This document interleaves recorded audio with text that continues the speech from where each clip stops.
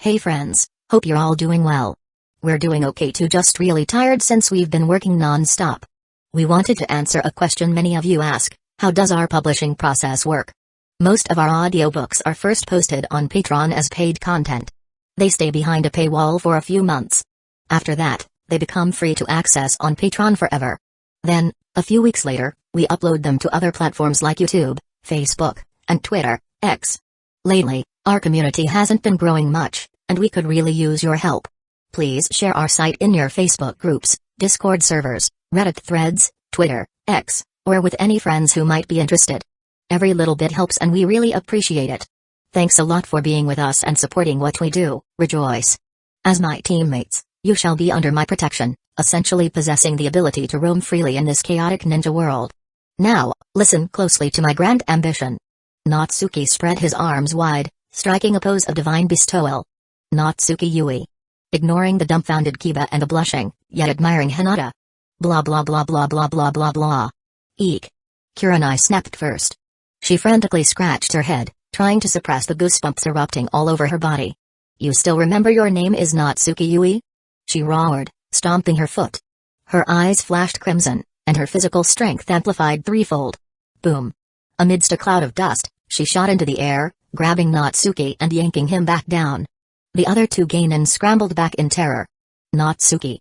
Back on solid ground, held tightly in his sister's embrace, Natsuki instantly deflated.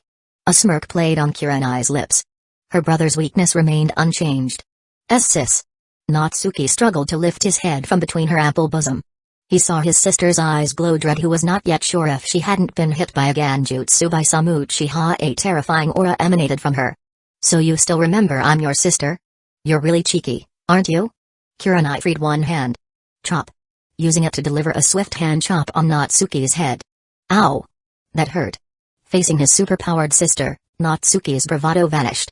He clutched his head, putting on a pitiful expression. He was going for the cute offensive, hoping to charm his way out of trouble. This tactic always worked wonders. His sister's anger would immediately melt and she would become the most tender and caring older sister. Kawaii. As expected, Kurenai squealed internally, the red in her eyes starting to fade. But in the next moment, it flared up again. Don't even think about getting away with it. It's my fault you turned out like this. Dimensional Lord, huh? Chop. Ugh. Eyes of Death, was it? Chop chop. Uck. Founder of the Dimensional Ends Congregation, huh? Chop chop chop. Uck. Even if you were the creator god, you're still my little brother. Begone, foul demon. Return my brother to normal. The hand chops rained down. Chop chop chop chop chop chop chop chop chop. Uck. Wah. Seeing Natsuki crouched on the ground amidst the dust cloud, finally squeezing out a couple of tears, and Kurenai's anger dissipated. She scooped Natsuki up, gently ruffling his hair. Sister was too busy before, AMD didn't have the time to pay enough attention to you. But now that I'm your Jonin instructor, I'll be watching you every minute of every day. Kurenai's voice was soft. Even when I'm pooping? Natsuki asked, wide-eyed and innocent. Seems like I didn't hit you hard enough. Kurenai raised her hand again. I was wrong. Natsuki quickly yelled. Humphrey. Being a ninja isn't some childish game. Kurenai set her brother down. Now that her anger had subsided, her superhuman strength faded. Suddenly, her brother felt heavier. He wasn't the little boy from years past anymore. Still, boys generally matured slower, and Natsuki had always been delicate and cute. When he was floating in the air earlier, there was a hint of handsomeness she hadn't noticed before. He was becoming a young man. Her opportunities to torment him were dwindling. Kurenai felt a pang of melancholy. The dust settled, and Hinata and Kiba cautiously returned. Is Natsuki alright? Hinata asked anxiously. Lady Kurenai had seemed angry. After she pulled Natsuki down, had there been a fight? The dust was too thick to see, and since they were all familiar faces, she hadn't activated her Tenseigan. I'm fine, Natsuki reassured her, then whispered conspiratorially, but let me tell you a secret. Older sisters are the scariest creatures in this world. 100 times more terrifying than demons. Remembering his own sister Hana, Kiba nodded emphatically. Alright, Natsuki, what about your hobbies and dreams? Kurenai had resumed her gentle, approachable smile. Well, I have many hobbies. Of course, my favorite is tasting my sister's cooking. This earned him an approving nod from Kurenai. As for my dream, It is to protect dimensional peace and spread my dimensional ends congregation across countless dimensions. At this, his sister's expression clouded over. Very well. Let's see if you have the strength to back up your big words. You have half an hour to prepare. Then we'll have a survival exercise. Anyone who fails will be stripped of their gain and rank and sent back to the academy. Kurenai produced 3 bells, shaking them so they jingled. Your mission is to take these bells from me. Any method is allowed. Ambushes, direct confrontation, traps. As long as you get the bells from me, you'll pass. Oh, and you better come at me with the intent to kill, because your teacher is a Jonin. With that, Kurenai fastened the bells to her waist and walked into the forest, the jingling sound fading into the distance. Chapter 81, You have half an hour to prepare. Kurenai's voice echoed through the training ground. Natsuki, should we hide first? Lady Kurenai is very strong, Hinata asked, her small fists clenched, hope filling her eyes. Natsuki was about to refuse, but seeing Hinata's expression, he understood she wanted to spend more time with him. He nodded. It was just a training exercise orchestrated by his sister, so he might as well treat it as a game. There's no need for us to hide. My Akamaru has already pinpointed Teacher Kurenai's location. We can take the initiative, ambush her, and snatch the bells. Kiba declared confidently, Akamaru by his side. No, our teacher knows you have Akamaru, yet she's deliberately revealing her position. This is obviously a trap. Besides, teacher said this is a survival exercise. The bells are likely just bonus points. The bottom line is surviving. If we survive, we win. So, the best strategy is a game of hide and seek. This might be the first lesson teacher wants to teach us. Natsuki spouted nonsense with a serious face, all for the sake of playing hide and seek with Hinata. Whoosh. I see. Kiba exclaimed, his eyes widening in understanding. He bought it. It made sense. A Jonin was purposely letting her bells jingle, making her location obvious even without Akamaru's help. Such an obvious flaw could only be a trap set by their teacher. Natsuki, you're amazing. You figured out teacher's intentions so quickly, Kiba praised sincerely. So, should we hide together or separately? Separately, of course. It'll be harder for her to find us that way. Even if one of us is caught, the rest would be able to survive, Natsuki continued, pausing at seeing how easily Kiba believed him. Oh, and if you're found while hiding, fight back with everything you've got. That'll earn you extra points. Even without the bells, you might still gain teacher's approval, Natsuki kindly added a tip, seeing as Kiba trusted him so much. Okay, thanks Natsuki. I won't be captured without a fight. Kiba said. Woof. Akamaru barked in agreement. Well. Time's almost up. Let's go hide. Natsuki waved his hand and pulled Hinata into the forest. Didn't we agree to split up? Seems like I'm just splitting up from you two. Kiba thought, confused. Woof. Akamaru wagged his tail. It's okay, I have my best partner, Akamaru, with me. 2 versus 2. I'm not losing. Using the levitation of his Tenseigan, Natsuki and Hinata quietly nestled themselves high in the dense foliage. Hinata's face was flushed, her voice barely a whisper. Natsuki, are we really playing hide-and-seek with Lady Kurenai? Well, isn't that what you wanted? Natsuki wrapped his arms around Hinata, resting his chin on her head. Huh? Did I say that? I just said we should hide together. But thinking about it, it is hide-and-seek. But this position... Natsuki's breath tickled her face, making Hinata feel a bit lightheaded. What? Don't you like it? Natsuki's voice echoed beside her ear. I like it. She thought for a moment. She did like it. It was exciting to hide like this while wondering if Lady Kurenai could find them. Speaking of being found. Hinata was about to warn Natsuki when suddenly his hand moved, cupping her chest. Nice little buns. They're growing. Hinata lifted her head, a blush creeping up her neck to her ears. Natsuki. SHH, don't talk. Lady Kurenai might hear us. Wait, wasn't that my line? And I can't even move, let alone talk. This is bullying. Hinata thought, feeling his touch. Her heart raced like 100 stampeding deer. A wisp of steam began to rise from her head. Just as she was about to faint, Natsuki released her, letting her breathe a sigh of relief. That's it, slowly adjust. Her tolerance is getting higher and higher, Natsuki thought to himself. Hinata is so cute. By the way, it's been so long since we had breakfast, are you hungry? He asked. Want to go to the barbecue street for a bite? Natsuki changed the subject to ease Hinata's tension. Huh? Aren't we in a survival exercise? Hinata blinked, confused. You know it's a survival exercise, but how can you survive if you're starving? Natsuki stood up. That seems to make sense. But something still feels wrong. However, Hinata agreed with Natsuki. She was indeed feeling a bit hungry. So, under the cover of the trees, they once again flew away silently, heading towards Hidden Leaf Village's barbecue street.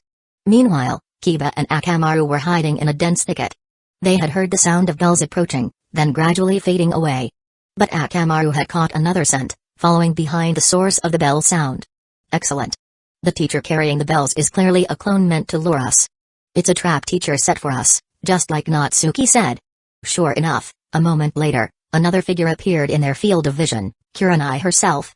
Holding their breath, boy and dog watched her go. Phew, we're safe for now. Good job, Akamaru.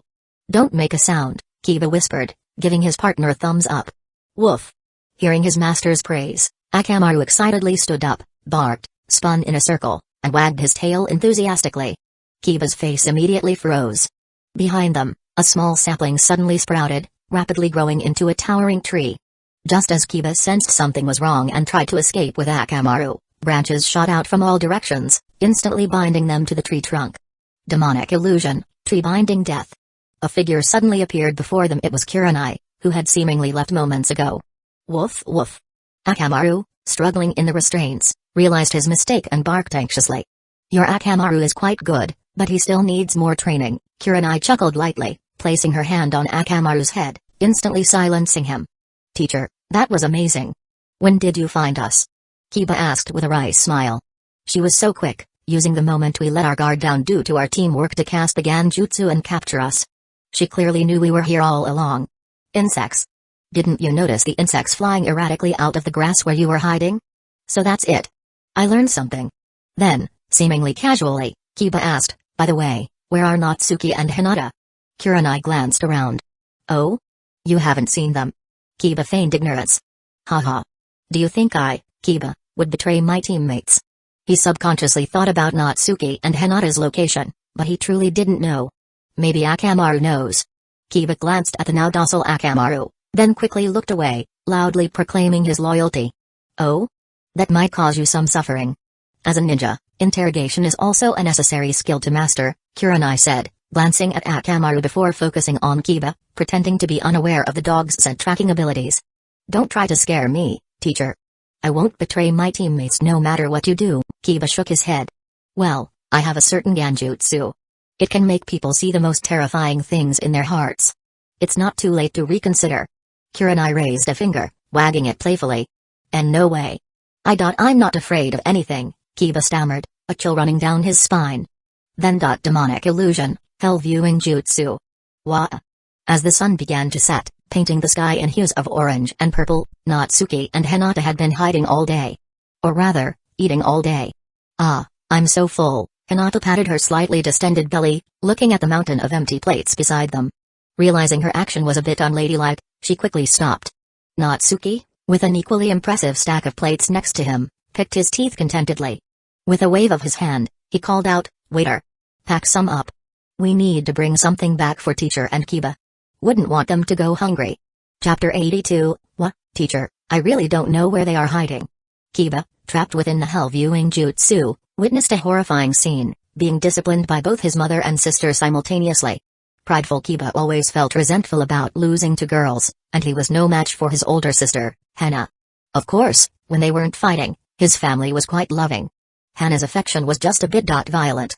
Just like training her ninja hounds, she believed in sweating more in training to bleed less in battle. And she often included her younger brother in these intense training sessions. Being tormented like this since childhood, this was Kiba's greatest fear. Akamaru, right? Kiba nudged Akamaru with his foot, prompting him to make a sound. Teacher Kurenai was terrifying now, almost as scary as his sister. Hidden Leaf Village girls are frightening. Woof.woo. Akamaru whimpered, indicating he could find them. And so, after searching for a long time, as the sun began to set, Akamaru actually found the place where Natsuki and Hinata had been hiding. But they were long gone. Kurenai searched the vicinity but found no one. Damn it, where did Natsuki go? She thought. But I have to admit, their hiding skills are quite impressive.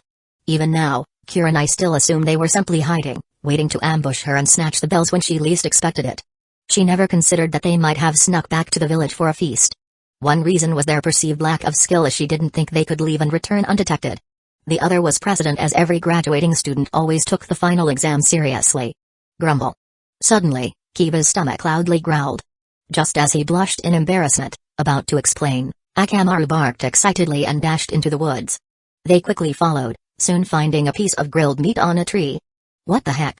Did this tree grow grilled meat? Kiba, starving and drooling, spoke without thinking. He barely grabbed it before Akamaru devoured it in one gulp. Don't, Kurenai couldn't react in time and the meat was gone. Damn it, Akamaru. You didn't even leave me a bite. Kiba glared at Akamaru, then said to Kurenai, "It's okay, teacher. There are no enemies here. It must be from Natsuki and Hinata."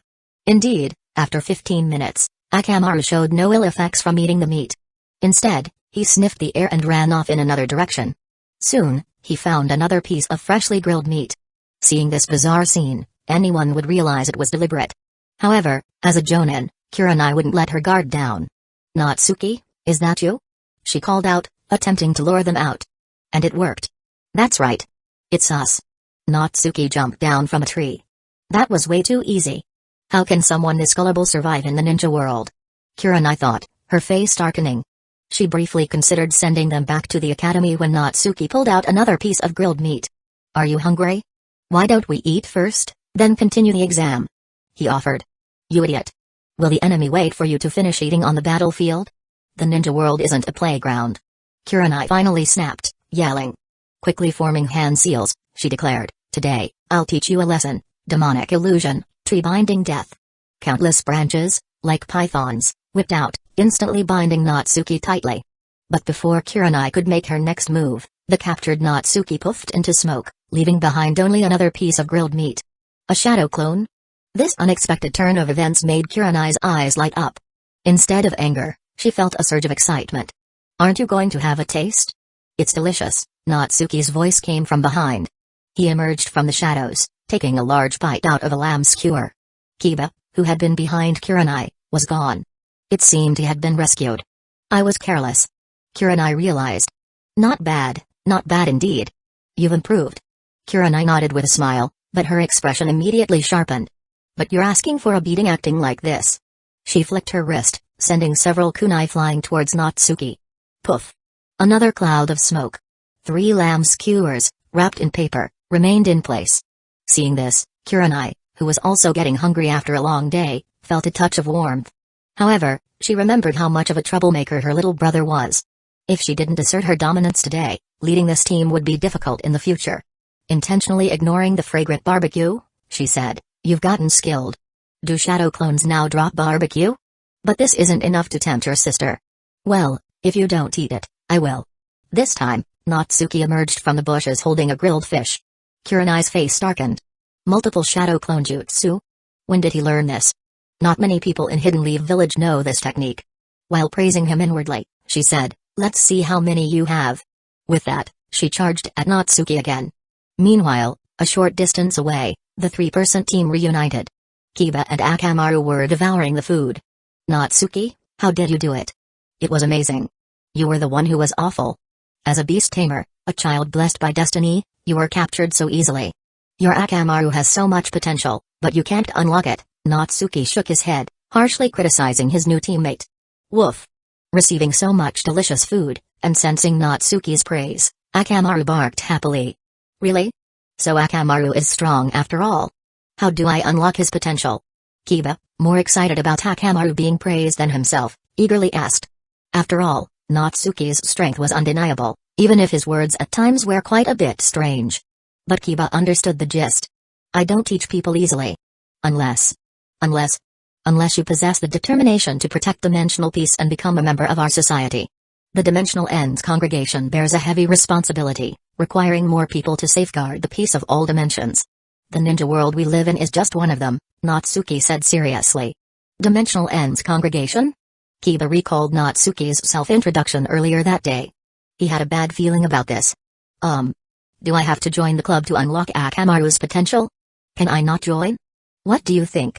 Natsuki replied, staring intently at Kiba. A chill filled the air. I'll join. I want to join." Kiba shivered, quickly agreeing.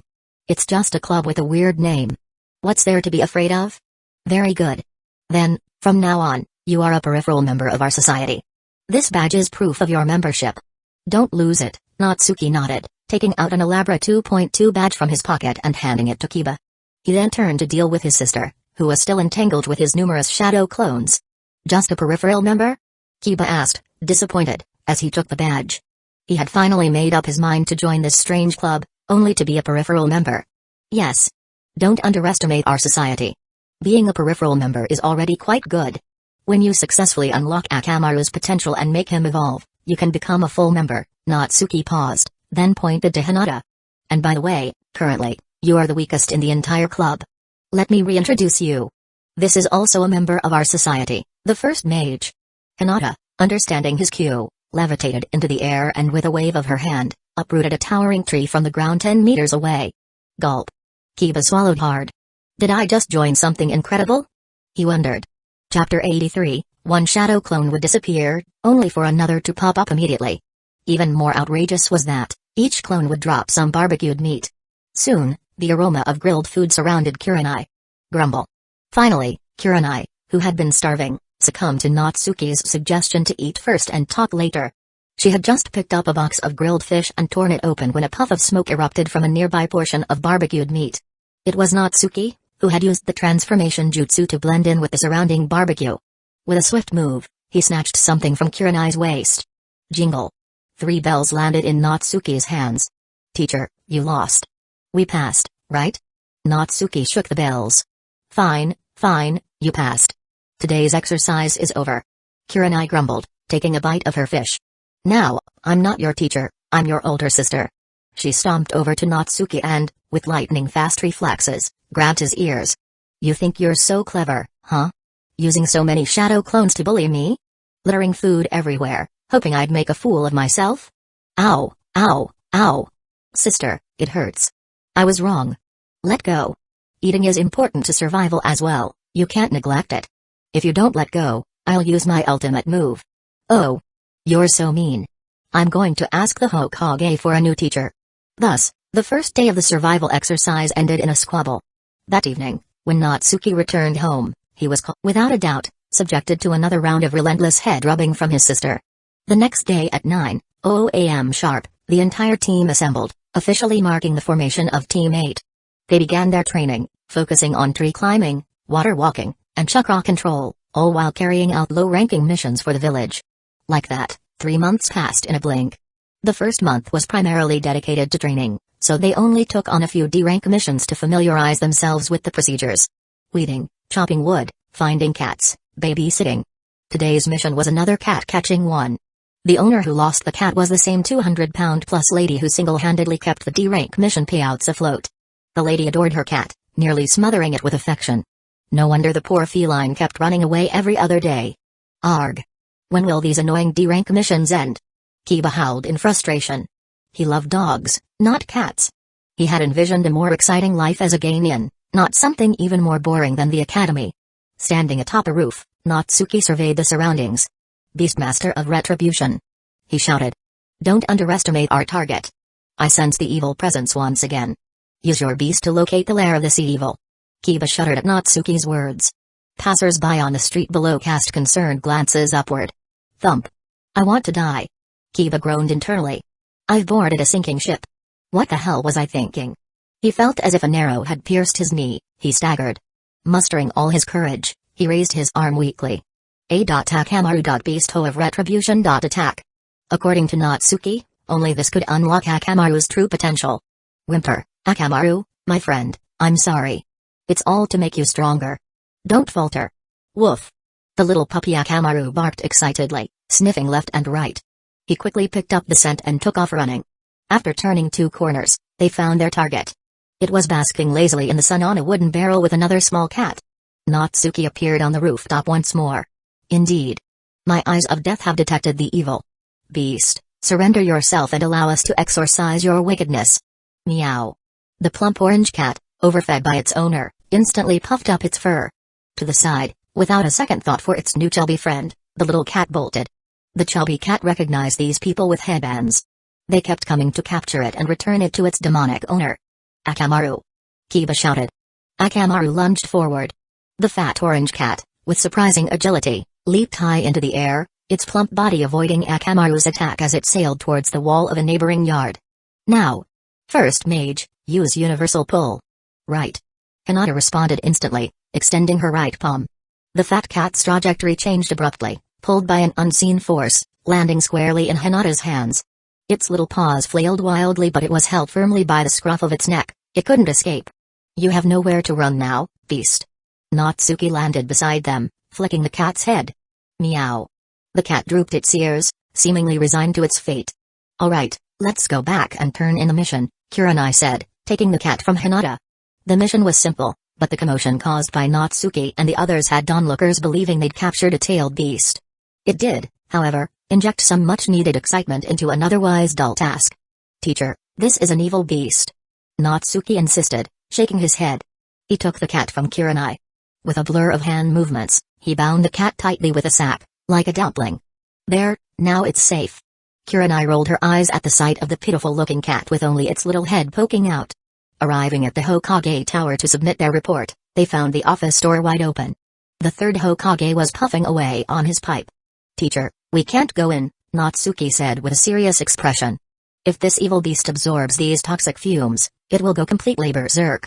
Before Kurenai could respond, an Anbu member stationed by the door swiftly took away the bundled-up cat, chuckling softly. It's all right. Even the strongest beast can be subdued by Lord Hokage. Clearly, they were familiar with Natsuki's team. Natsuki nodded. I see. Then we'll leave it to you. No one noticed the subtle blush that appeared on Natsuki's face. It was hard to get used to killing yourself socially after all. Apologies, Kurenai said, rapping Natsuki on the head. Please don't mind him, he's just being childish. She quickly ushered her team away.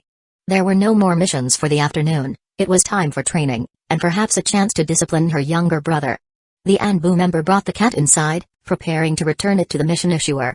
Was that Kurenai's team just now? Hiruzen asked, setting down his paperwork and looking up. What did those little ones say? It was Kurenai's team. Same as last time, they claimed the cat is an evil beast, the Anbu replied respectfully. They also said it would go berserk if it inhaled the smoke. Hiruzen, who had just taken a puff, chuckled and shook his head. They're still a bunch of kids, after all. He absent-mindedly exhaled a puff of smoke towards the bound-up cat on his desk. Meow. Yowl.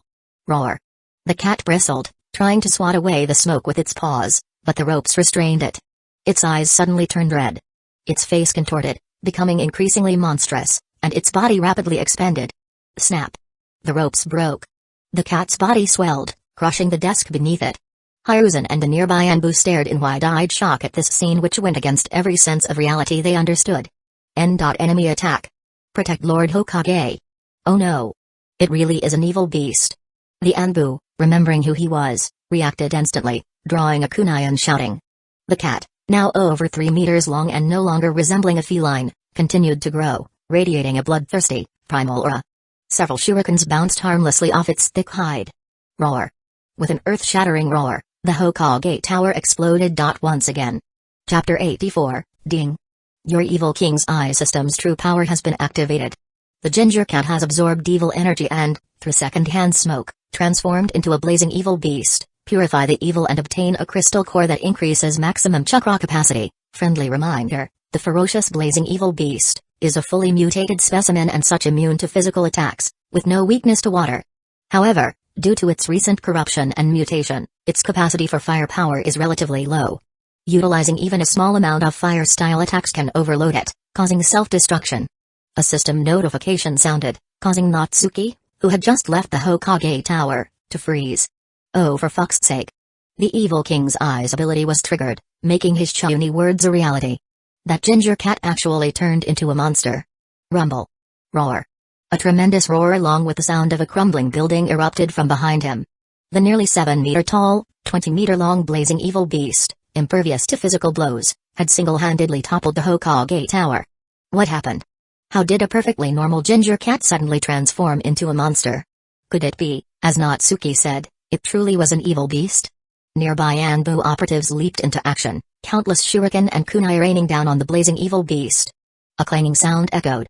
Unfortunately, the blazing evil beast remained unscathed, even comfortably half-closing its eyes. The attack was no more than a tickle to the beast.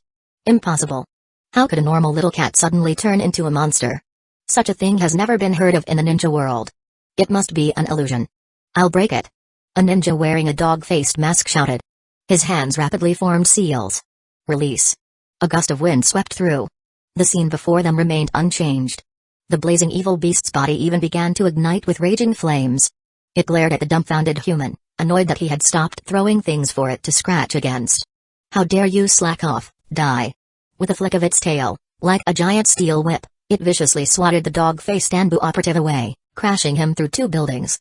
Then, it raised its head and roared furiously. Roar. Demonic flame surged around its body, and a character for king gradually formed on its forehead. It was majestic and intimidating. In the next moment, it turned its head, its gaze fixed on an old man with a smoking pipe in his hand.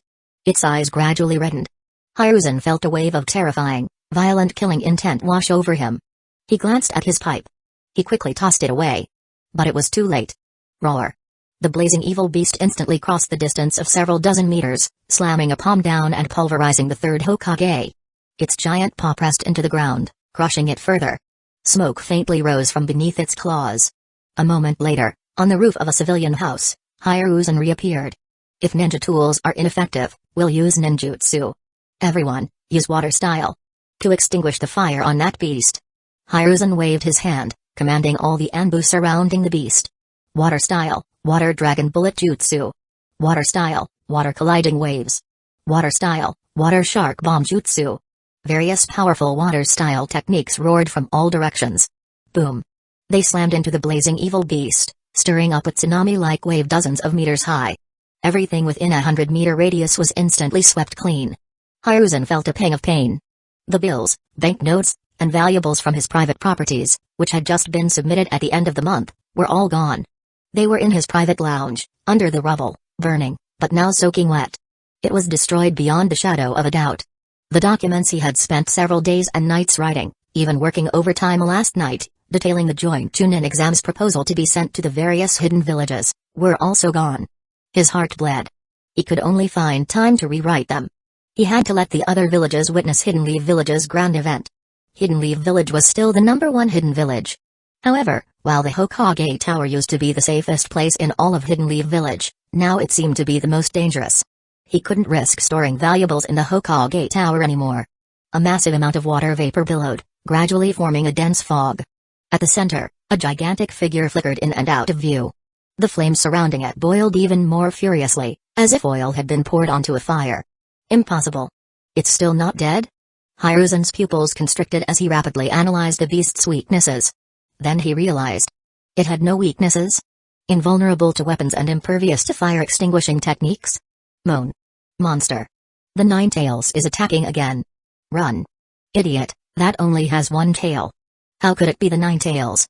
The Nine Tails is only a fox demon, this is a tiger demon. Even more terrifying than the Nine Tails. Don't be afraid, everyone. Lord Hokage is here, he'll definitely take care of it. The surrounding crowd was finally drawn by the commotion. Amidst the discussions and frantic warnings, most people ran away, while a smaller group remained, watching from a safe distance with hopeful anticipation. There were always curious onlookers, no matter the situation. Hiruzen's face darkened. The villagers were looking at him, he couldn't falter or let the morale wane. He suddenly remembered the first people who recognized this creature as an evil beast, Kurenai's team. He quickly summoned a pig-masked Anbu, quickly evacuate the civilians. Don't let them cause trouble. Also, immediately bring Kurenai's team here. They seem to have known this was an evil beast all along. The rest of you, use Earth style and Lightning style to keep the beast occupied. Yes, sir. The pig-faced Anbu responded loudly, instantly transforming into a puff of smoke and vanishing. At that moment, Kurenai's team was also standing in a nearby alley, observing the chaos. How did such a massive monster suddenly appear at the Hokage Tower? And not Suki? Could that kitten really have been an evil beast? Kiba asked, dumbfounded and in disbelief. So, all those unbelievably cringy things he spouted were they true? Kurenai wore the same expression of disbelief. Indeed, my eyes of death saw through everything long ago. That kitten was controlled by evil power and had already transformed into an evil beast. It wouldn't have gone berserk so soon, but... Natsuki declared gravely. But, smoke from Lord Hokage's caused it to completely lose control? Kiba's eyes widened as he recalled Natsuki stopping them from entering the Hokage's office. He had said that the harmful substances in the Hokage's smoke would enrage the devil beast. He never expected it to actually happen. "Congratulations, you're learning to appreciate my brilliance," Natsuki said, feigning surprise. "You're actually getting smarter, silly pigman." What? Pigman? Kiba froze, his face twitching as if he too would go berserk at any time. "Don't just give people random nicknames, you asshole." Compared to that, the previous code name was much better. Kiba flailed his arms, wanting to pounce on Natsuki. Akamaru firmly bit onto his pants leg, digging his paws into the ground and pulling back with all his might, preventing him from doing anything reckless. Kurenai watched him with exasperation. What in the hell is this children doing being so dramatic? If you really wanted to teach Natsuki a lesson, Akamaru wouldn't be able to hold you back. She had been planning to send her team away and go support the Hokage and protect Hidden Lee Village herself. But seeing these goofballs, she knew something else would definitely happen if she left them alone. Just then, a pig-masked ninja quietly appeared before them. "Lady Kurenai," the pig-masked ninja said respectfully. "Your team was the first to discover this evil beast, correct?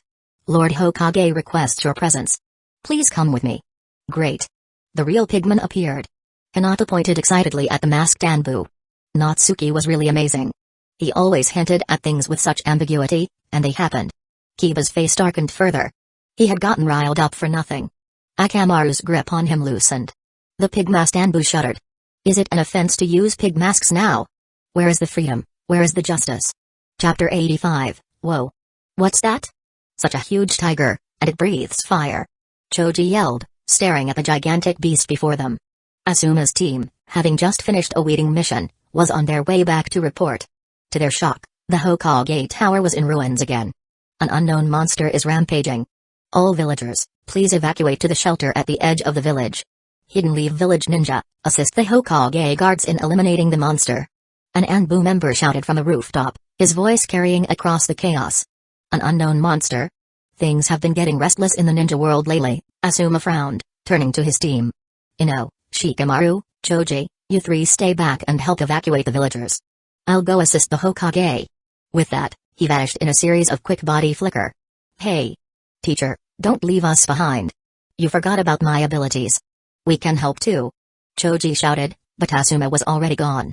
In the distance, the enormous monster effortlessly swatted aside several houses. Choji, who always upheld justice, courage, and hope, couldn't stand idly by. He pulled out his transformation device. "I will carry out justice. Transform." A blinding light erupted, and a giant of light descended from the sky, crashing through two houses before charging towards the fiery beast. "Choji, that idiot. Leaving us behind without a word.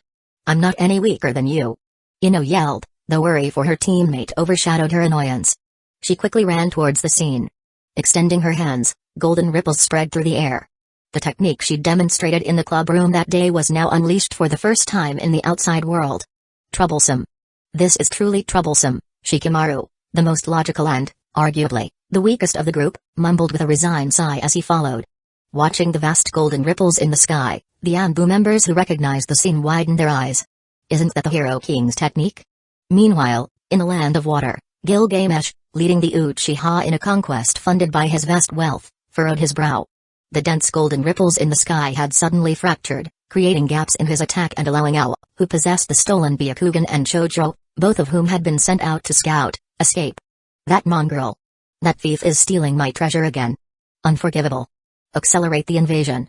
Conquer the entire land of water within 6 months. Gilgamesh roared, seated upon his lofty vimana. And when the time comes, I'll let Land of Fire and that puny Hidden Lee Village bear my wrath. He looked down upon the vast army of well-equipped mercenaries gathered from all corners of the world. You have gathered here for wealth and power, but if you conquer the land of water, you will truly become my acknowledged subjects. I will forge an eternal golden kingdom, freeing you from hunger and poverty. Behold. With a wave of his hand, another mountain of gold fell from the golden ripples, crashing down before the army. The dazzling golden light nearly blinded their greedy eyes. Hero King! Hero King! Hero King! The dense crowd below raised their weapons, their faces filled with fanaticism, chanting his title hoarsely. Soon after, the invasion force grew, their countless ships and warships completely crushing the Land of Water's first fleet. Their land and sea forces swelled, and the outer islands of the Land of Water fell one by one into the hands of the Hero King. It's Ultraman. Choji's transformed into a giant of light. Amazing. He sent that huge monster flying with just 3 punches. The surrounding ninjas were ecstatic. Against such a massive beast, impervious to normal weapons and jutsu, perhaps only a giant of light could prevail. The fallen monster roared, shaking itself and glancing in surprise at the even larger opponent. But in the next moment, its eyes were filled with a savage red. It reared up, grabbing a teetering house and hurling it towards the giant. Before it could reach Choji's Ultraman form, however, the projectile was blasted into splinters by a barrage of golden projectiles. It was Ino, who had arrived to support her teammate. Ultraman gave a thumbs up to his teammate, then leapt into the air, his massive body surprisingly agile as he performed a somersault. As he descended, his shining fist slammed down onto the monster's head. Roar! Boom! The monster crashed to the ground, sending waves of dust and debris billowing outwards.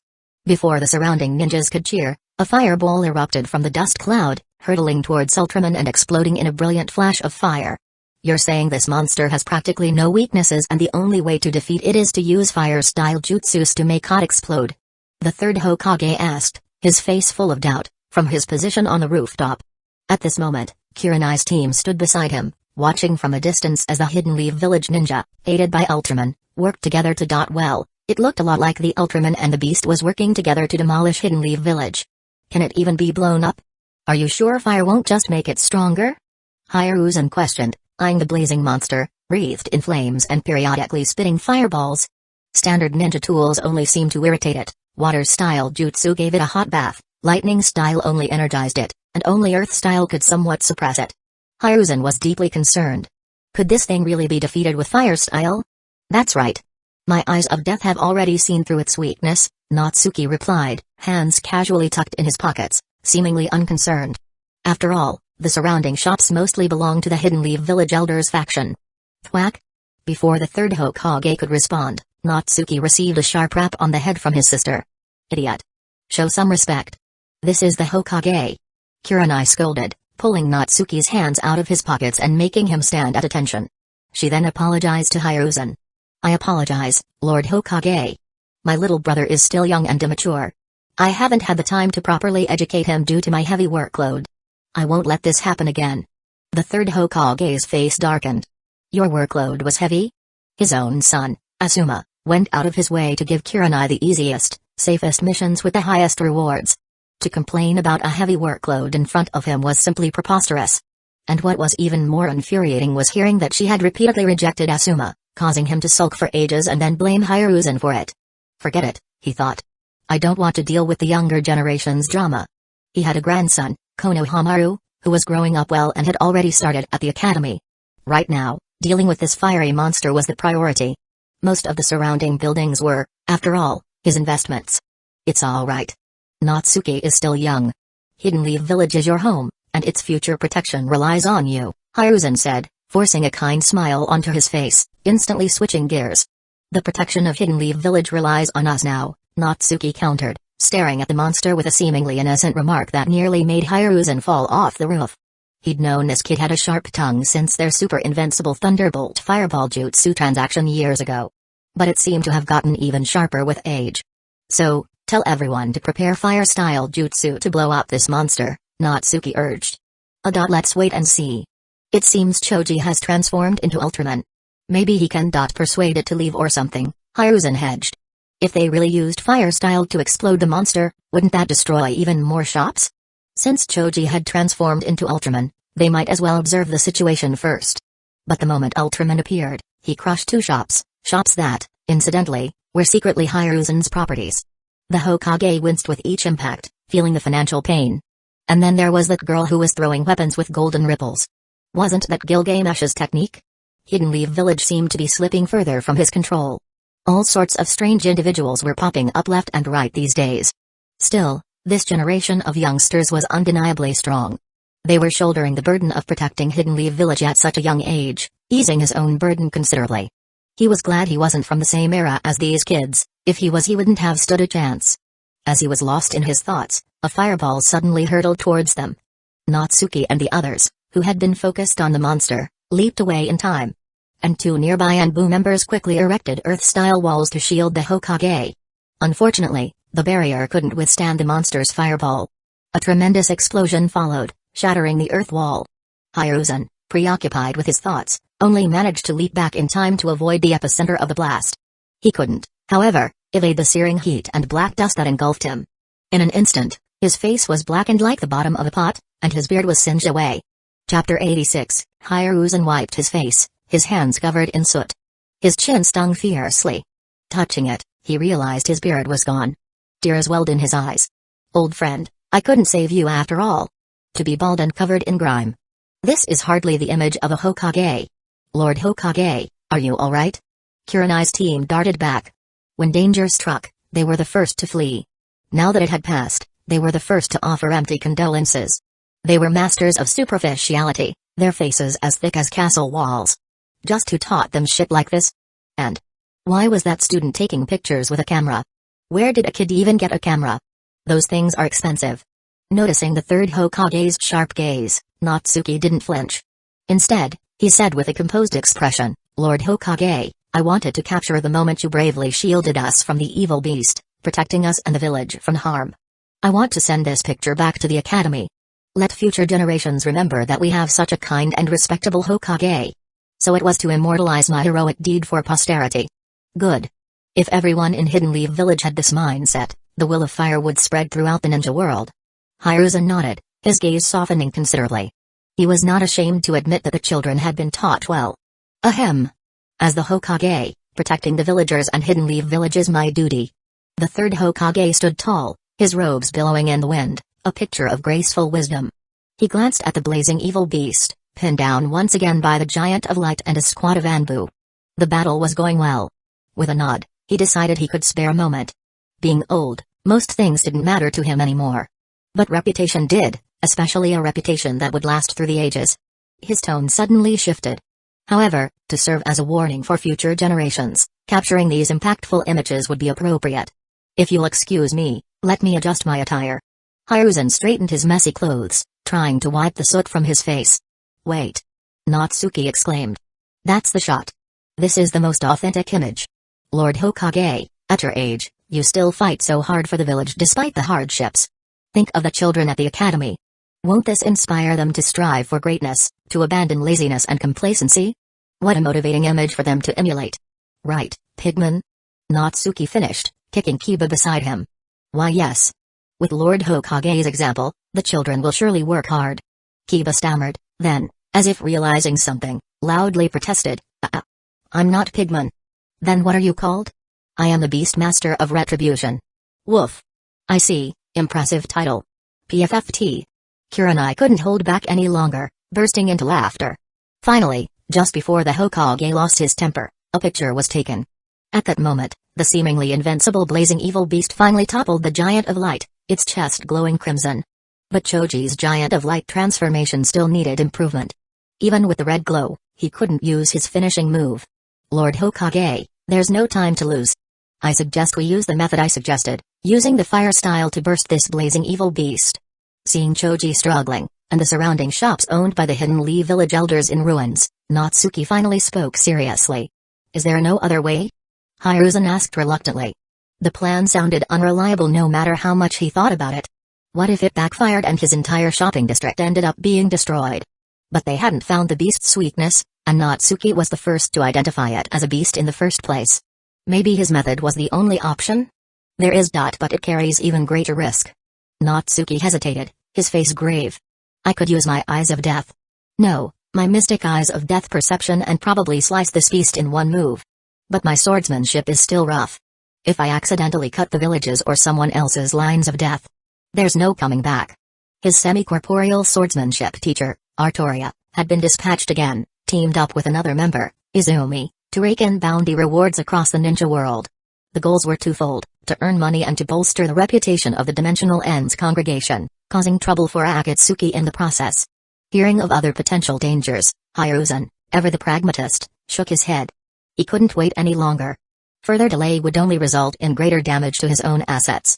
The third Hokage wiped his face clean and bellowed to the surrounding ninjas, everyone, use fire style to annihilate this beast. Although no one understood why they should use fire style against a creature that was clearly fire-based, the words had come from the professor, the third Hokage himself. Therefore, it must be right step. Fire style, great fireball jutsu. Fire style, dragon fire jutsu. Fire style, flame bullet. Instantly, fire style attacks roared from all directions, culminating in a thunderous explosion. The resulting inferno towered dozens of meters high, illuminating all of Hidden Leaf Village. Moments later, the flames rapidly subsided. The blazing evil beast had actually absorbed them all, growing larger in the process. Roar. Demonic flames surged as the beast grew even more ferocious. Something's wrong. The monster seems stronger. Didn't Lord Hokage tell us to use fire style? Has Lord Hokage's eyesight failed him? All eyes turned to the Hokage. Hiruzen's face stiffened.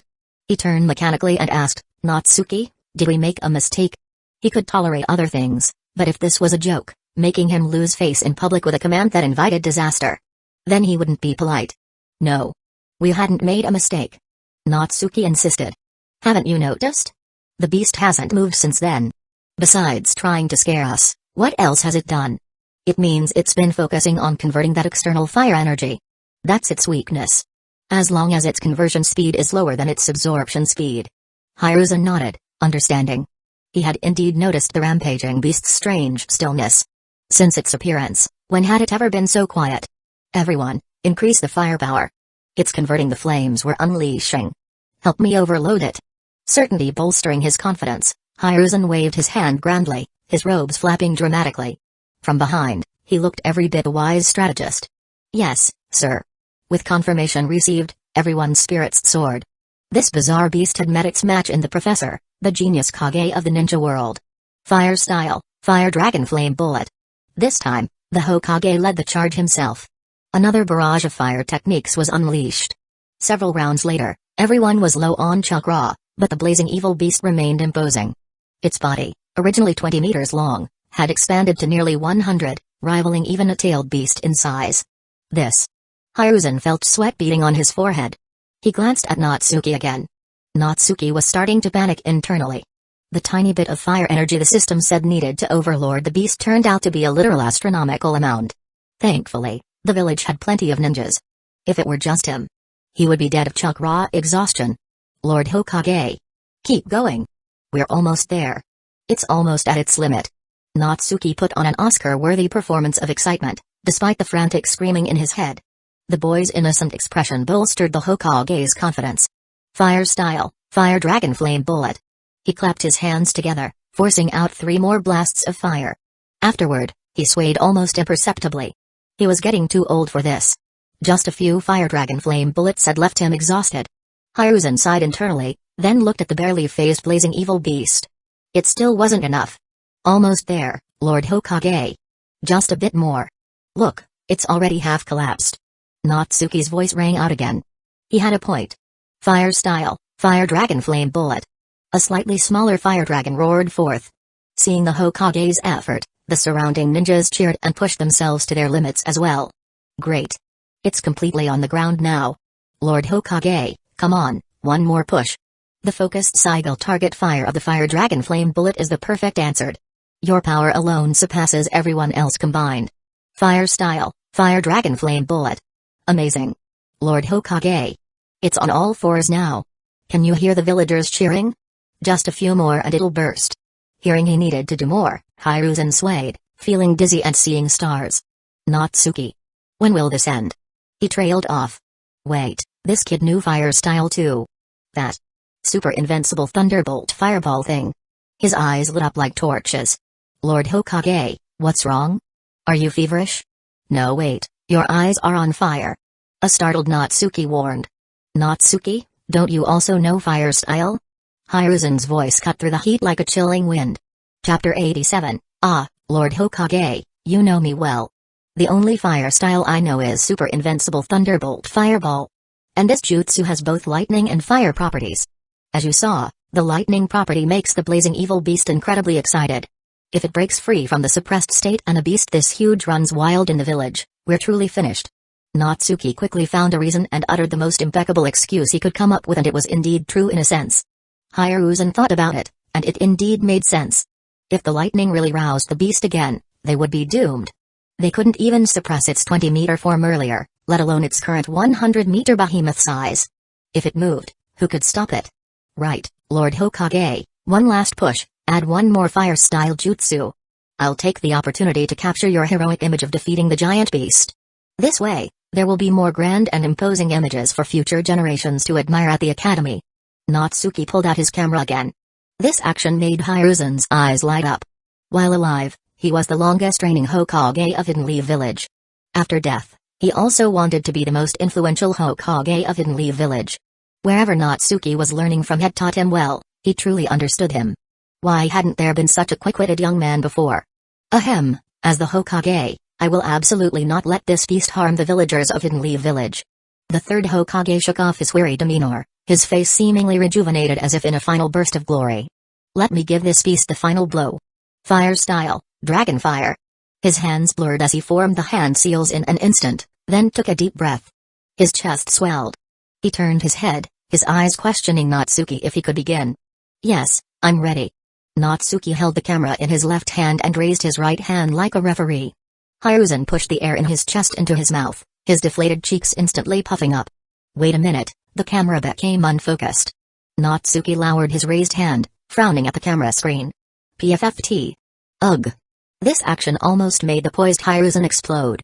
Fortunately, as the professor with decades of experience, he forcefully controlled the release of the jutsu.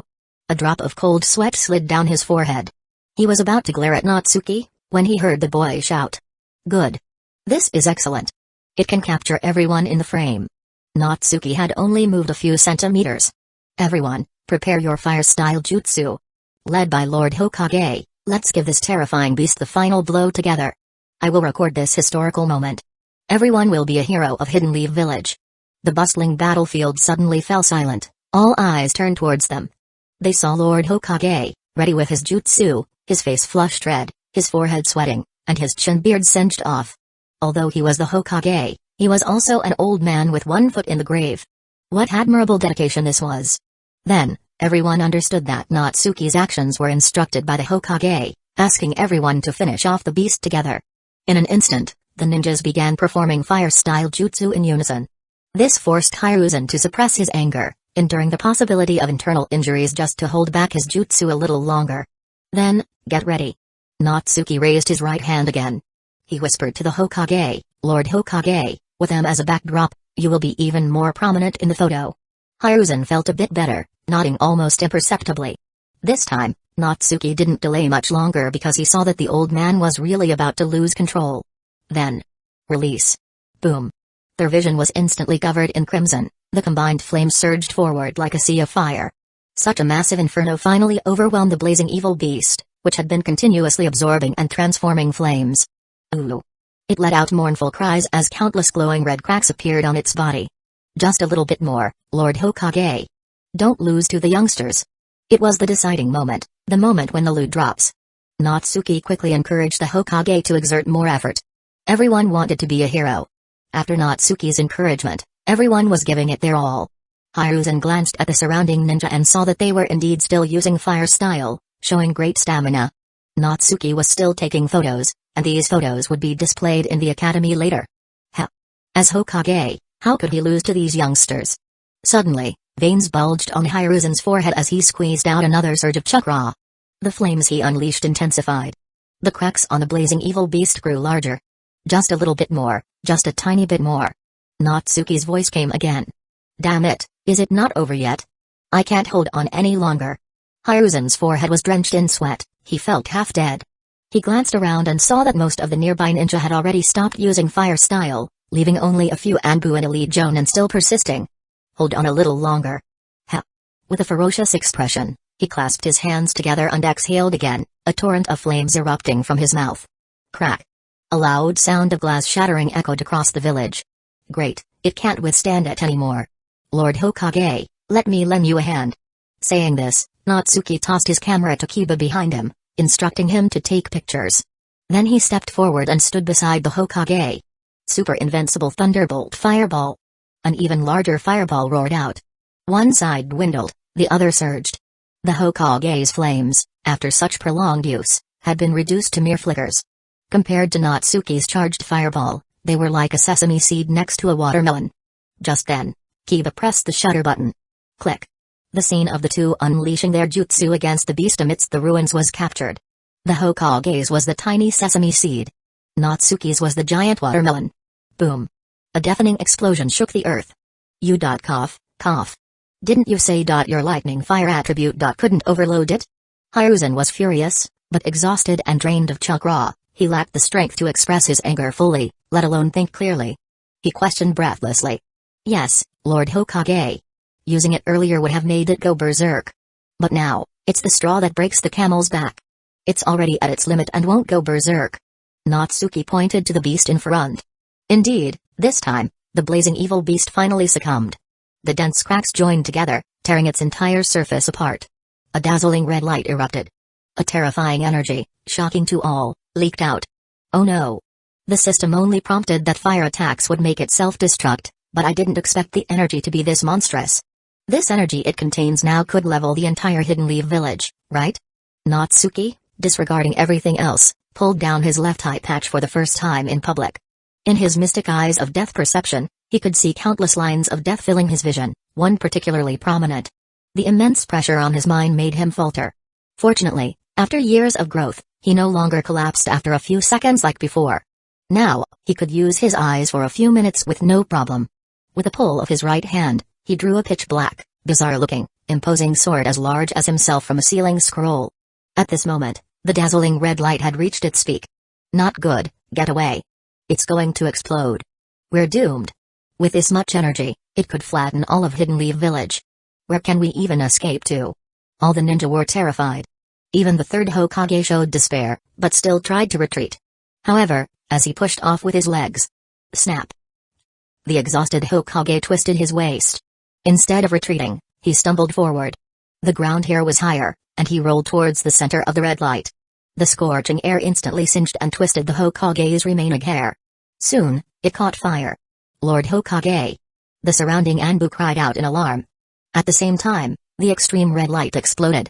A shockwave instantly swept the clouds from the sky. On the ground, an explosion of light like an inverted giant bowl filled everyone's vision. At that moment, a figure, wielding a large sword, flew past the Hokage's head and plunged into the center of the explosion. Natsuki! Kurenai cried out in anguish. Click. The camera shutter clicked. As if frozen in time itself, an imposing image was captured. Under the destructive red light, surrounded by horrified Hidden Leaf Village ninja, a despairing, bald old man lay on the ground. All of their eyes were fixed in shock on the boy in the air, raising his giant sword, facing death with. Chapter 88, Obliterate. Netherworld Demon's Lair. Natsuki roared, his mystic eyes of death perception blazing brilliantly. Wielding his massive sword, he fiercely severed the conceptual line of blazing evil beast's self-destruction. The apocalyptic energy shattered completely, vanishing before everyone's eyes. A terrifying shockwave, centered on Natsuki, swept out in all directions. Thud. Thud. Several Chunin and Geinin who were too close were flung to the ground by the force. In the next moment, everything fell silent. The dense crowd, even the villagers watching from the outskirts, involuntarily gazed at the young man who had pulled chestnuts from the fire, averting Hidden Leaf Village's destruction. Silence. A sense of oppression hung in the air. For a time, no one could believe it. Was the impending explosion, which looked like it could swallow the whole of Hidden Leaf Village, truly averted just like that? With a strange, bizarrely shaped giant sword, a shout, and a swing, he erased the already exploding energy? If not for the surrounding ruins and the massive, bottomless pit at the epicenter of the red explosion, everyone might have thought they were experiencing a mass kanjutsu. We're alive? We're not dead? It seems we were saved by the boy beside the Hokage. What? Yes, if he had been even a second slower, we would have been sent to heaven. Punch me, see if I'm dreaming. Natsuki ignored the gradually recovering survivors and quickly rushed into the smoke and dust. On the ground, a large swath of sparkling objects had appeared. They were the cores left behind after the demonic beast was destroyed, valuable treasures that could increase one's chakra capacity and other energy limits. Taking advantage of the disoriented crowd and the smoke obscuring their vision, Natsuki quickly collected all the cores into his sealing scroll. If these things were exposed to the outside world, it would only invite unwanted trouble.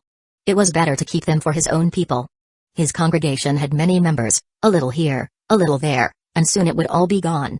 One won't know the value of gas, rice, oil, and salt until one runs a household. Where else could they find such a good, considerate and capable leader? Meow. At that moment, Natsuki heard a familiar meow nearby. Natsuki turned to see the fat orange cat. Good heavens, it hadn't died. And, Now that the evil energy it had absorbed was purged, it posed no threat. It was just an ordinary ginger cat at the moment. Natsuki.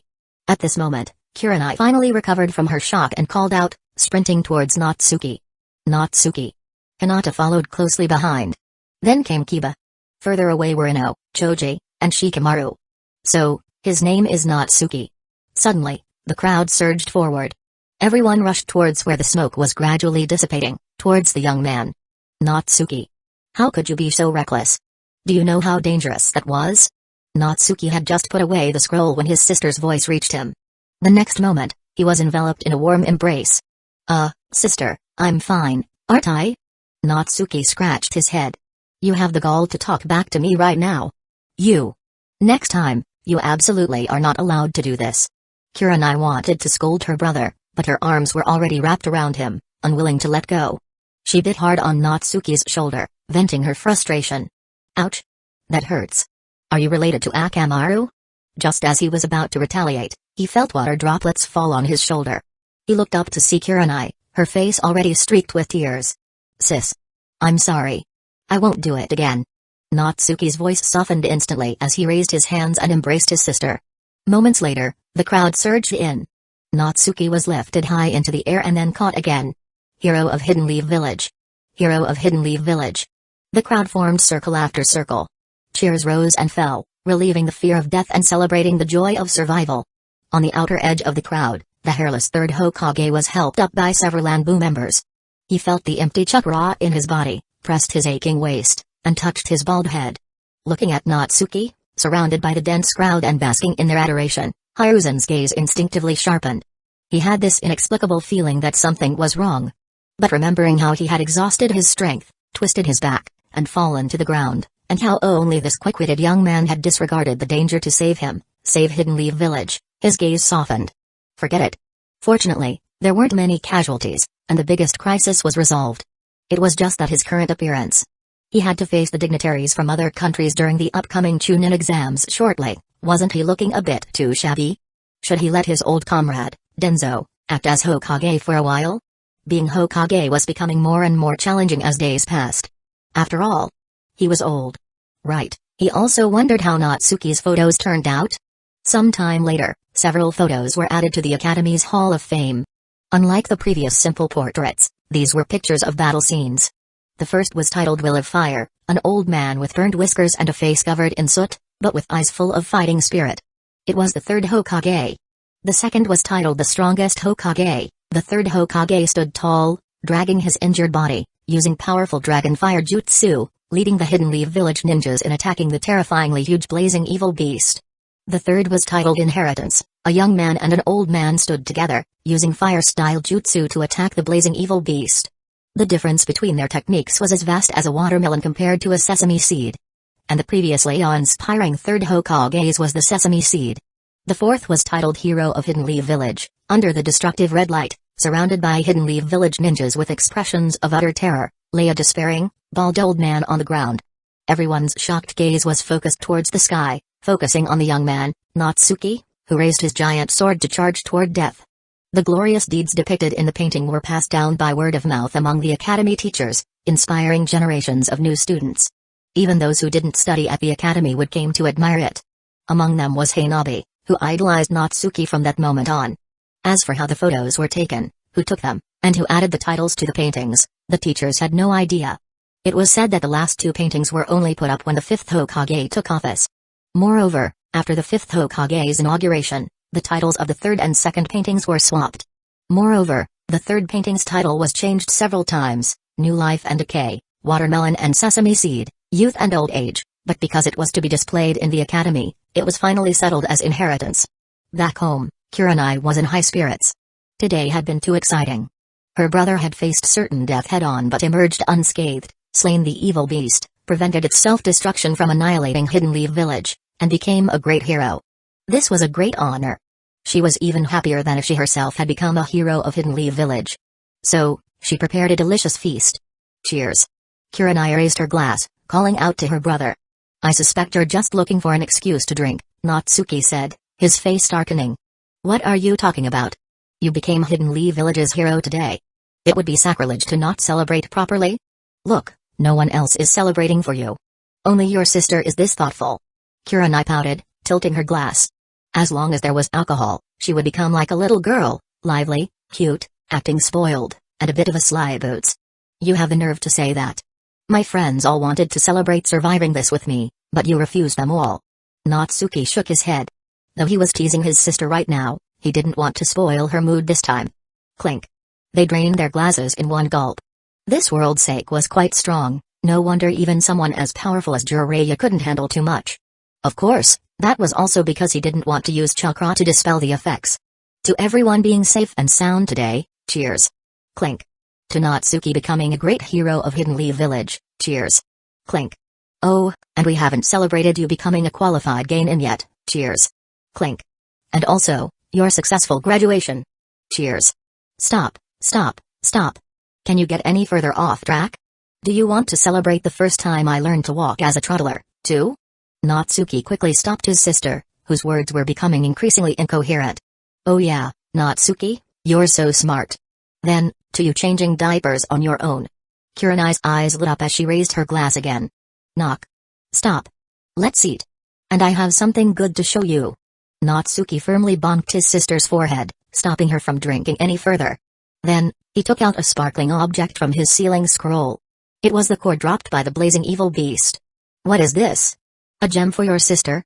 I don't really like these flashy things, you know. You might as well have a couple more drinks with me. Kurenai looked at the object in Natsuki's hand with confusion. No, this is something that can increase your total chakra capacity. Natsuki placed a core in his sister's hand. Crush it. Kurenai stared at the core in her hand, dumbfounded for a moment, then exerted force. Crack. A stream of light instantly spilled out, then seeped into her skin. Kurenai felt a cool energy spreading from her palm to her arm, then throughout her entire body. Her chakra instantly increased by more than half of its total volume. This is... Kurenai was stunned. There were actually such amazing things in the ninja world?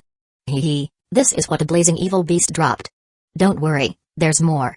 Natsuki placed another one in her hand. However, the effect of the second core was far less than the first.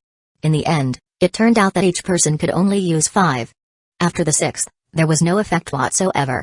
But these 5 were enough to double a person's total chakra, instantly multiplying their strength. It was some good stuff. He would use 5 himself, and the remaining dozens would be given to his congregation members as rewards. Natsuki, you're amazing. Feeling the increase in her power, Kurenai happily picked up her glass and leaned closer. So, cheers? Natsuki tilted his head slightly, his eyes flickering. His sister's exquisitely beautiful face was close at hand, her breath carrying a strong scent of alcohol. Humphrey. You're just throwing empty praises around? I don't substantial reward? Natsuki deliberately spoke in a disapproving tone, but his glass still clinked against his sister's. Then he drank it all down. That was enough. He had to stay alert as a ninja. Hehe, Natsuki, you're this sister's pride. Seeing her brother's expression, Kurenai giggled and downed her drink in one gulp. The next moment, Natsuki felt something soft brush against his cheek. He instinctively turned his head. Then, the siblings, both orphans of the Yui clan from the night of the Nine-Tails attack and who grew up together by relying on each other, widened their eyes. Chapter 89, Feeling the warm, moist touch, Natsuki's heart skipped a beat. Both of them could feel the trace of warm sake on each other's lips. Kurenai was the first to recover, slightly turning her head to break the contact. To ease the awkwardness, she lightly flicked Natsuki on the head. Stupid Natsuki, why did you suddenly turn your head? You scared me. What? You're blaming me after you scared me first. Natsuki retorted. When it came to arguing, as long as his sister didn't cheat, he'd never lost. Humphrey, little brat. If I say you're wrong, you're wrong. Don't talk back. She was definitely cheating. Let's eat before the food gets cold, Natsuki said, rolling his eyes and changing the subject. They then quickly devoured the food on the table, almost as if competing with each other. It had been a long time since they'd had such a carefree dinner. Unknowingly, they drank several large cups of sake. Alright, let's clean up tomorrow. I'm tired today. I'm going to bed. Natsuki snatched the last bottle of sake, preventing Kurenai from drinking any more. He yawned and headed towards his bedroom. Ah, no. Let me have 3 more sips. Kurenai pleaded, her voice slurred, slapping the table twice. Once she was drunk, she couldn't hold up her dignity as the older sister. Hey, no way. Natsuki chuckled, shaking the bottle in his hand. Just as his sister lunged forward with wine, He slammed the door shut. "You heartless bastard. I changed your diapers and raised you." Kurenai pounded on the door a few times. Then, shaking her slightly dizzy head, her eyes darted around before she retrieved the key from the cupboard in the next room. Back in his bedroom, Natsuki placed the sake bottle on the table and once again took out the crystal cores dropped by the beast. He crushed 5 of them one by one. As expected, the chakra within his body immediately surged. His chakra, which was already comparable to a Kage-level ninja, doubled after absorbing the energy from the 5 crystal cores, reaching a terrifying level. Although it hadn't reached the nearly infinite level of the Nine Tails, it was definitely no weaker than Kisame, who was known as the Tailless-tailed beast. Moreover, as he grew rapidly after becoming a Genin, he could output even more chakra and gain even more terrifying strength. Today was his lucky day, having gained both strength and reputation. Sleepiness washed over him, and Natsuki finally drifted off to sleep with a smile on his face. A moment later, the doorknob quietly turned. Kurenai snuck in. "Humphrey. You're still too naive to try and outsmart me." Seeing that her brother was indeed asleep, she couldn't help but feel the thrill of doing something wrong. She picked up the sake bottle from the desk and took a big gulp. Glug, glug, glug. Midway through, remembering that her brother disliked her drinking habit, she reluctantly put it down. Hick. Hee, well, that's enough. She took one last look at her brother, gently closed the door, and returned to her own room to rest. Half an hour later, Natsuki's door opened. Kurenai, in her pajamas, had returned. Sigh. "I can't fall asleep without cuddling something once I'm drunk." She slipped into the bed, gently hugged the Natsuki-shaped pillow, and gradually fell asleep. The next morning, the dazzling sunlight streamed into the room, waking Natsuki first. Just as he was about to get up, he found he couldn't move. Sleep paralysis? He opened his eyes, his mind gradually clearing, and realized that his sister was clinging to him like an octopus. "It's you again." Natsuki freed his right hand and pinched Kurenai's nose. Her black, silky hair spread out, covering half of her face as she let out a lazy groan. Just as he was about to wake her up, Natsuki suddenly realized he seemed to have morning wood. To make matters worse, Kurenai's eyelids fluttered, as if she was about to wake up. Natsuki quickly withdrew his hand, closed his eyes, and pretended to be asleep. All in one smooth motion. Kurenai squinted at the bright window. "It's morning already? Humphrey. You lazy little pig, you're still sleeping?" Kurenai looked at Natsuki, whom she was embracing, and reached out with her left hand to pinch his nose. They were truly siblings. However, this action made her easily aware of something unusual. "What's this thing poking my stomach?" Her hand explored downwards. But her one hand couldn't grasp its full length. Kurenai frowned. Why would he be hiding something like this while sleeping? She didn't notice her brother's body trembling.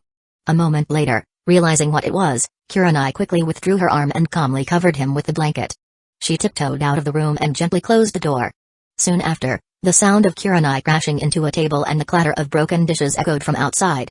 At the Hokage residence, Hiruzen leaned on his walking stick, meticulously wrapping bandages around his head. Balder, yet stronger. Yesterday's rampage by the blazing evil beast had resulted in heavy property damage, with a large area of buildings destroyed. Though the buildings were mostly shops owned by the Elder Council. Compared to the other elders, who suffered losses and gained nothing, he was better off.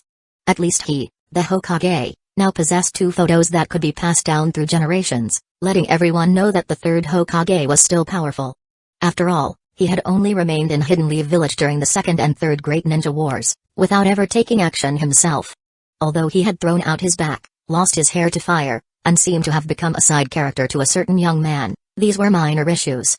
Hiruzen stared at the uniquely shaped, incredibly imposing great sword on the table. "Grandpa, is this the sword that Hidden Leaf Village's hero, Natsuki, used?" Konohamaru's eyes shone brightly as he stared intently at the weapon on the table. Yes, it was the sword Natsuki had used yesterday. The divine sword that had saved Hidden Leaf Village from destruction, obliterating the explosion along with the beast. When the Hokage asked Natsuki about the source of his immense power, Natsuki had answered that he didn't know. He had simply seen the Hokage in danger and, without thinking, drawn a sword to slash at the destructive red flames. Considering Natsuki's concern for the Hokage's safety and his contribution of the Invincible divine sword to be Hidden Leaf Village's treasured artifact, Hiruzen decided not to pursue the matter further. After all, he was indeed old and gradually losing his strength. Now, he could only place his hopes on the younger generation to catch up with Hidden Leaf Village's group of super geniuses. Asuma was a lost cause. He had been quite spoiled. Thus, he placed that hope upon Konohamaru, seeing as how so many miraculous things have been brought on by these young individuals as of late. Perhaps Konohamaru possessed the same potential? Grandpa, can I really borrow this sword? Konohamaru was overjoyed, eager to show off this giant sword to his friends, including his newly acquainted big brother, Naruto. Of course, he now had another idol to admire, Yui Natsuki. Yes, are you happy? But you must train hard in ninjutsu and not neglect your practice. Besides, this is a prized sword of the village and cannot be taken outside for now. Hiruzen ruffled his grandson's hair. Don't worry, I'll definitely train hard. Konohamaru agreed happily at first, but then he became unhappy upon hearing the second half of his grandfather's sentence. Wouldn't this mean he couldn't show off in front of his friends? Wait, if he couldn't take it out, couldn't he invite his friends to his house? The quick-witted Konohamaru immediately found a way to show off and couldn't help but giggle. So, what was its name again? I'll lend it to you for now. Be careful not to damage it. Hiruzen frowned, unable to recall the sword's name. It's called the Nine Nether Heaven Severing Roaring Immortal Slaying Great Sword. Konohamaru loudly reminded him. At this name, Hiruzen's face darkened. Something felt off. Chapter 90. Half a month had passed since the boss battle, and the title of Hidden Leaf Village's little hero was becoming increasingly prominent. The little was added later by those who saw how young the actual hero was. The legendary Nine Nether Heaven Severing Roaring Immortal Slaying Great Sword, the weapon used to slay the blazing evil beast, was also gaining notoriety. Its power, exaggerated through rumors, became increasingly absurd. Some claimed the Great Sword could cut down even the Sage of Six Paths, though those who spread that rumor were swiftly apprehended. The legend then morphed into the sword being able to sever the heavens above and pierce the nine hells below, capable of slaying gods and demons with a single swing. Simply put, its popularity exploded. Unscrupulous merchants, seizing the opportunity, mass-produced peculiar-looking, outrageously flamboyant plastic replicas of the weapon. They were a massive hit with children. Natsuki, naturally, was the first to capitalize on this trend. Groups of children frequently dashed through the streets, brandishing plastic great swords nearly as tall as themselves. Ha! Evil beast, you can't escape. Obliterate. Netherworld roaring demon slaying slash. Various imitations of Natsuki's dramatic pronouncements echoed throughout the village.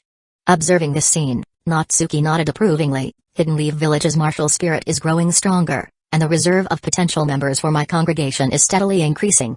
In time, we will surely sweep across all dimensions. He then promptly ordered the production of more toys, gleefully counting his profits. For over half a month, Team 8 had taken no missions, focusing on rest and recuperation. Since the night she drank too much, Kurenai had been subtly avoiding Natsuki, frequently visiting the hospital for unknown reasons, despite her usually robust health. Finally, one day, Natsuki secretly followed her and discovered the reason behind her visits. She stammered and hesitated for a long time before finally asking the female doctor, for a 12-year-old boy. Down there. Being very large. Is that normal? Very large? How large? The young female doctor's eyes lit up as she instinctively inquired. Kurenai instantly regretted her question. This was hardly information to be casually shared. Her brother's specific measurements were for her to know and her alone. Flustered, she sought out other medical ninjas for a second opinion. A youthful appearance with impressive endowment? The medical ninja seemed to be lost in thought for a moment. It should be normal. Some people develop differently. Hearing the confirmation of normalcy, Kurenai finally breathed a sigh of relief. By this time, the team had rested sufficiently. With no injuries to recover from, further idleness would lead to stagnation. Kurenai summoned Team 8, and they set out once more for the Hokage Tower, which had been swiftly rebuilt after the recent damage. Some missions after all this while. After so many days of rest, I'm practically growing moss. Kiba exclaimed, his excitement evident as he bounced around like an overeager puppy. Woof woof. Akamaru wholeheartedly agreed with his owner, bouncing along beside him. By the way, Teacher Kurenai, can we take on some higher-ranked mission now? Kiba pleaded. Doing D-rank missions all these days was so boring. We defeated such a powerful evil beast that we're totally capable of handling greater challenges. Right, Akamaru? Woof. See? Akamaru agrees. Kiba pressed his case. Kurenai rolled her eyes. Akamaru only barked once. She lightly rapped Kiba on the head to quiet him down. Did we defeat it? It was the Hidden Leaf Village ninjas, the Hokage, and of course, our Natsuki who resolved the situation. Natsuki, what do you think? Kurenai turned to her brother for his opinion. The eyes of death have recharged and are ready to accept any challenge, Natsuki declared, his expression stoic, his clothes billowing dramatically around him. He struck a pose of otherworldly grace, something he'd picked up while observing the photoshoot for the Hokage. Kurenai's face twitched. She turned to Hinata, who had her hands raised and was using her powers to make Natsuki's robes flutter. "Hinata, what are your thoughts?" "I'll follow Natsuki," Hinata replied, glancing at Natsuki with a subtle sparkle in her eyes. "Right, I shouldn't have asked them," Kurenai thought. "I'll just decide myself." "Well," she said, "your teacher has been thinking, and D-rank missions are indeed insufficient for your training. So, today we'll take on a C-rank mission." Kurenai had considered the matter carefully. These individuals didn't require excessive protection, in fact, it might hinder their growth. Inside the Hokage Tower, Kurenai requested a C-rank mission directly from the third Hokage. "A C-rank mission already?" Hiruzen questioned, glancing at Team 8. "You've participated in such a dangerous battle and made such great contributions. You could have rested for a while longer." C-rank missions marked the true beginning of a ninja's career. Weeding gardens, babysitting, and catching cats were often intentionally assigned to gain in his practice. However, D-rank was genuinely unsuitable for Team 8, it was a waste of their considerable combat experience. "The children are ready, Lord Hokage," Kurenai responded, forcing a smile. Hiruzen eyed Team 8 curiously. Their expressions had been rather odd since they entered the room. His gaze fell upon the straw hat on his desk. Oh no.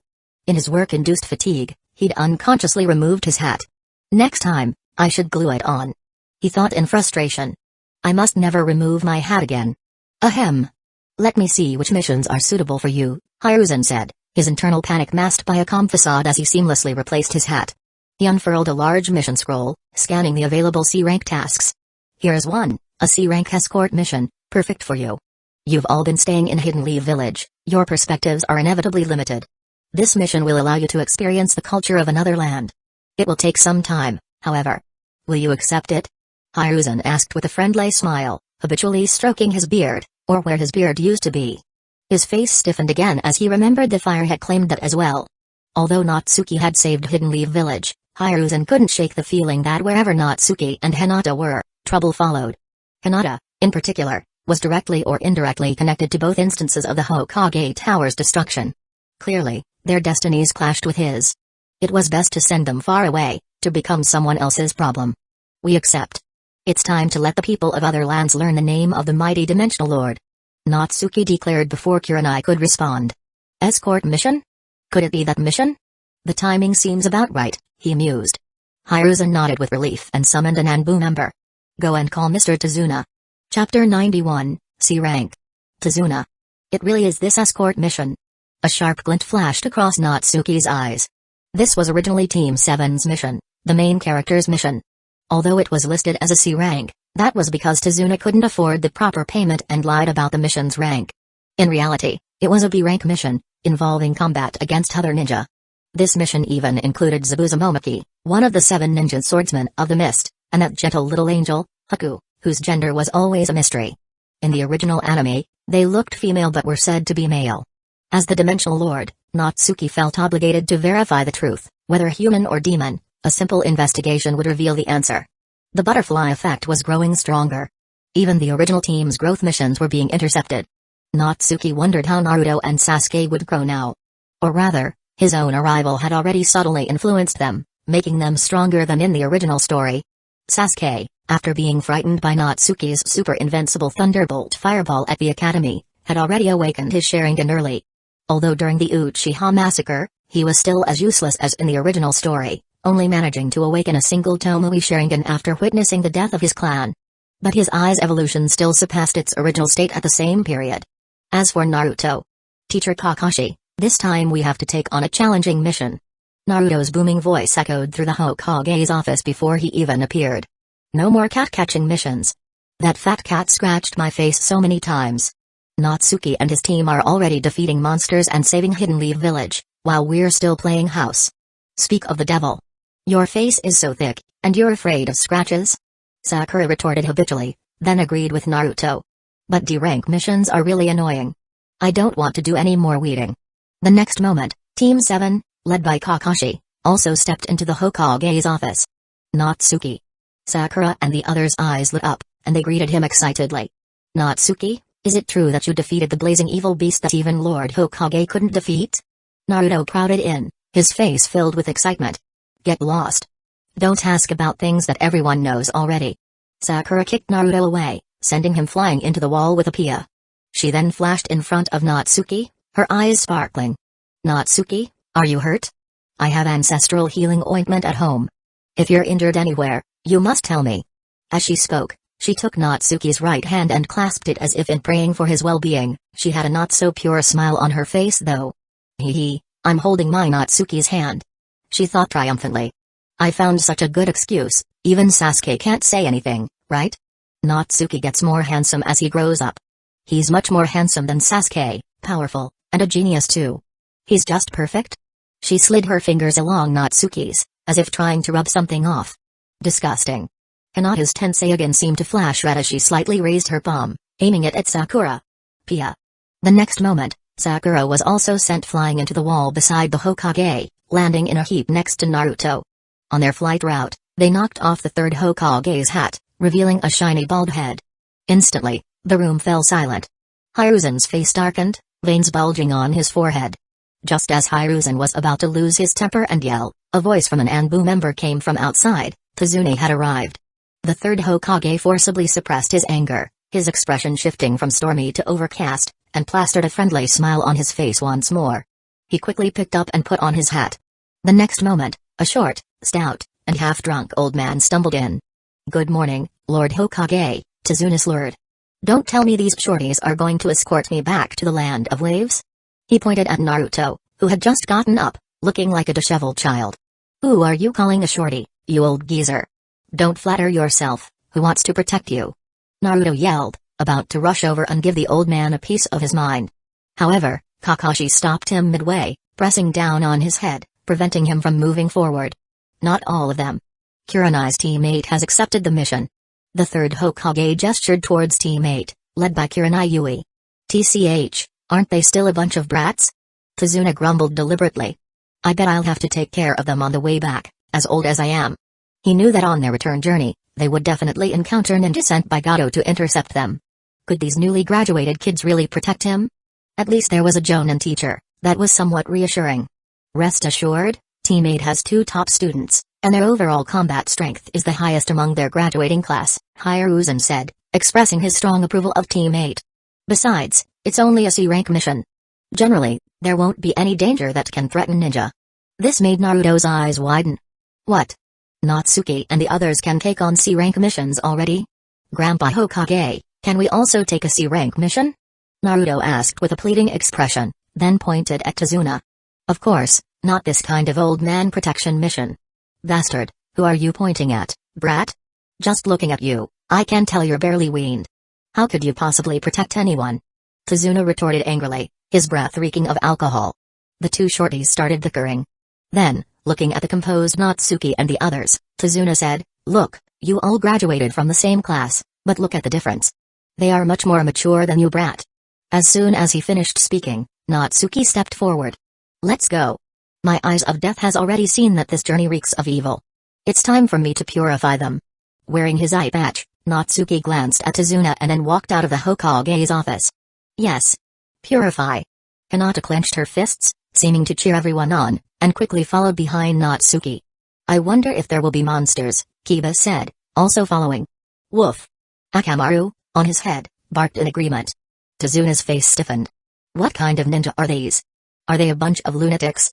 He became worried about the upcoming journey. As expected, you get what you pay for, he thought.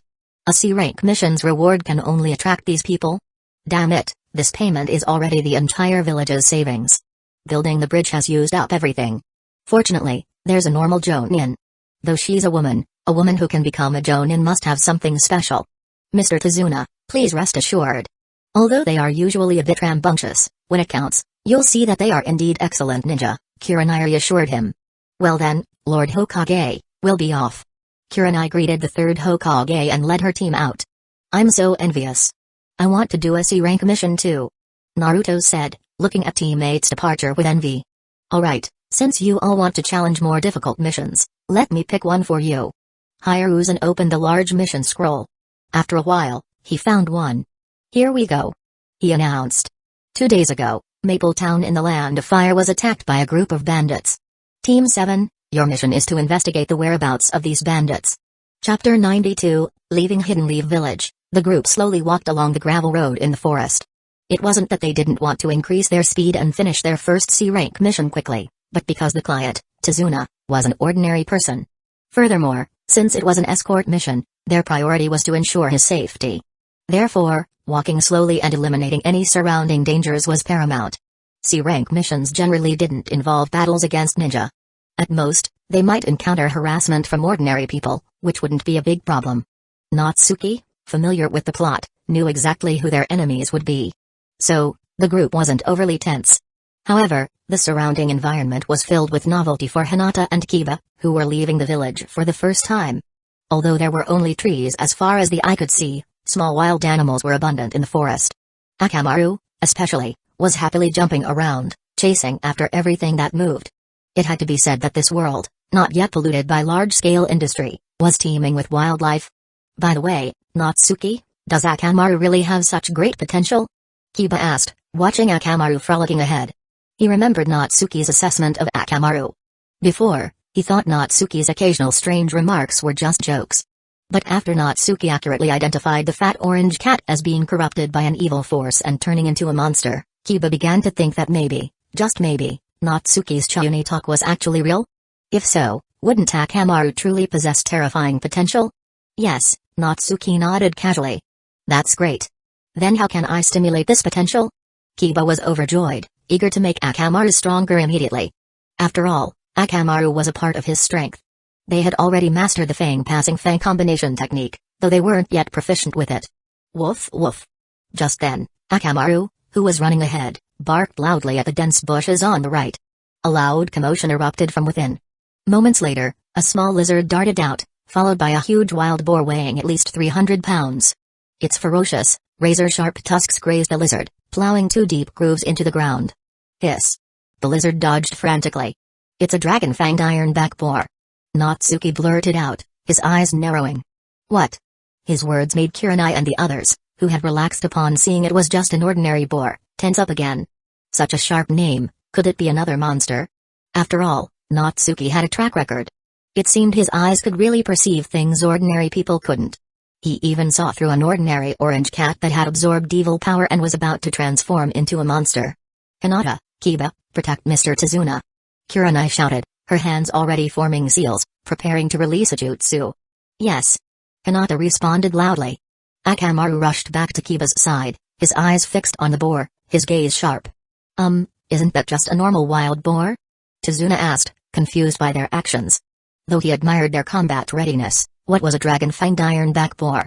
Did such a thing even exist in the ninja world? He highly suspected they were exaggerating to extort money from him. I've already paid the mission reward to Hidden Leaf Village. You can't increase the price midway, Tizuna reminded them cautiously, his pockets feeling light. Ignoring the ordinary old man, Kurenai said with a serious expression, Natsuki, come with me. But before she could finish, Natsuki had already leaped forward. A mere dragon-fanged ironback boar dares to act wild in front of me, the Dimensional Lord? Natsuki declared. You are guilty of a capital crime. Natsuki's right hand shot out, grabbing at the air. With a wave of his hand, the 300-pound boar defied gravity and flew into the air. Oink! A loud squeal echoed as the boar thrashed its legs, its eyes filled with terror as it soared through the air. Ninja art, super invincible thunderbolt fireball. The next moment, a gigantic fireball roared through the sky, exploding in the distance with a deafening boom, painting half the sky crimson. What did you say just now? Natsuki asked, slowly floating back down to Tizuna's side. He turned his head, a red glint seemingly flashing in his right eye. And nothing, Tizuna stammered, swallowing hard. This old man, I still have a little bit of private savings. This is a ninja. He thought, trembling. Too strong. No, I've seen other ninja before.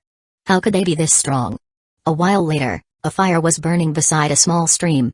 A simple grill was set up over it, and the aroma of roasting meat wafted through the air. It was the 300-pound boar. Natsuki, is this really a dragon-fanged ironback boar? Kiba asked cautiously, gnawing on a piece of back meat. Why does it taste just like a normal boar? It's not even tough. Why is it called ironback? It hadn't fully awakened yet. Natsuki, who had quickly devoured an entire pig's foot, casually dismissed Kiba's curiosity with an excuse. Who are you kidding? This is just an ordinary wild boar, Kurenai said, unable to stand it any longer. She mentally face-palmed. She had almost believed it was a new type of monster. But this taste. It was clearly just a normal boar. Well, at least my little brother's cooking skills are amazing, she thought. So delicious. Even Hinata was speechless from the delicious smell. Good heavens, you two have already eaten half of it. The 300-pound boar, which Kurenai initially thought was more than enough, now seemed a bit insufficient. Hiss. Just then, a small lizard darted to Natsuki's side, carefully licking the bone fragments he had discarded. Hey, it's the little lizard that was being chased by the boar earlier. Kiba had a keen eye for animals, except for monsters, of course. Woof. Akamaru barked, greeting the little creature. By the way, Natsuki, how can I unlock Akamaru's potential? Kiba resumed his earlier, interrupted question. Natsuki thought for a moment, then placed his hand on the lizard's head. Watch closely. Just like this. He declared dramatically. Evolve. Agumon. The little lizard looked up at its savior in confusion, then went back to gnawing on the bone. That's it? Kiba deadpanned. You really take me for an idiot, don't you? That's all it takes to unlock their potential? Crack. At that moment, the lizard suddenly bit off the piece of the bone. The next moment, a pillar of light erupted from its body, nearly blinding Kiba's eyes. Within the light, the lizard slowly expanded and transformed, taking on the appearance of a wingless baby dragon. It was Agumon from Digimon. Ding. Your evil king's eye system has activated. The lizard has evolved into Agumon. Silence fell over the group. Everyone was stunned, their faces frozen in expressions of disbelief. Kiba's jaw dropped so low it looked like he could swallow Akamaru whole, his eyes bulging out like duck eggs. Chapter 93, The Journey to the Land of Waves continued. However, the team now had an additional member, Agumon. Natsuki led him along, a rope looped around his neck like a puppy on a leash. This Agumon, inexplicably evolved from a small lizard by Natsuki's Chuni outburst, was identical to the Agumon from Digimon, except for his inability to speak. Currently, Agumon's large eyes held a hint of grievance at being led around like this. However, he knew Natsuki was his savior, the one who granted him immense power, freeing him from his fate as bottom feeder, constantly threatened by wild boars, wolves, tigers, leopards and other predators in the forest. Natsuki? Boss Natsuki? Senior Natsuki? What exactly happened? How come you just held its head and yelled evolve? And then, bam, it completely transformed? It's totally illogical. Kiba, staring at the rather cool-looking Agumon, suddenly felt Akamaru was somewhat lacking. He couldn't help but pester Natsuki, desperate for a method to evolve Akamaru. The others in the group also perked up their ears, eavesdropping intently. Tazuna, if I could master this method of mutating animals and turning them into big pets, I could definitely drive away that despicable Gato and finish building the bridge.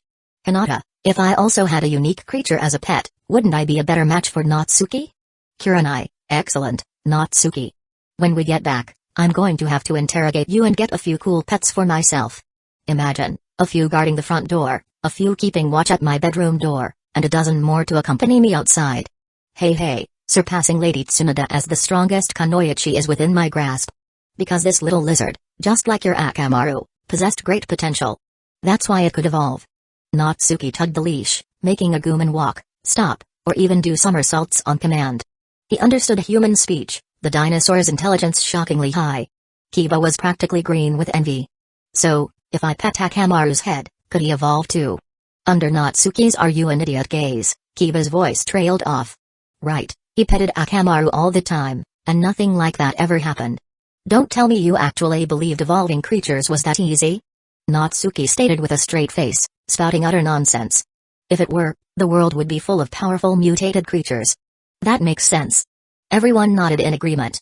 Then, Natsuki, how can I make Akamaru evolve? Please, you have to teach me. If I succeed, we'll be your most loyal followers. Kiba pleaded, clasping his hands together. That Agumon just shot out a fireball. Good heavens, could it get any more ridiculous? To become so powerful from a tiny lizard. If his Akamaru could also evolve. Hey. Then wouldn't the ninja world be his playground? Being Natsuki's follower, second only to him, ruling over millions, didn't sound too bad either. Besides, Natsuki was incredibly strong. Under Kiba's eager gaze, Natsuki held up a finger and began his fabrication. First, you still gotta pet that dog. Maybe it'll just evolve like that. Second, creatures that evolve must possess unlimited potential. This alone prevents countless beings from mutating. Your Akamaru happens to have this potential, so you're already ahead of countless others. As for whether you can trigger it, that depends on you. Finally, and most importantly, you need 8 badges. No, one of 8 qualities. For example, courage, friendship, love, purity, and so on. When you can flawlessly convey these qualities to Akamaru, you can make him evolve. Remember, what Akamaru evolves into depends entirely on you. Don't rush it, or there might be serious consequences. Natsuki spoke eloquently. Kiba's eyes shone brighter after hearing Natsuki's explanation. He automatically skipped the last part. The moment he heard possessing one of the 8 qualities could trigger revolution, his gaze locked onto Akamaru. He couldn't say much about the other qualities, but his friendship with Akamaru was rock solid. Right, Akamaru? Kiba called out cheerfully, practically bouncing with anticipation. As Akamaru trotted over, whimpering happily, Kiba slammed a paw onto his head. Whack! Evolve! Akamaruman! Kiba shouted. The sudden action left Akamaru utterly bewildered. Huh? No effect? No worries.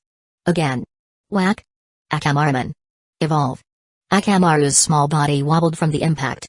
Akamaru, believe in our friendship. One more time. Whack! Evolve! Akamaru! The force behind Kiba's pats intensified, leaving Akamaru dizzy and seeing stars. Finally, Akamaru couldn't take it anymore. Woof! A woo-oo! A howl echoed, making Kiba's eyes light up. It changed. Akamaru's voice changed. Was he evolving into a giant wolf? However, the next moment, Akamaru leaped up and started showcasing his artistic skills on Kiba's face. Sigh, it seems their friendship needs further testing. Natsuki watched the ensuing dog-on-boy action, stroking his chin and shaking his head. Tazuna and the others nodded. Even Akamaru, who had supposedly unlimited potential, struggled to evolve. It was even less likely for them, without any potential-filled animal companions, to revolve something. Sigh, it seems I still has rely on these powerful ninja to complete the bridge. As they walked, a large puddle appeared on the road ahead. It was quite conspicuous under the clear, sunny sky and the dry surroundings. However, distracted by Kiba and Akamaru's antics, everyone seemed to overlook it. Akamaru, running in the lead, even stepped into the puddle without noticing. Akiba with claw marks on his face followed close behind, determined to teach Akamaru a lesson. Soon, everyone passed the puddle. Natsuki, leading Agumon, unknowingly fell behind the group.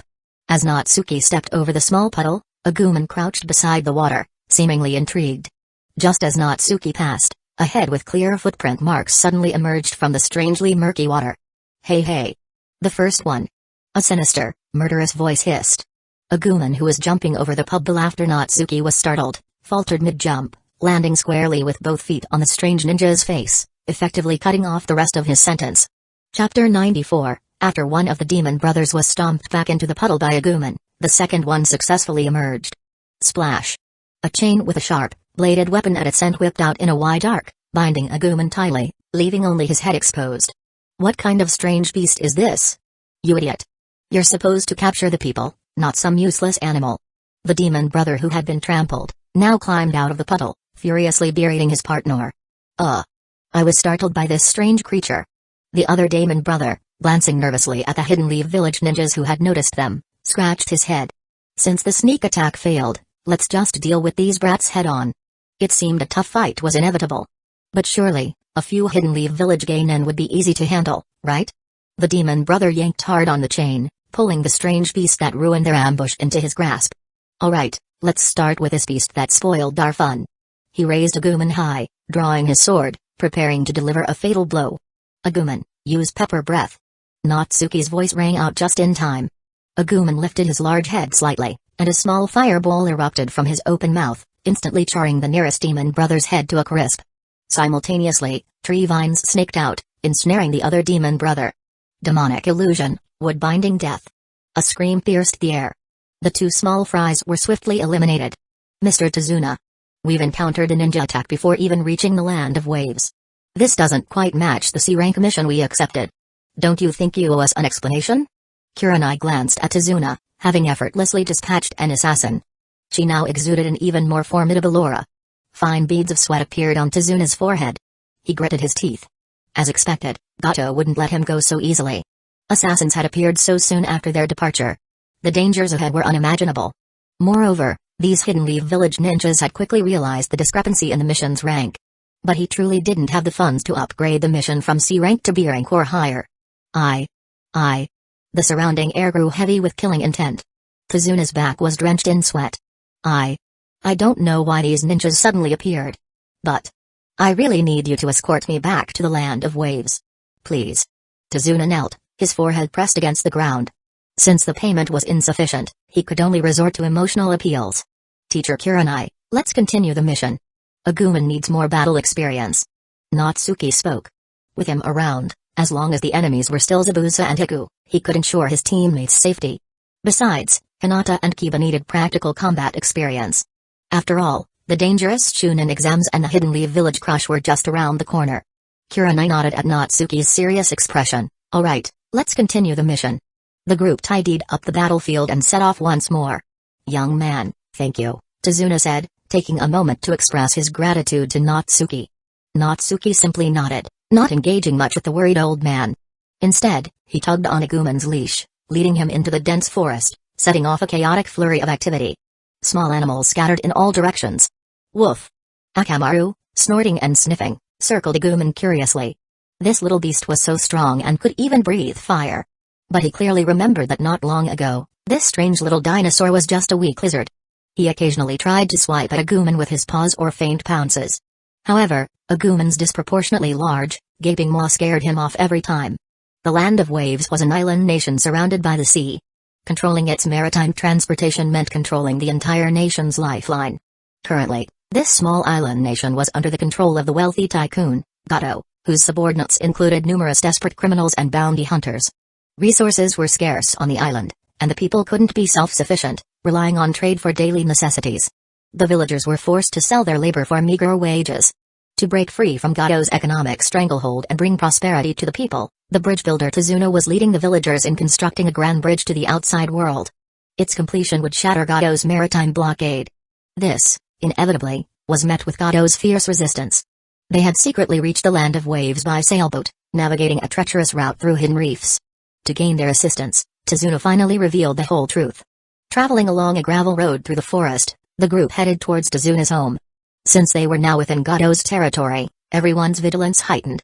Hinata even discreetly activated her Tenseigan. As they passed by several towering trees, Hinata was the first to raise the alarm. Everyone, be careful. Someone is rapidly approaching from above on the right. It's a ninja with massive chakra, much stronger than the two we encountered earlier. Hinata's face showed alarm, but her heart remained calm. In terms of chakra alone, this ninja was far inferior to Natsuki. Even teacher Kurenai was stronger. She didn't realize that Kurenai's chakra had doubled after consuming the 5 monster cores Natsuki gave her. In her eyes, Natsuki was the strongest, unconsciously becoming the standard by which she measured others. Whoosh! A chilling whooshing sound cut through the air as a massive sword, the Kubakiribacho, spun rapidly through the forest. Thud!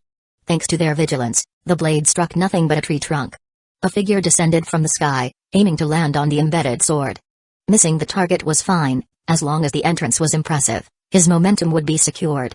Nice sword. Natsuki's eyes lit up. He raised his hand, activating the Tenseigan's gravitational pull. Rip. The Kubakiribacho was instantly yanked from the tree trunk, flying into Natsuki's hand. What? My sword. Zabuza's eyes bulged. He had just landed when he suddenly found himself without footing. The shock of the scene, combined with his loss of balance, sent him tumbling headfirst from midair. Boom. He crashed face first into the ground. Mr. Zabuza. From a hidden vantage point high in the trees, Hueco covered their eyes. Chapter 95. This. Are you sure this guy is stronger than the previous two? Tazuna and Kiba couldn't help but cast doubtful glances at Hinata. Well, in terms of chakra alone, he definitely is, Hinata replied, also perplexed. They watched Zabuza, head buried in the earth, limbs splayed like a frog, his body trembling slightly in a handstand. This ridiculous entrance. Was this really the way a powerful ninja behaved? Everyone selectively ignored the fact that Natsuki had snatched Zabuza's sword midair, which he was going to use as his foothold. After all, if he hadn't been trying to show off, any normal ninja could have landed on a tree trunk even without a typical foothold, horizontally even. Be careful. This ninja might not be that simple. Kurenai's gaze fell on the sword in Natsuki's hand. As a jonin, she possessed far more knowledge and experience than these recent graduates. She recognized the weapon instantly as the signature sword of the 7 ninja swordsmen of the mist, wielded by the demon of the hidden mist, Momoki Zabuza. Humphrey. Simple or not, we'll find out soon enough. Akamaru. Bite him. Kiba shouted, charging forward himself. Zabuza was still stuck in the ground, struggling to pull his head out. Woof! Akamaru, glancing at Agumon beside Natsuki, excitedly lunged at Zabuza. If Agumon could take down an enemy, he, Akamaru, wouldn't be outdone. Crunch! Akamaru's bite landed squarely on Zabuza's rear end. A muffled groan of despair echoed from beneath the earth. TCH, so weak. As soon as Kiba finished speaking, the ninja who was doing a handstand in front of him dissolved into a puddle of water. Look out, it's a water clone. Kurenai warned, drawing her weapon and assuming a defensive stance. She knew it wouldn't be that easy. At the same time, a thick, suffocating fog began to roll in from the forest. Water style, hiding in mist jutsu. A chilling voice echoed from all directions. Hidden Leaf Village Ninja, hand over the old man. And, of course, my Kubakiribacho. Then, I'll let you leave safely. A figure emerged from the dense fog. A man with dark hair, his face wrapped in bandages below the nose, chest bare, and a mist headband tilted across his forehead. It was Zabuza, having escaped using a water clone. Without the executioner's blade, he lacked some of his imposing presence. However, his tone remained arrogant, as if he still held the Hidden Leaf Village Ninja in contempt. After all, as a rogue ninja, he knew of the famous Hidden Leaf Village Jonin, but he had no intel on this particular group. Kurenai was a newly promoted Jonin and hadn't yet made a name for herself in the ninja world. This sword is quite nice. It seems to have self-repairing capabilities. I'll graciously accept it. As the Dimensional Lord, let it be your honor that I even deem your sword worthy. You may leave now.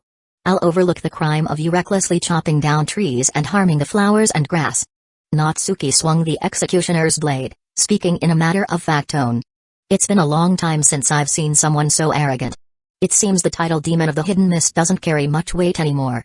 Some little brat dares to disregard me. It seems I need to teach you a lesson. Show you what the demon of the Hidden Mist is truly capable of. Zabuza's forehead bulged with veins as he retreated into the thick fog. Now, let me see how much arrogance you can truly afford. His voice echoed once again, shifting and swirling, impossible to pinpoint. Throat, lungs, liver, carotid artery, heart. These are the human body's most vulnerable points. Have you chosen which organ do you want to be stabbed on? Natsuki remained unmoved, even yawning. This further enraged the hidden Zabuza, making him grind his teeth in frustration. Arrogant brat. I'll tear you to pieces. Natsuki, he's in the southeast corner. Hinata's voice suddenly broke the tension. She had also been struggling to perceive anything within the dense fog, but Zabuza's rage had caused a slight disturbance in his chakra. It was like a firefly in the night, instantly giving Hinata, with her Tenseigan activated, a clue to his location. Agumon, pepper breath. In an instant, a small, orange-red fireball roared from Agumon's mouth. Zabuza hurriedly shifted his position, dodging the fireball. He then fixed his gaze on the little girl with the Byakugan. So there's a Hyuga among them. When he first appeared, his attention had been completely focused on Natsuki, who had audaciously stolen his executioner's blade midair, leaving him no time to observe the other brats. But a member of the prestigious Hyuga clan? This team was definitely not ordinary. Just then, Akamaru, following the scent, pounced, only to be sent flying by a swift kick from Zabuza. A sensory team, huh? Do you think you can harm me with that? Zabuza scoffed, landing once more on a tree branch. Demonic illusion, tree-binding death. Kurenai's clear voice rang out.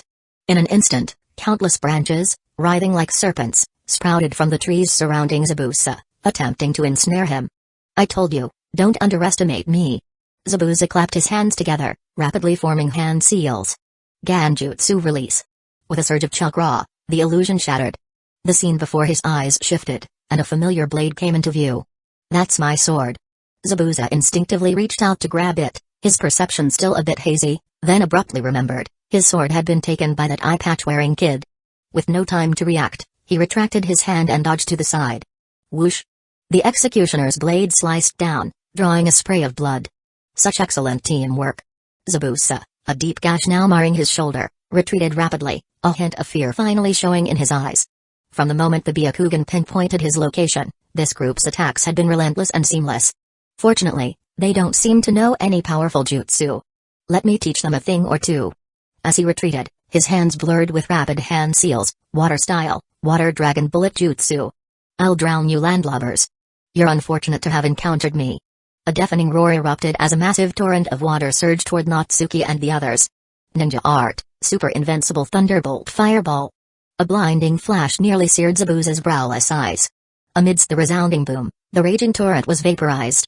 The force of the explosion rippled outwards, and a muffled groan quickly faded into the distance.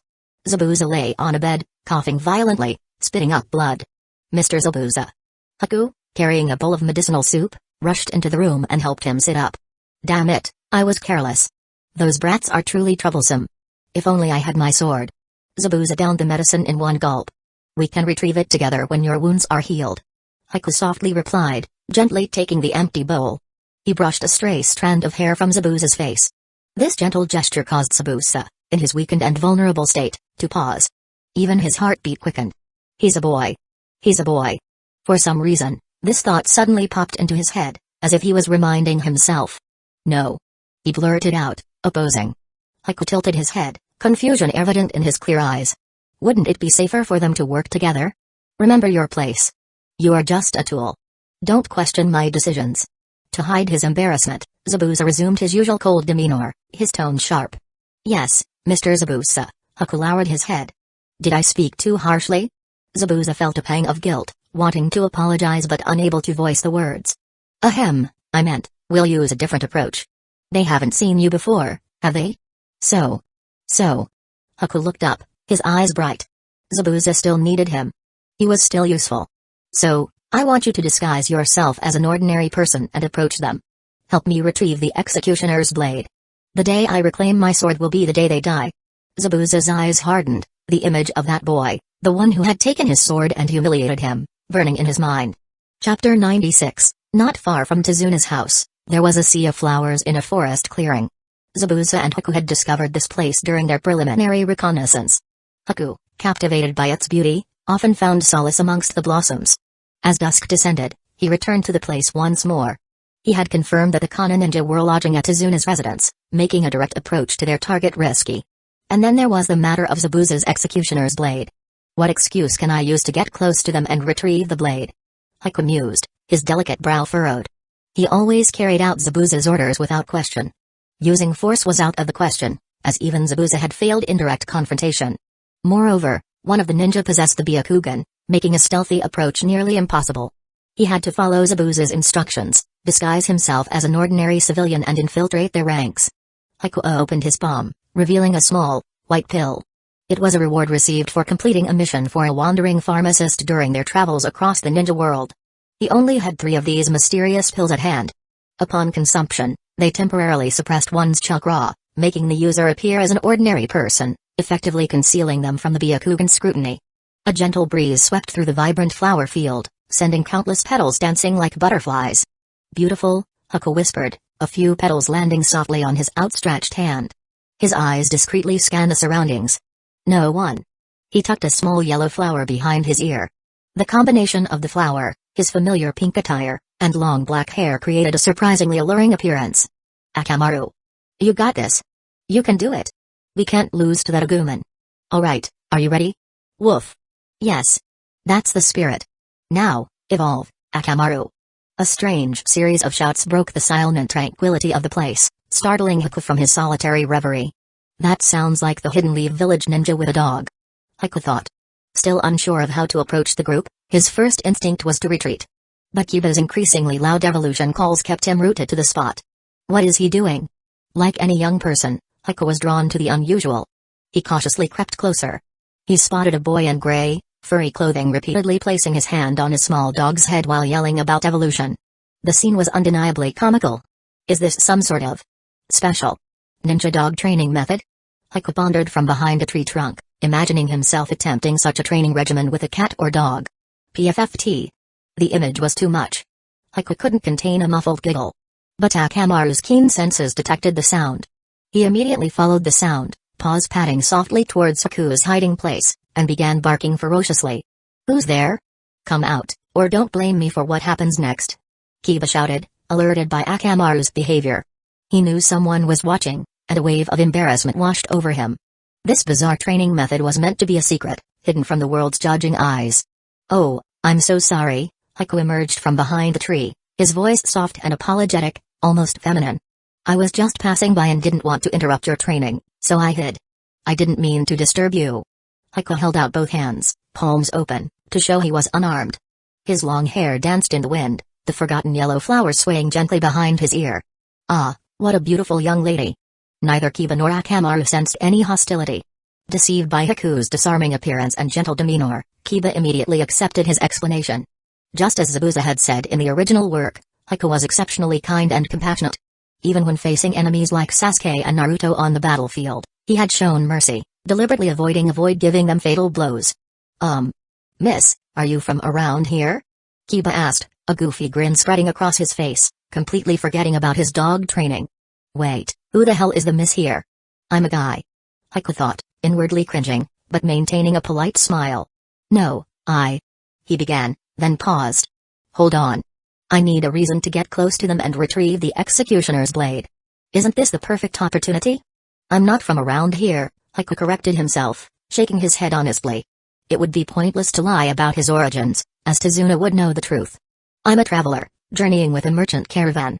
I was exploring while they conducted business here, but I got lost. He offered an apologetic smile. Do you know if there's an inn nearby? An inn? There's nothing like that around here, Kiba replied, shaking his head. He glanced at the setting sun and then at the seemingly delicate young lady. A pang of sympathy struck him. How about you stay with us for the night? Would that be alright? I don't want to impose. Don't worry. Old man Tazuna, Natsuki, teacher Kurenai. They're all really nice. I'm sure they'll agree. Then. Thank you so much. I'll pay for my stay, of course. Hiku's eyes curved into crescents, his delight evident. Kiba's heart fluttered. Such a kind and charming young lady. This is the type of person Kiba, should be pursuing. He thought dreamily. As they walked back towards Tazuna's house, Hiku paused, turning to Kiba. A few strands of his silky hair brushed against Kiba's cheek, carrying a faint, pleasant fragrance. Actually, Hiku began, I'm a boy.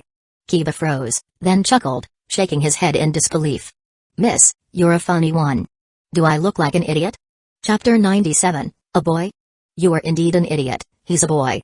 Back at the house, as expected, the kind-hearted team agreed to let Hiku stay the night. However, when Natsuki confirmed that Hiku was indeed male and would be sharing their room, Kiba nearly jumped out of his skin. Tazuna's house didn't have many spare rooms, so they had to make do. She's a girl. How can she be a boy? And share a room with us? Kiba's eyes widened in disbelief. He couldn't comprehend how someone as naturally beautiful, prettier than many girls in his class, could possibly be male. And she's wearing a pink outfit. I'm sorry, Hiku stammered, lowering his head apologetically. I like white and pink clothes. His world had once been gray, devoid of hope. It wasn't until he met Zabuza that he felt a sense of purpose, and gradually developed a fondness for brighter colors. Ignoring Kiba's stunned silence, Natsuki addressed Hiku, go and wash up first. You're covered in petals and dirt. Hiku looked down and sniffed his clothes. Indeed, they were soiled with mud, leaves, and flower petals. He hurried into the bathroom to clean himself and his clothes. Kiba felt a pang of disappointment. He had rarely felt such an immediate connection with someone, only to discover they were male. He absent-mindedly petted Akamaru, his thoughts still lingering on the person in the bathroom. The sound of running water conjured up inappropriate images in his mind. No. He's a boy. Stop thinking like that. Kiba mentally berated himself, slapping his own cheek. You animal. He finally calmed down, but then his gaze drifted towards the bathroom again. His heart leaped into his throat. Hiku emerged, freshly bathed, his long hair damp and cascading down one side, his slender frame draped in a loose white garment. You're telling me that's a boy? Kiba stared, utterly bewildered. Excuse me for intruding, Hiku said with a slight bow. Thank you for taking me in. Don't mention it. Kiba blurted out without thinking. It's dangerous for a girl to be out in the wilderness alone. It's no trouble at all, we have plenty of space. Hiku's face twitched. This guy is dense. Actually, there are only 2 beds, Kiba. And you know I toss and turn in my sleep, Natsuki said, stifling a laugh. I think Hiku should sleep with you. But how can I? Kiba stammered, his face flushing crimson. Hiku can have my bed, Akamaru and I will sleep on the floor. We're used to it from camping out. Alright, then it's settled. It wouldn't be right to make our guest sleep on the floor, Natsuki said quickly, cutting off Kiba's protests. Kiba had a feeling he'd been played. A short while later, huddled on the floor in the corner with Akamaru, Kiba watched Natsuki and Hiku chatting animatedly in the beds above. I've been tricked. He realized. Natsuki, with his good looks and reputation as a heartbreaker, had snatched the gentle young lady away in an instant. I shouldn't have given up my bed. My love. It's over before it even began. At least I have Akamaru. Woof. Akamaru, sensing Kiba's dejection, nudged his head with a paw, offering comfort. Agumon. Bring me my sword. Natsuki called out the door. A moment later, a small, dinosaur-like Agumon emerged from the nearby woods, carrying a menacingly large sword in its mouth, Zabuza's executioner's blade. However, as it approached the doorway, the horizontally held sword got stuck. You klutz, Natsuki chuckled, getting out of bed to help retrieve the sword. He tossed a piece of meat to Agumon as a reward. He wasn't sure what it liked to eat, but as an omnivore with a preference for meat, treating it like a dog seemed to work just fine. Natsuki, is this your weapon? Hueco asked, his eyes shining as he leaned forward, fixated on the executioner's blade. This was his target. It looks so dangerous. Nah, it's a confiscated item. Some punk ninja was littering, so I taught him a little lesson, Natsuki replied, casually swinging the massive blade. He glanced at the smooth skin of Hueco's neck visible above the loose collar of his garment. There was a movement there. Yep, definitely a boy, he thought, suddenly losing interest. Really? Hueco's face darkened for a moment, calling Zabuza punk was almost too much for him to bear. But years of training as a ninja allowed him to quickly compose himself. He forced a pleasant expression and offered an insincere compliment. I heard ninjas are really powerful. You must be very skilled, Natsuki. Skilled? Yen, I'm extraordinarily skilled, Natsuki boasted with his usual confidence, causing Kiba and Akamaru to roll their eyes. But Hueco giggled, his eyes crinkling into crescents. Natsuki found himself strangely affected by the display of innocent charm. How can a boy be so adorable and feminine? He wondered. The feeling of discomfort reminded him of a certain Chayuni patient who wanted to make the world feel his pain. That's it. I can't be the only one suffering, he thought. Do you like this sword? He asked Hueco, a sly grin spreading across his face like a wolf in sheep's clothing. Huh? Hueco blinked, caught off guard. Besides its unique shape, this sword isn't very useful to me. Since you seem to like it so much, I'll give it to you, Natsuki offered, laying the bait. Is this Natsuki's legendary seduction technique? Kiba marveled from the floor. Using casual conversation to subtly figuring out what the girl likes, then sealing the deal with a gift. Genius. He buried his face in his hands, feeling utterly defeated. Natsuki was superior in strength, looks, and even social skills. As his teammate, he felt so inadequate. He briefly considered leaving the room and sleeping outside, but he couldn't just abandon Hueco, especially since he was the one who'd invited him to stay. Hueco started to decline, wanting to conceal his true intentions. However, the powerful ninja who had injured Zabuza clearly sensed his desire. He decided honesty was the best approach. I do like it, he admitted with a nod, then shook his head, his voice filled with hesitation. But it's yours, Natsuki. I couldn't possibly. Wear a dress, Natsuki interrupted, and it's yours. Huh? Hueco tilted his head, completely thrown by the condition. The boy with the eye patch was too unpredictable. What did he mean by wear a dress? Put on a dress, Natsuki repeated, and I'll give you the sword. Chapter 98, Hueco, what are you doing? Zabuza asked, his throat dry. Hueco, dressed in a white dress, with light makeup enhancing his already pale complexion, looked incredibly sweet and innocent. The only thing slightly disrupting this image was the executioner's blade, a grim weapon, resting on his slender shoulder. Zabuza was speechless. He had always known Hueco possessed a gentle beauty, but now, dressed in women's clothing, the radiance Hueco exuded left him flustered. If he hadn't taken Hueco in as a child and known for sure that he was a boy. Damn it. Why did such a perfectly gentle and kind person have to be a boy? Hueco lowered his head nervously, a blush creeping across his cheeks. He replied hesitantly, it was Natsuki. He said if I dressed like this from now on, he would give me the executioner's blade. So, that bastard. That brat again. Zabuza's eyes widened in anger. Don't listen to a single word from that scoundrel. If you get the chance, just cut him down. He had been careless and gotten injured by Natsuki, who had even stole his sword. And now, Natsuki was making fun of the innocent Hueco. It was unforgivable. Once he recovered, he would send that kid straight to hell. As a ninja, any means can be used to accomplish the mission. That's what you taught me. Hueco lifted his head, his expression serious. Fine. As long as the mission is completed safely. In 2 days, after I recover, I'll take you with me to deal with them. Knowing Hueco's personality, Zabuza didn't say anything more. He took the executioner's blade, his gaze sharpening once again. However, when his eyes fell upon Hueco's delicate figure, Another wave of emotion washed over him. A gentle softness, something Zabuza had never shown before, crept into his eyes. Mr. Zabuza? Hueco tilted his head, asking with confusion. Cough, go take a bath. You smell like that brat. It stinks. Zabuza quickly waved Hueco away, trying to hide his turbulent feelings. Do I? Impossible. I haven't even touched him. Hueco quickly lowered his head, sniffing himself. I said you do, so leave. Finally, Zabuza's face flushed crimson, and he roared in exasperation. Oh. Hueco hurried into the bathroom. Mr. Zabuza can be quite childish sometimes, throwing little tantrums like that. It's rather endearing. After hurriedly taking out some clean clothes from a storage scroll, Hueco thought to himself. The mission was easily completed, and he had witnessed a rare, flustered side of Zabuza. He couldn't help but feel happy. The next moment, the sound of splashing water accompanied by a cheerful hum echoed from the bathroom. Zabuza, whose racing heart had just calmed down and the flush hadn't completely faded from his face, felt his blood boil again at the sound of the running water. He had never noticed before how charming Hueco was. But he was a boy. Zabuza felt a sense of disbelief. Though known as the demon of the hidden mist, his preferences were normal. Why was he acting like a beast in heat today? He could only swing his executioner's blade, forcing himself to suppress these chaotic thoughts. His mind quieted once more. Mr. Zabuza, I forgot to bring my clothes. Could you please get them from my room? Thank you. A slightly apologetic voice from the bathroom shattered the silence. Oh. Zabuza, at a loss for words, could only respond with a couple of stunned sounds before walking towards Hueco's room. Opening the door, he was greeted by a clean and tidy bedroom. A row of light-colored clothes hung neatly on the clothes rack. White, pale yellow. Zabuza was dumbfounded.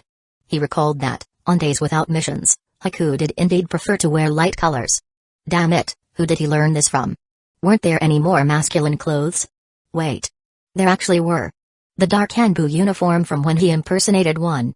Zabuza's face lit up. He reached out to grab the Hanbu uniform. Suddenly, a light pink lounger caught his eye. Hueco would probably look good in this. As if possessed, his hand changed direction and picked up the pink garment instead.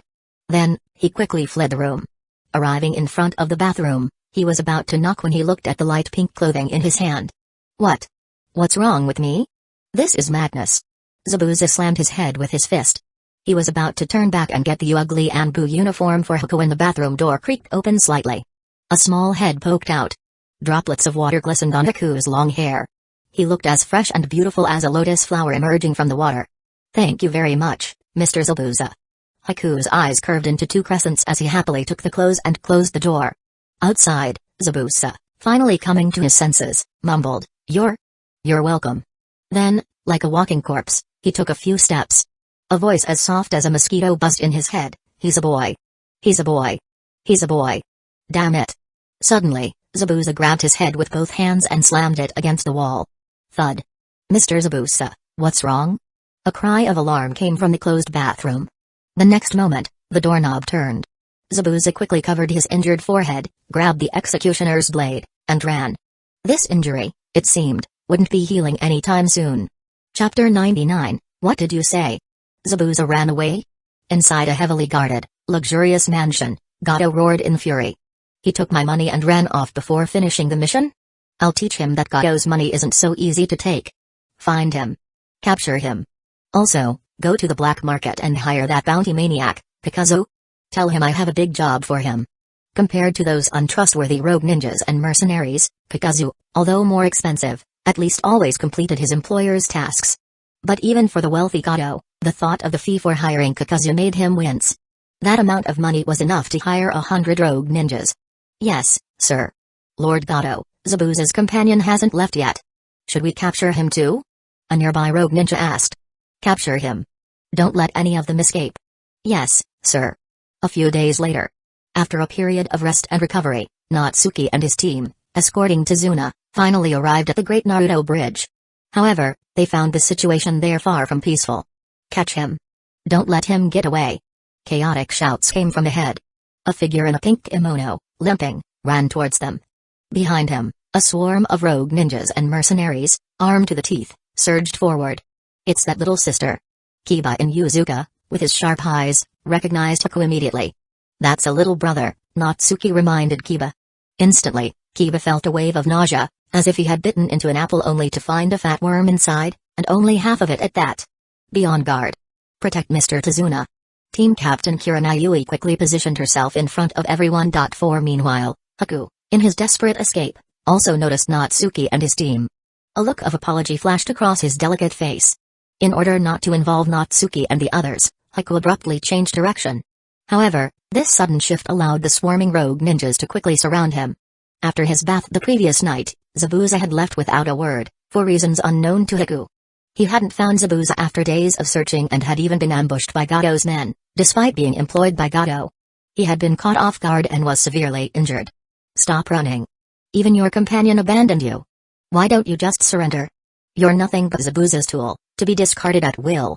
Taking most of Lord Gado's bounty and leaving behind a mere tool while running off himself, only the demon would do such a thing. The rogue ninjas taunted loudly. Mr. Zabuza is not like that. He must have encountered something and left temporarily. Haku gritted his teeth, deflecting several incoming projectiles with a kunai held in his reverse grip. Temporarily? To come back after Tazuna's bridge is finished? How cunning and cowardly. A ninja with a scarred face sneered. Don't you dare talk about Mr. Zabuza like that. Hidden Mist Jutsu, Senbon Shower.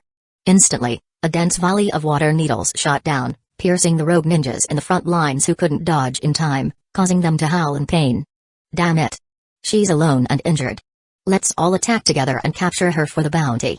After a few shouts from the crowd, these desperate individuals lunged forward again. Humphrey. So many fucking grown men bullying a single girl? I, Kiba and Yuzuka, won't stand for it. Akamaru. Fang over Fang. Two sharp tornadoes ripped through the crowd, landing in front of Haku. Where did this brat come from? How dare you meddle in our business? We'll take care of you too. Look at his headband. He's a Hidden Leaf Village ninja. Hidden Leaf Village ninja. Look over there. Isn't that Tazuna? Great. If we take them all out at once, the mission will be complete. We'll be living the high life after this. The rogue ninjas clamored loudly but didn't immediately attack. Instead, they let the mercenary thugs, who weren't even ninjas, swarm forward, while they hid behind them, throwing shuriken and using jutsu. Rogue ninjas might not be powerful, but their brutal survival experience from wandering the ninja world had made them cunning and adept at avoiding danger. If the enemy was strong, they would cautiously probe, not daring to approach. If the enemy was weak, they would attack like sharks, devouring them completely. Temple of Nirvana Jutsu. Kurenai mumbled softly, and phantom feathers suddenly rained down from the sky. Those who couldn't dodge the feathers collapsed to the ground, falling into a deep sleep. Damn. It's Scanjutsu. Be careful not to touch the feathers. Let's retreat from this area. We'll throw shuriken together from the rear and stab them to death. The rogue ninjas abandoned their mercenary companions and scattered, glaring menacingly at Natsuki and his team. They waited for the feathers to settle before making their next move. Just then, a dark figure crashed down into the middle of the field. You all really are a bunch of useless trash. So many of you can't even deal with a group of children? In that case, let me take care of them all by myself. Of course, I'll be taking all the bounty too. An icy killing intent instantly swept over the entire area. The newcomer was Kakazu, who had came to take on a private job. He was known as Akatsuki's treasurer, Akatsuki's moneybag, the money-grubbing maniac, and the black market expert. Chapter 100, Kakazu? It's Lord Kakazu? The money-grubbing maniac, the immortal monster. Compared to Zabuza, these rogue ninjas were more familiar with the black market expert, Kakazu. There was no helping it, the guy was obsessed with wealth. As long as a mission had a high bounty, he was almost always involved, and he almost always succeeded. Most importantly, the guy was a workaholic. At his busiest, he could complete over 10 missions a day. According to some informed individuals, the wealth he had accumulated was probably enough to buy a small country. Possessing such riches, he still hadn't forgotten his original aspirations, remaining active in the black market every day, taking missions everywhere, and earning bounties. Of course, there was no shortage of people who set their sights on him, but for decades he had survived. The name Immortal Monster slowly began to spread throughout the ninja world. Seems like we've got a real tough one here. Akamaru, are you scared? Woof. Good boy. You're not afraid at all. Alright then, let's take this guy down. Fang over Fang. Kiba roared, pulling up two fierce tornadoes with Akamaru. They swept across the terrain. Kiba, don't be impulsive. Come back. Kurenai, being a jonin, knew some intel on Kakazu. This was simply not an opponent a Hidden Leaf Village genin could handle. Too late. Wind style, pressure damage. The wide robe behind Kakazu suddenly bulged, faintly revealing some wriggling black threads hidden within. The next moment, 2 high-pressure wind spheres whistled out. The fierce wind pressure swept all the fallen leaves in the surrounding area into the air. Kiba and Akamaru, bearing the brunt of the attack, understood the severity of the situation. They quickly slammed towards the ground, trying to use the opportunity to retreat. Damn it, it's too late. Kurenai's eyes widened, her body flashing as she rapidly ran forward. Just as the high-pressure wind spheres attacked from the air, Kiba and Akamaru, unable to dodge in time, suddenly floated into the air and swiftly drifted backward. Tenseigan, universal pull. Rumble. The violent wind pressure caused a large area of the surrounding ground to collapse. Tearing wind blades gradually enlarged toward Kiba's rapidly retreating form, then vanished into nothingness. Holy crap, I almost died. Woof woof. Having narrowly escaped death, Kiba's eyes widened. He patted his chest, still in shock, then picked up the equally trembling Akamaru. Kiba, you idiot. Don't act so recklessly. Don't you even see who your opponent is? Natsuki's lazy voice came from behind. It was he who had used his Tenseigan's ability to pull them back. Thank you, Natsuki. Knowing that it was Natsuki's strange abilities that saved him once again, Kiba quickly thanked him loudly. That guy is tough. Everyone be careful. I'll hold him off. You guys take Tazuna and go. Kurenai said with a solemn expression. Thank you, but they're after me. You should leave quickly, I have a way to stall him. At this moment, Hueco walked over apologetically. His pink kimono swayed in the wind, and several scars were clearly visible on his fair calves. Coupled with his current breathless appearance, he was even more charming than a delicate young lady. Do you really think you're his only target? Didn't you hear what he said when he showed up? We're all his targets. Seeing Hueco like this, Kiba felt a pang of sympathy. But he also knew he was no match for that monster, so he could only look at Natsuki. In his opinion, Natsuki was not only powerful, but also a teammate who could create miracles. Kiba's right. We can't run far, we'd still be on this island. I'll deal with him. You guys just cover me. Natsuki took a step forward, his entire body slowly levitating in front of everyone. He stood half a foot off the ground, facing the wind, with quite the air of a powerful expert. What kind of jutsu is this? Those Hidden Leaf Village guys seem pretty powerful. Aren't those just a few Hidden Leaf Village geinin? Since when did geinins become this strong? Maybe it's just a bluff. No, he just helped his teammate dodge Lord Pikazu's attack from a distance.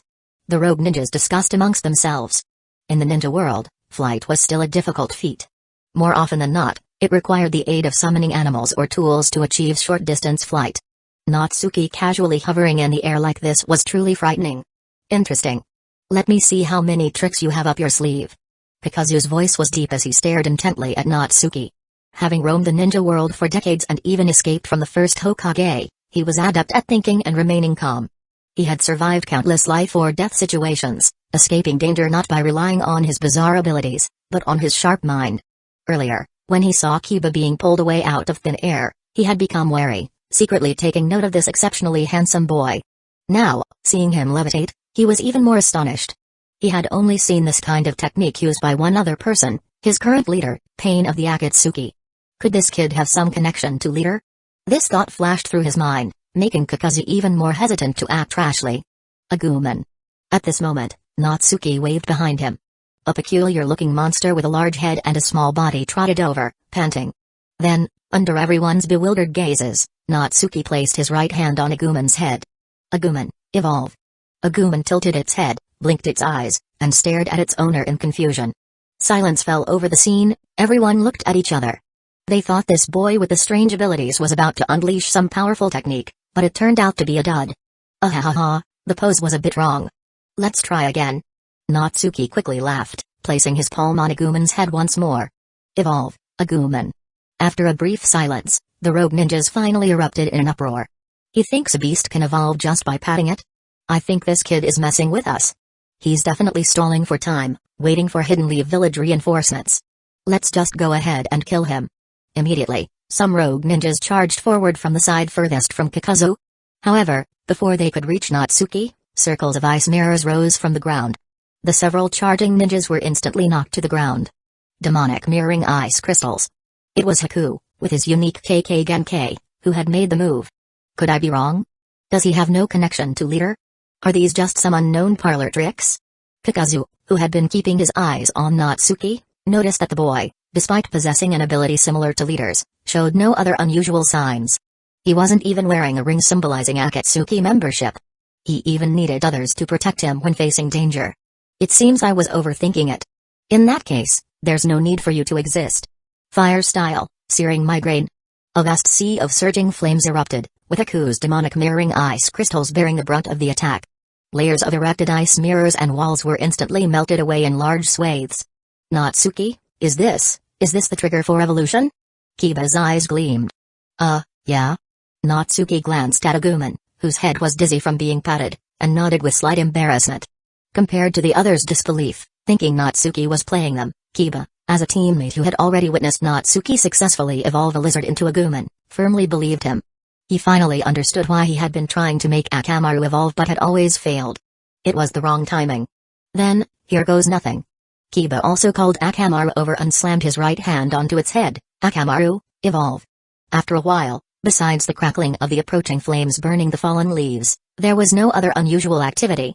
Ha ha ha ha ha. As expected, they're just here for comic relief. These are Hidden Leaf Village ninjas? There's nothing to be afraid of. Once that little girl's eyes shield jutsu is broken by Lord Kakazu, it'll be their death. The dense crowd of rogue ninjas in the distance burst into laughter. They had initially thought some unexpected turn of events might occur, but now it seemed there were no surprises to be had. Later, they would just charge behind Lord Kakazu, safely earning their mission rewards. Natsuki, Kiba, run. I can't hold on much longer. Haku, who was shielding Natsuki and the others, turned his head and urged them with difficulty. Fine beads of sweat rapidly slid down his delicate face. Ice mirrors continuously rose, melted, and were devoured by the sea of fire 10 meters ahead. No, it'll work, it definitely will.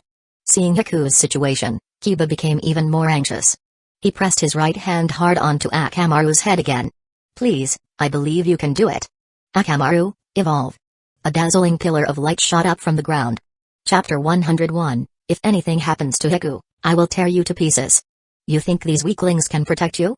Corpses lay scattered across Gado's estate. Inside the most luxurious bedroom, the diminutive Gado was being held up by the neck by Zabuza. Stop. Cough. I'll tell them to stop chasing your companion. Gado choked out. Cough. Cough. You better hurry and find him. This time. I hired Lord Kakazu. If you're late. It might be too late. Gado stammered, his body trembling. You bastard. A loud crash echoed, followed by a figure shooting out from the destroyed wall. Haku. A rare hint of worry flickered in Zabuza's eyes. After leaving for a few days of solitude to clear his head, Zabuza finally understood his own feelings. He cared about Haku. He had long stopped seeing him as a mere tool, a weapon for killing. The thought of his past harsh treatment filled him with guilt. He rushed back, intending to treat Haku differently, but instead of finding him, he was met with Gado's assassins. Enraged, Zabuza stormed Gado's estate. He then discovered that, because of his absence, Haku had become a scapegoat, hunted by ninjas hired by Gado. Among them was the bounty hunter, known as the Immortal Monster, Kakazu, with a near 100% mission completion rate. Even Zabuza wasn't sure he could defeat him. Haku, you have to hold on. Zabuza slammed his foot on the ground, leaping into the air and chasing after the direction indicated by Gado's men. Suddenly, a massive pillar of light pierced the sky in the distance. An ominous power washed over him. Haku. Zabuza roared, expending chakra to use the body flicker jutsu, vanishing instantly. Ding. Your evil king's eye system's true ability has activated. Akamaru has undergone a dark path evolution, transforming into the zombie hellhound. Within the enormous pillar of light, a colossal figure came into view. What kind of summoning beast is that? Those two brats. Were they actually serious? They really managed to evolve a powerful beast. This aura. It feels even more sinister than a tailed beast. Everyone was stunned, utterly shocked by the sudden appearance of this monstrous creature radiating an aura of pure evil. The amassed rogue ninjas on the opposing side gaped in disbelief. Ha ha, success. I told you, my Akamaru is the best. This size, this power. Who can stand against us? After a brief moment of surprise, Kiba erupted in joyous cheers. Akamaru was his best friend, his happiness at Akamaru's new power was boundless. Akamaru, go. Show these bastards what we're made of. Kiba excitedly slapped Akamaru's hind leg. Indeed, the evolved Akamaru was taller than a house. Even with Kiba standing on his tiptoes and reaching out, he couldn't touch Akamaru's body. Kiba. You need to leave quickly. Your Akamaru. He seems a little off. Hinata, who was hiding in the distance with Tazuna, called out worriedly. Hearing Hinata's warning, Kiba finally looked up to take in Akamaru's full form. At that moment, startled by Kiba's earlier pat, Akamaru turned his massive head to glance back. Kiba finally saw Akamaru in all his terrifying glory. Akamaru's once pristine white fur was turning grayish-black and beginning to rot and fall off. A repulsive stench of decay emanated from his body. His gaping maw, filled with jagged teeth, dripped with acidic saliva that sizzled as it hit the ground. The bright, clear eyes were now replaced with bloodshot orbs.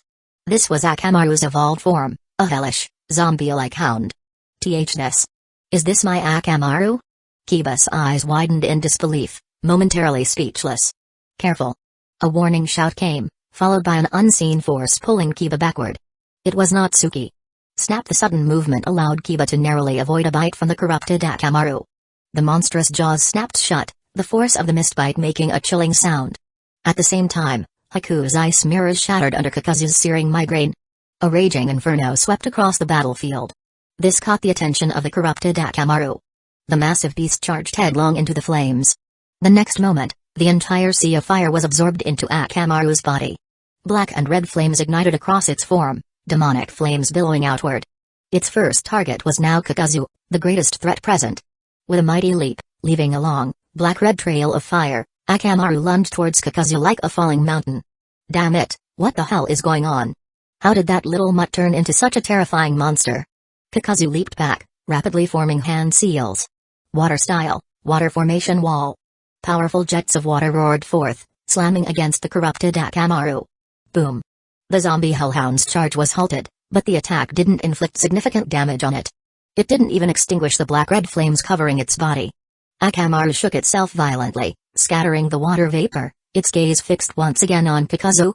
High defense, attack power should be considerable as well. But low intelligence, likely fighting on instinct, uses fire-based attacks. I'll have to use water style to keep it at bay. However, I mustn't engage directly before capturing Tazuna and the other targets. I just don't know anything about this beast's stamina. In a single exchange, Kakazu had analyzed the monster's approximate combat capabilities. His eyes scanned the numerous rogue ninjas who were retreating. An idea sparked in his mind. I'll use you all to test this monster's limits. Changing his escape route, Kakazu led the zombie hellhound straight into the crowd of fleeing ninjas. Thness. Natsuki, what happened to my Akamaru? You said he'd evolve. How did he turn into this? This thing?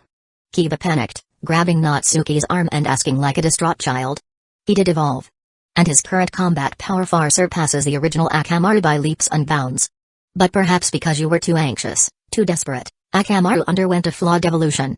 You see, the form evolution takes is heavily influenced by the will of its master and the surroundings.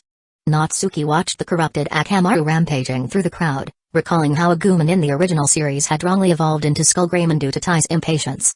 Akamaru's situation seemed similar. Kiba pondered this, realizing his mindset had indeed been unstable. Seeing Hueco trapped and struggling against the fire, he desperately wished for Akamaru to evolve immediately to alleviate the pressure on Hueco. I'm sorry, Kiba. If it weren't for me, Akamaru wouldn't have become like this. Hueco limped over, his face flushed from the heat, sweat beading on his forehead from exertion. He had escaped injury, thanks to the corrupted Akamaru absorbing Kakazu's flames. It's okay. That guy over there is the one to blame. The most important thing now is whether my Akamaru can return to normal. I'd rather have him back the way he was than have him be this powerful but monstrous creature. Kiba turned to Natsuki, his gaze pleading. The miraculous power of evolution came from Natsuki, he must have a solution. Yes, Natsuki was there, he would know what to do. As if sensing Kiba's desperate hope, Natsuki nodded. If I'm not mistaken, he can indeed be turned back.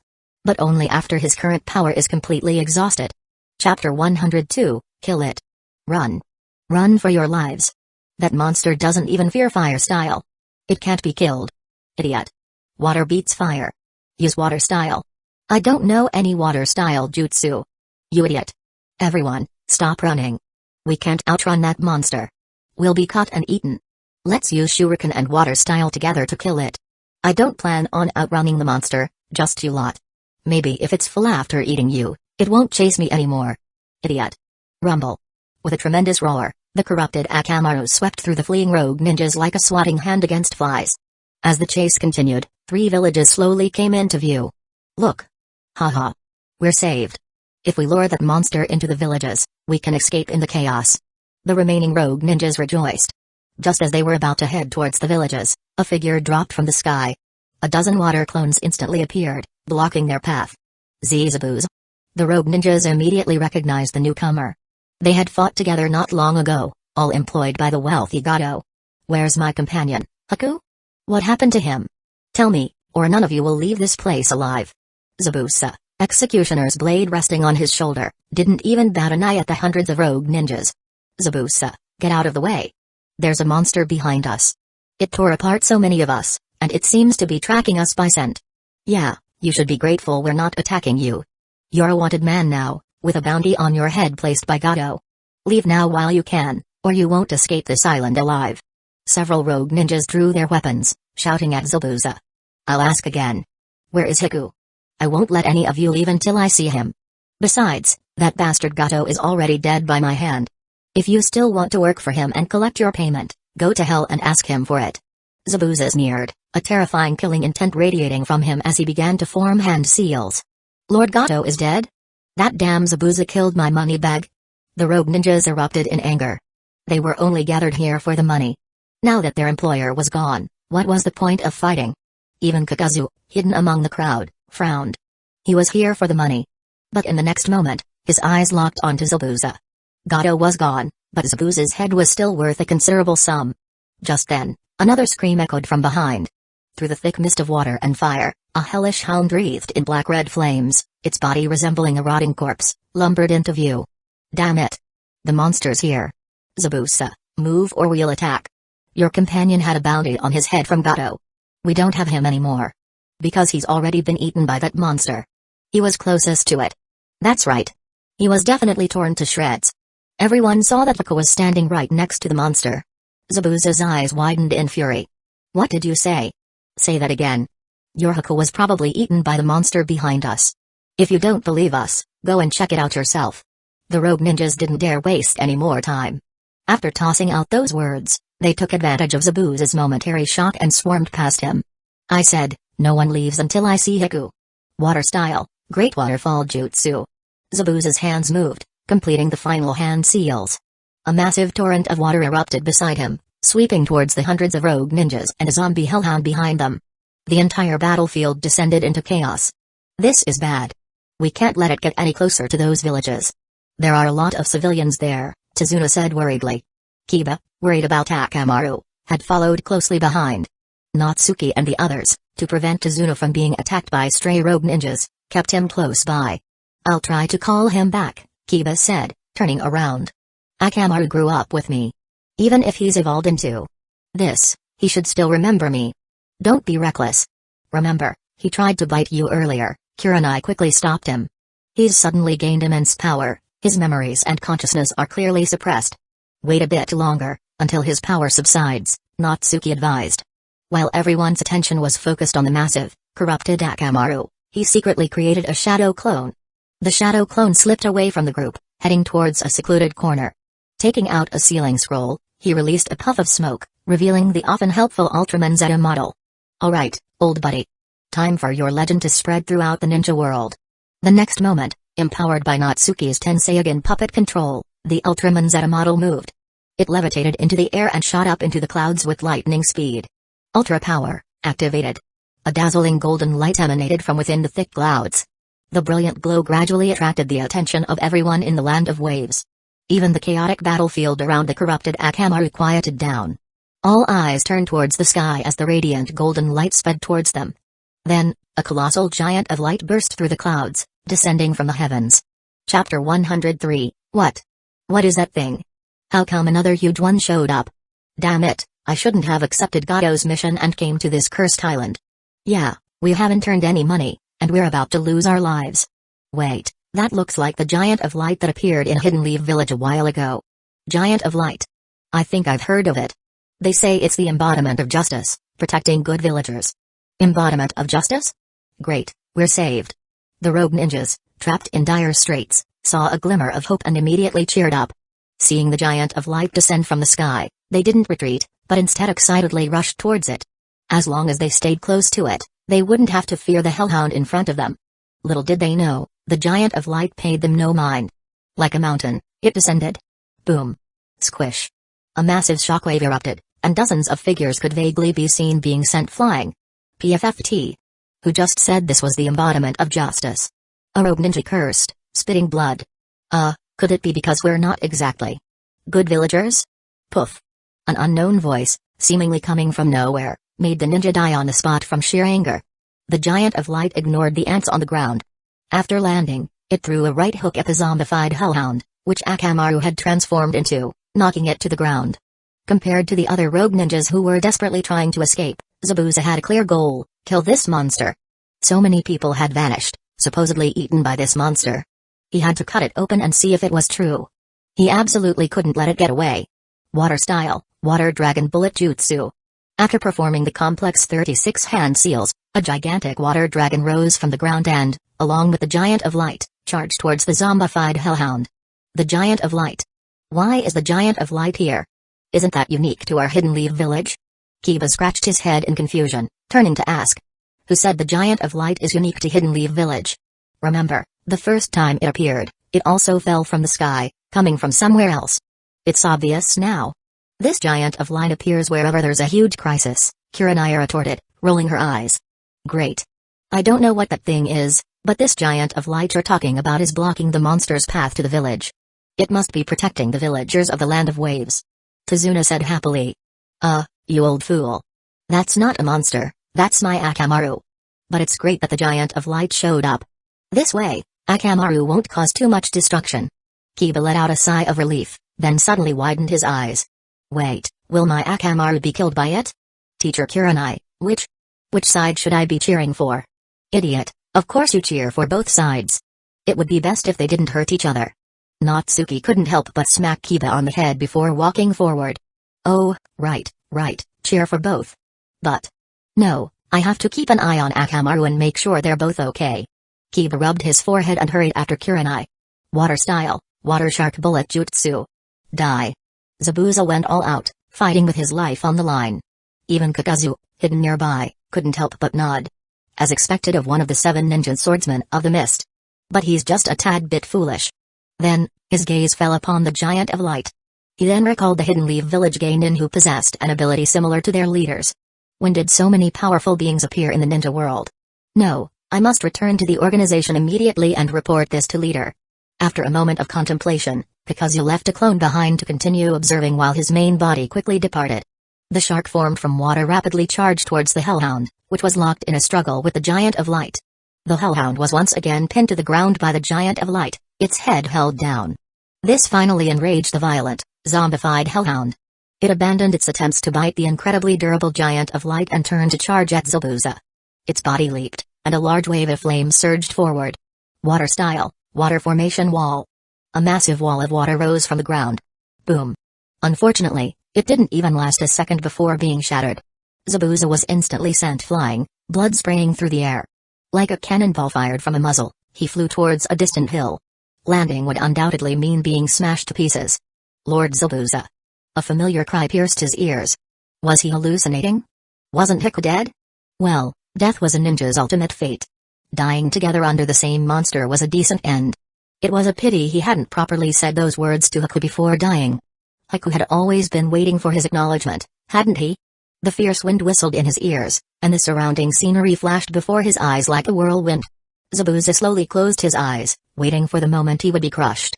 Suddenly, an invisible force lifted him upwards, making him feel dizzy.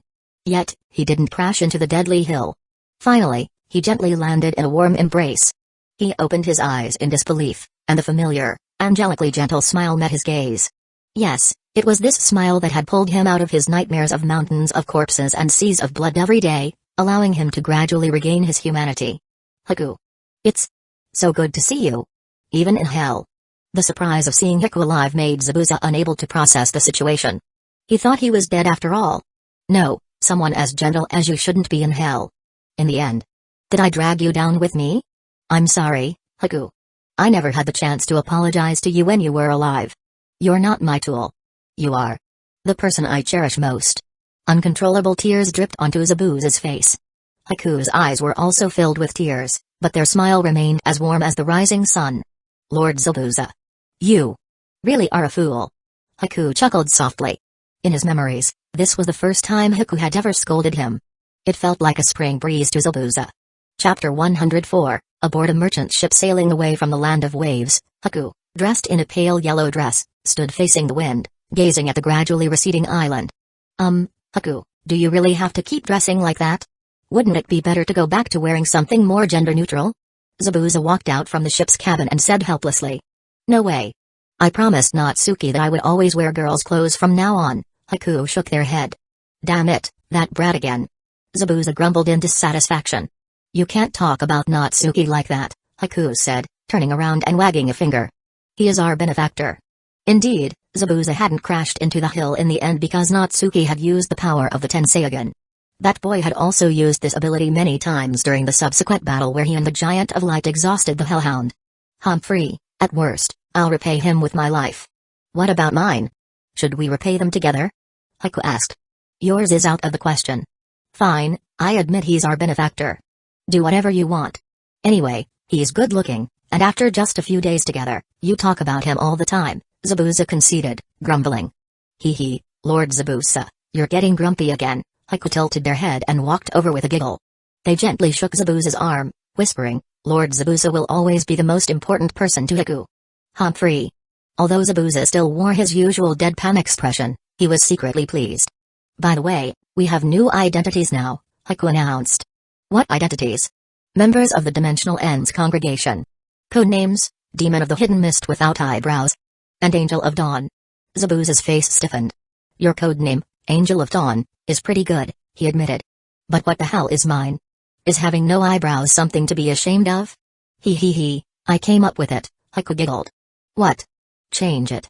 Demon of Hell would sound better than that. No can do, mister. It's already decided. Hueco, you're getting cheeky. The ship sailed further and further away. Two figures, one tall and one short, stood side by side at the edge of the ship, gazing at the sea. The organization's emblem on their chests gleamed in the morning light. Back in the land of waves, at Tezuna's house. Natsuki, when will my Akamaru wake up? Kiba asked, holding his listless Akamaru in his arms. He'll be fine. He just needs some rest, Natsuki replied, glancing at Akamaru. Akamaru, having mistakenly evolved into a zombified hellhound and rampaged through a group of rogue ninjas, was thoroughly beaten down by the Giant of Light controlled by Natsuki. After completely depleting his evolution energy, he finally reverted back to his normal form. Meanwhile, upon learning that Gato had been killed by Zabuza, Tezuna and the entire population of the Land of Waves sprang into action. The Great Naruto Bridge was slowly completed through everyone's collective efforts. The Giant of Light and Natsuki's team became famous in the Land of Waves. People even erected statues in their honor. Teacher Kurenai has already finished the handover with Tezuna. Mission accomplished. We'll rest for 2 days and explore the Land of Waves. We can head back the day after tomorrow. Really? That's great. I'll take Akamaru out for some fresh air and check out that flower field, Kiba said, excitedly running off. Natsuki shook his head, thinking that Kiba was destined to be disappointed. The little sister he longed for was a gentle boy, and had already left by sea. Natsuki, shall we go for a walk too? Hinata asked, her face flushed. It was a rare opportunity, just the two of them, without any interruptions and away from the watchful eyes of the village elders. She wanted more beautiful, carefree memories. Sure. Natsuki readily agreed. They soon arrived at the seaside. The cool sea breeze was refreshing. The sea is a rare sight for us from Hidden Leaf Village. Want to go play in the water? Natsuki asked Hinata. Yes. Hinata nodded slightly, her ears already tinged with pink, lost in her thoughts. They both took off their shoes and socks and started splashing each other in the knee-deep water. At first, they simply used their hands. Later, caught up in the moment, they unconsciously used the powers of the Tenseigan. Countless water spheres rose from the surface of the sea, suspended in midair. Then, they shot towards each other. Splash. Splash. Splash. Under the clear blue sky, the dense water spheres collided and burst in the air, transforming into a curtain of artificial rain that fell with a pitter-patter. Through the dazzling sunlight, 3 rainbows shimmered in the misty rain. Natsuki, look, look. It's so beautiful. Hinata exclaimed excitedly, pointing at the mist-filled sky. Her cheeks were flushed, making her look incredibly cute. Yes, we created this rainbow. Natsuki walked to Hinata's side, and they looked together at the artificial rainbow that appeared briefly in the mist. It truly was beautiful. But in the next moment, Natsuki found something even more beautiful. From the water fight, Hinata's cheeks were flushed crimson, and her wet hair reflected a soft sheen in the dazzling sunlight. Crystal clear water droplets dripped onto her delicate shoulders, soaking her clothes. Her every smile and frown was captivating. Emerging from the water, a hibiscus drags its long silk, bathed in the rising sun. It blooms like colorful clouds. Natsuki couldn't help but recall a poem from his past life. What? The rainbow in the sky gradually disappeared as the mist dissipated. Hinata reluctantly withdrew her gaze. Hearing Natsuki mutter something incomprehensible, she couldn't help but ask. It just means very beautiful, Natsuki explained casually. It really is, so beautiful, Hinata nodded, thinking Natsuki was referring to the rainbow. Only then did she realize that Natsuki's attention had shifted to her. She looked down slightly and realized that the water fight had left her clothes completely soaked. Don't look, Natsuki. Hinata cried out in alarm, frantically trying to cover Natsuki's eyes. But her foot slipped, and she fell face first into the sea. I'm so embarrassed. Steam practically rose from Hinata's head. In the last moment before she lost consciousness, she vaguely saw Natsuki shake his head and gently pick her up. Chapter 105. 2 days later, Team 8 bid farewell to Kazuna and embarked on their return journey. Back in Hidden Leaf Village, Kurenai reported the enemies encountered in the Land of Waves, including the Giant of Light. This undoubtedly intensified the third Hokage's search for the mysterious Ultraman Zeta. He also discreetly observed the members of Team 8, but still found nothing unusual, except for the strange little beast that Natsuki brought back. Time flew by. It had been nearly a month and a half since they returned from the Land of Waves. Team 8 had subsequently completed several standard C-rank missions. As the Chunin exams drew near, the village bustled with increasing numbers of visitors. Natsuki, it's been half an hour. Teacher's still not here, Kiba, spinning in circles with Akamaru, asked Natsuki, who had been waiting there for a while. Their team leader was Natsuki's older sister, so asking Natsuki directly was the same as asking Kurenai.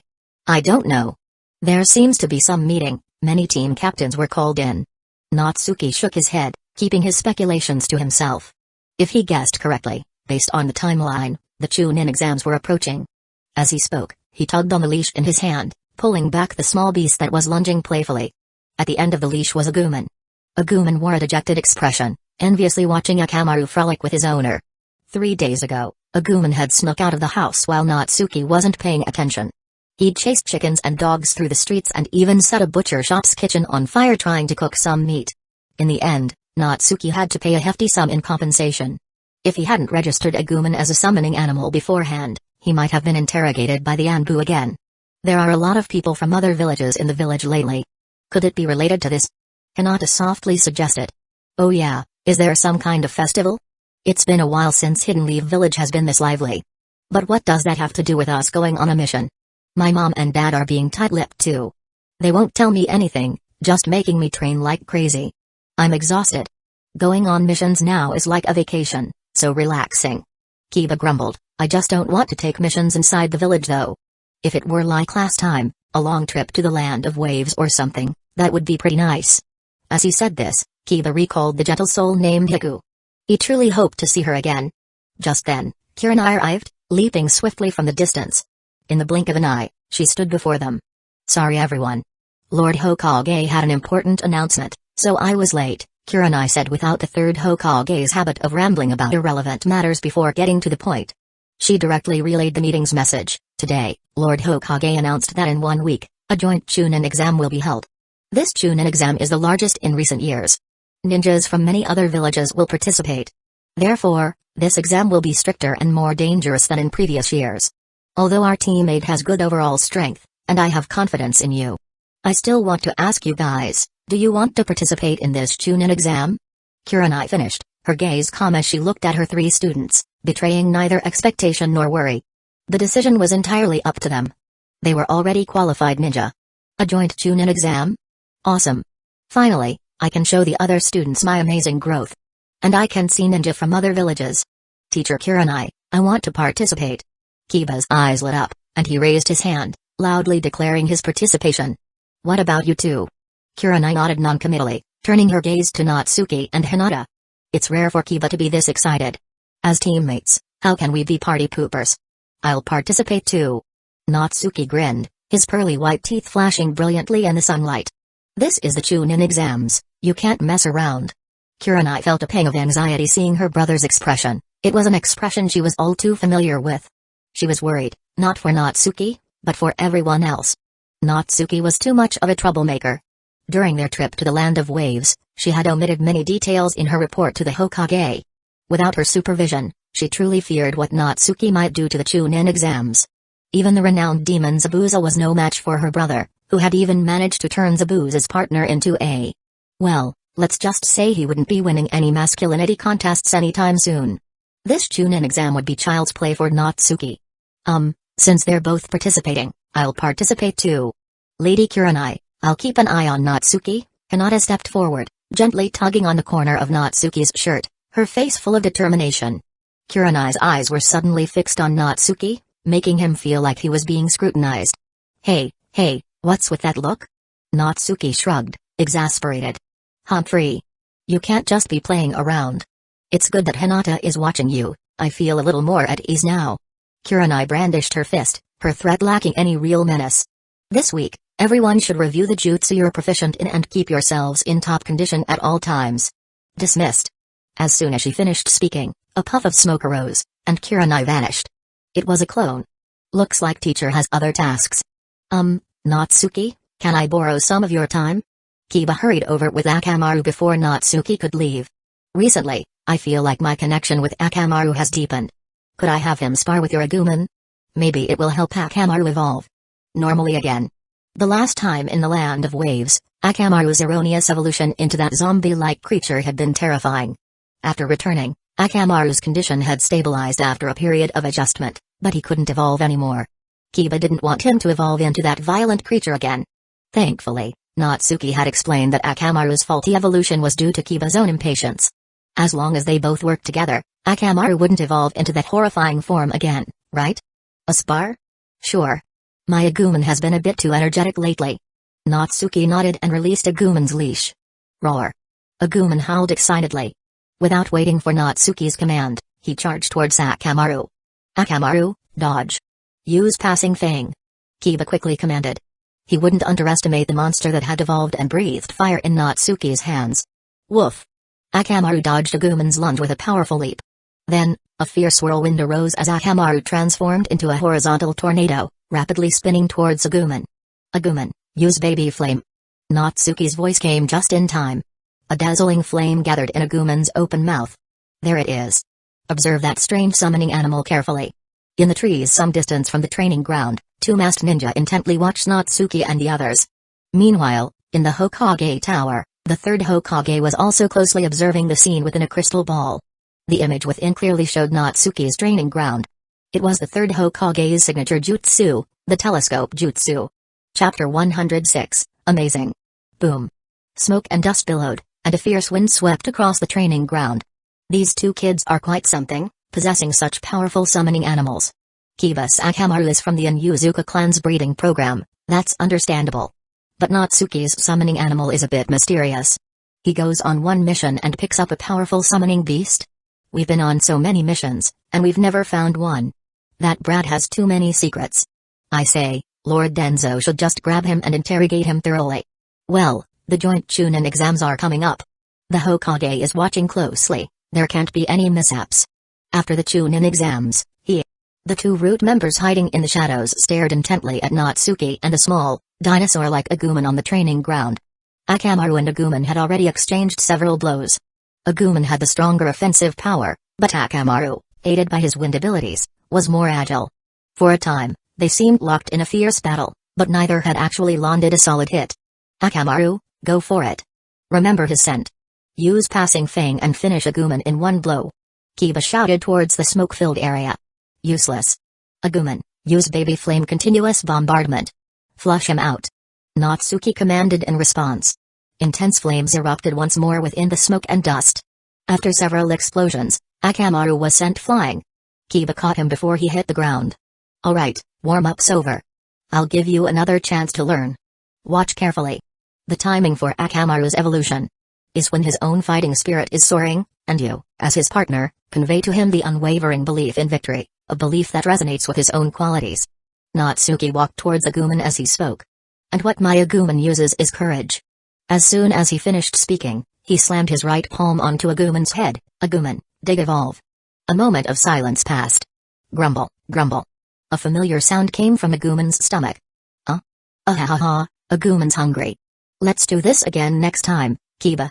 We'll be going now.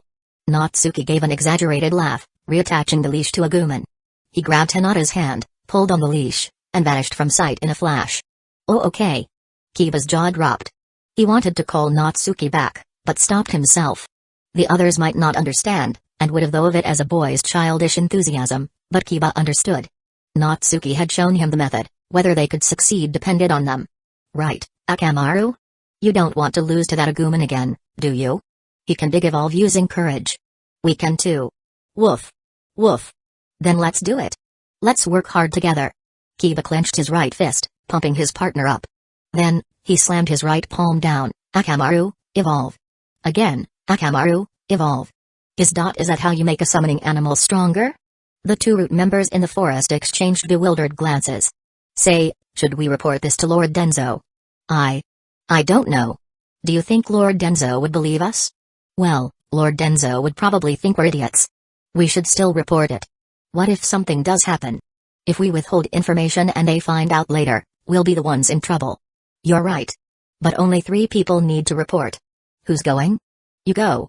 Your body flicker jutsu is faster. But I'm low on chakra. Your taijutsu is stronger, you're more suited for it. Fine, let's do it the old way. Duel it is. A quiet, unnoticed battle unfolded in the forest. Meanwhile, the third Hokage, observing through his telescope jutsu, dispelled the image in his crystal ball. He leaned back in his chair, rubbing his temples with a weary sigh. A method to strengthen summoning beasts? That's it. Forget it, I'll have the Anbu try it. Someone come in. The third Hokage raised his head and called towards the door. Instantly, a figure wearing an animal mask appeared. Gather all Anbu members with summoning beasts at the Hokage Tower. I have a mission for them. By a small reservoir upstream from the forest, a simple barbecue was set up. Skewers of plump fish were grilled to a golden brown, dripping flavorful oil onto the sizzling flames. Natsuki, will this really make Akamaru evolve? Hinata asked, blinking her large eyes curiously as she devoured the grilled fish, a pile of empty skewers beside her. Of course. When have I ever lied to a teammate? Natsuki replied, tearing off a piece of fish with his left hand while tossing a 10-pound grilled fish to Agumon with his right. The eager Agumon leaped up, eyes fixed on the treat. He gobbled it down excitedly, practically wagging his non-existent tail. The small dinosaur, evolved from a lizard, still seemed a bit simple-minded. Natsuki shook his head and turned his attention back to the lovely girl across from him. Suddenly, his expression turned serious. Hinata, you have some fish on your cheek. Ah. Really? Hinata quickly put down her food, flustered. Oh no, the fish was so delicious, I forgot my manners. I must look terrible. Panicked, she became even clumsier, her small hand swiped at her left cheek. No. Not there. It's on your right. It's not there. Silly, let me help you. Natsuki leaned closer. His warm breath brushed against Hinata's cheek. There, right here. Hinata's eyes widened, a blush creeping up her neck and ears. Visible steam practically rose from her as she overheated. Natsuki. K kissed me. Chapter 107, Time flew by. The Chunin exams finally arrived. Hidden Leaf Village was bustling with activity, filled with unfamiliar faces. These were mostly foreign emissaries and the Geinin participating in the joint Chunin exams. The influx of merchants and tourists added to the lively atmosphere. The first exam was a written test, held in the familiar ninja academy. When Natsuki and the rest of Team 8 arrived, the place was already packed. 2 Chunin guarded the entrance. Dispel this pathetic Ganjutsu. I need to get in and take the exam. A familiar voice rang out. It was Sasuke from the main characters team, Team 7. To think we'd arrived just in time for this iconic scene from the original story. Next up should be the other 3 members of Team Guy, right? Natsuki, what are they doing? Hinata frowned slightly, worried the exam might be delayed. It's nothing, just a small test. They can handle it, Natsuki chuckled, patting Hinata's head. As expected, the 2 Chunin, embarrassed at having their tricks exposed by mere Geinin, flew into a rage and suddenly attacked Sasuke. But a thick-browed boy in a green jumpsuit intercepted them. His fluid and impressive movements stunned everyone present. Standing nearby was the prodigious Neji Hyuga, who possessed the Byakugan. And there was also a girl in a pink kipao and a short-sleeved jacket. It was the older, Team Guy, Rock Lee, Neji Hyuga, and the wealthy Tenten. Wait, something about that last name seemed off. Natsuki racked his brain but couldn't recall Tenten's family name. Just as Lee was basking in the spotlight, with the surrounding examinees eyeing him warily, he suddenly abandoned his cool demeanor and dashed over to Sakura from Team 7, delivering a passionate confession. The sudden display shocked the onlookers, jaws dropping all around. Unsurprisingly, the confession ended in failure. Sakura was known for being attracted to handsome boys. With the farce concluded, the examinees began to file into the exam hall. Let's go. The Genjutsu is dispelled. We should head in too. Natsuki led Hinata and Kiba, along with Akamaru, towards the staircase. Perhaps hearing Natsuki's voice, Lee, who had been devastated by Sakura's rejection and was moping near the staircase, suddenly sprang to his feet. He seemed to have regained his energy, completely revitalized. It was Natsuki, the one who taught him the hidden lotus palm. Teacher Natsuki, we meet again. Lee excitedly rushed over to Natsuki, beaming. Natsuki's face darkened. He reiterated, don't say that. Guy-sensei is your teacher. I only offered you some casual pointers before. Hee. Natsuki, are you participating in the Chunin exams too? Lee didn't press the issue. After all, Guy was not only his teacher but also a father figure to him.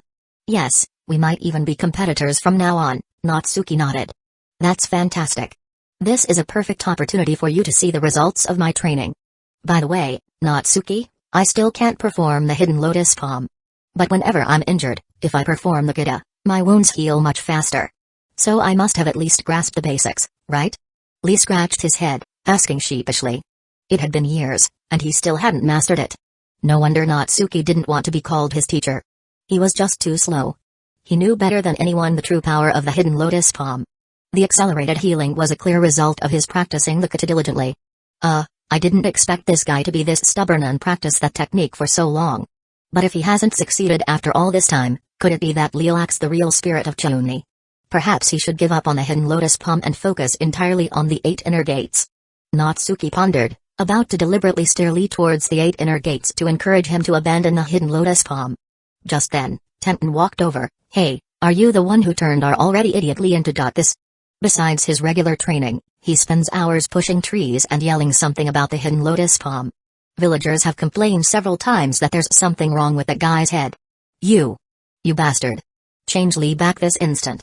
Don't think just because you're handsome, I won't hit you. Tenten marched up to Natsuki, initially fuming and ready to grab him by the collar. But upon seeing his handsome, cute features, her voice gradually softened, and her raised hands instead went to smooth the hair by her ears. Damn it, how could there be such a handsome and adorable guy? Tenten, what are you saying? How can you speak to Natsuki like that? The hidden lotus palm is real. I haven't learned it yet because I'm too stupid. You're not allowed to talk to Natsuki like that. Before Natsuki could reply, Lee hurriedly pulled Tenten back, the normally docile boy scolding his teammate for the first time. Even if his teammates hadn't understood, he did. The hidden lotus palm's healing effect was incredibly helpful for a training fanatic like him who was constantly covered in bruises. However, he also knew Tenten was acting out of concern for him, so he softened his tone. Alright, do you still want to take the exam? We can talk about this later. Making a scene here will only make us a laughingstock. Neji Hyuga, the prestigious Byakugan prodigy of Team Guy, reprimanded his 2 teammates, instantly silencing them. And Neji. Seeing her familiar clansman approach, Hinata, who was beside Natsuki, greeted him softly. Her voice held a hint of fear towards her cousin. Humphrey. Neji glanced at Hinata and said coldly, Lady Hinata, you shouldn't be participating in this Chunin exam. You're simply not suited to be an in. Boom.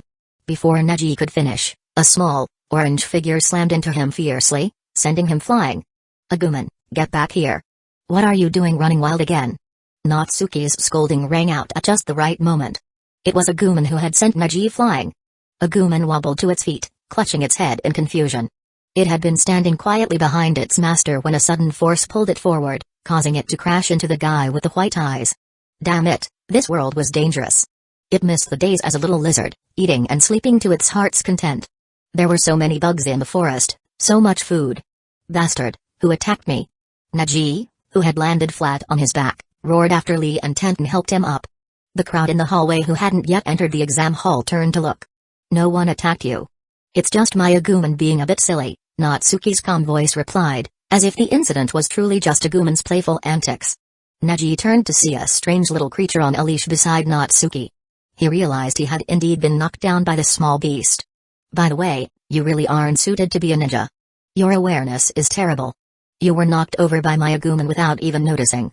If that were an enemy, you'd be dead already. And with your skills, you shouldn't even be in this Chunin exam. Farming might be a better career path for you. Natsuki said indifferently, pulling Hinata along and walking past Neji without a backward glance. You bastard. Seeing Natsuki's arrogant attitude, Neji's anger flared. Veins bulged on his forehead. Neji, the exam is about to start. Don't waste your energy using your Byakugan on this, Tenten quickly intervened. Neji stumbled, nearly falling again. This was the problem with being from the Hyuga clan. He was just angry, his vein bulging, yet everyone assumed he was about to activate his Byakugan for a fight. However, amidst the commotion, Natsuki and the others had already disappeared up the stairs. Forget it. I'll see him in the exam. Neji waved his hand wearily. Natsuki, was it? I'll remember you. Chapter 108, Natsuki, you were so cool back there. Kiba burst into laughter as they climbed the stairs, noticing the others hadn't caught up yet. That was Neji Hyuga, the genius of the Hyuga clan. Well, compared to Natsuki, he's still a bit lacking, isn't he? Kiba recalled the few times Natsuki had displayed his power and felt there was no comparison to those still participating in the Chunin exams. Good thing he's my teammate. Kiba felt grateful once again for his luck during team assignments after graduation. Ignoring Kiba's comments, Natsuki turned to Hinata, who was still looking down. He gently ruffled her hair and said comfortingly, "What's wrong? Don't be afraid. I'm here. No one can hurt you, not even with words." Hinata responded softly but didn't lift her head. Her face was flushed crimson, and her eyes overflowed with happiness. Natsuki standing up for her was so cool. The overwhelming sense of security and the scene replaying in her mind caused puffs of shy, white steam to rise from her head. The trio soon arrived at the exam classroom. Perhaps by special arrangement, Natsuki saw many familiar faces in this room. Team 7, the Inoshikacho trio, Gar's team, the Sound Ninja team led by Dasu, and others. Oh, and there was also Kabuto Yakushi, the double agent. The noisy classroom fell silent for a moment with Natsuki's arrival, and sharp gazes focused on the three of them. Though surprised by the leading boy's good looks, in the strength-oriented ninja world, especially during the Chunin exams, people subconsciously focused on more dangerous opponents. Thus, in the next moment, the foreign ninjas shifted their attention to the renowned Hinata of the Hyuga clan. Only the girls maintained their focus on Natsuki. What a cute-looking boy. A Hidden Leaf Village headband. Damn, another Hidden Leaf Village ninja, Temari's voice rang out, followed by a few grumbles from Kankuro. Natsuki. Natsuki. The seat next to me is empty. I wonder if Natsuki's seat is assigned here? No way, the seats in front and behind me are empty. It must be mine. Natsuki is still so handsome. If I could sit next to him, I'd share the exam answers. I'm really good at the written test. The chattering of the Hidden Leaf Village girls nearly lifted the roof off the classroom. Natsuki responded with a slightly pained wave of his hand, then quickly found his seat and pretended to sleep by slumping over his desk. After all, it was an exam. The seats of acquaintances were separated, with Hinata and Kiba each 2 rows away. Hey, Kabuto. What's the deal with that sleepyhead? He seems really popular, Temari called out to Kabuto, who was not far away. Kabuto had just demonstrated his intelligence-gathering skills, successfully gaining the favor of Naruto's team. Consequently, Temari, who was nearby, also learned that Kabuto possessed information on the examinees. Let me see. Kabuto adjusted his glasses and pulled out a card from seemingly nowhere. It displayed Natsuki's personal information. Natsuki Yui specialties, ninjutsu, kenjutsu. Missions completed, 35D rank, 3C rank, 1B rank, 0A rank, 1S rank. Achievements, created the astonishingly powerful lightning fire dual attribute ninjutsu, the super invincible thunderbolt fireball. Assisted the Hokage in slaying a powerful magical beast, saving the whole of Hidden Leaf Village. Holds the title of Hidden Leaf Village's little hero. Hiss. Kabuto's voice wasn't quiet.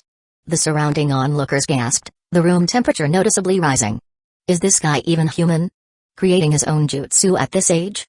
Are you sure he's here for the Chunin exams, not the Jonin exams? What kind of monsters are in this Chunin exam? The Byakugan, the Sharingan, the sand-wielding Gaara. Turns out the biggest monster is this guy. Is there a practical combat assessment in the Chunin exams?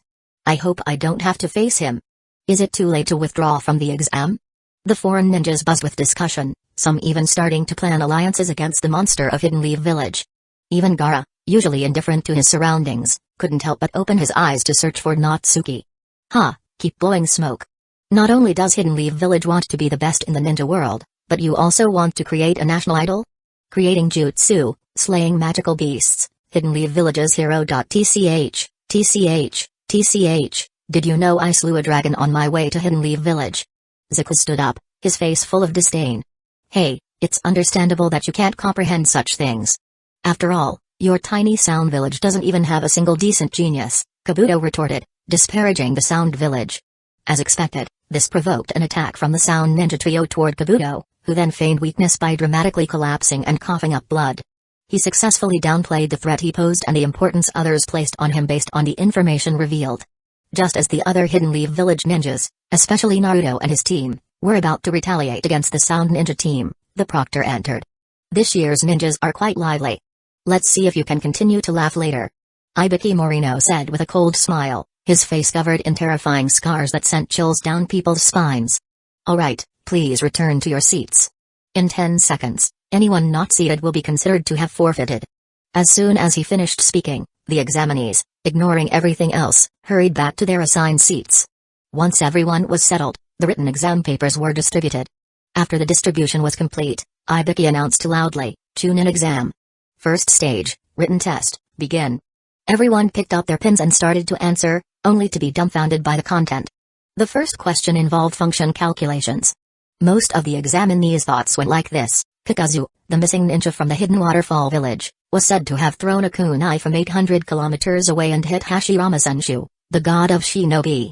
Question: based on the parabolic trajectory shown in the diagram, how high must Kakazu stand to throw a kunai over 800 kilometers and hit the god of shinobi? Math? I don't know, skip.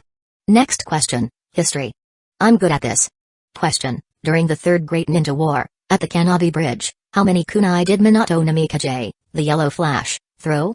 Everyone was stunned. What kind of outlandish questions were these? Were these even answerable? Just as the examinees suspected the proctor was playing a trick on them, a few people began rapidly answering the questions. What kind of monsters are these?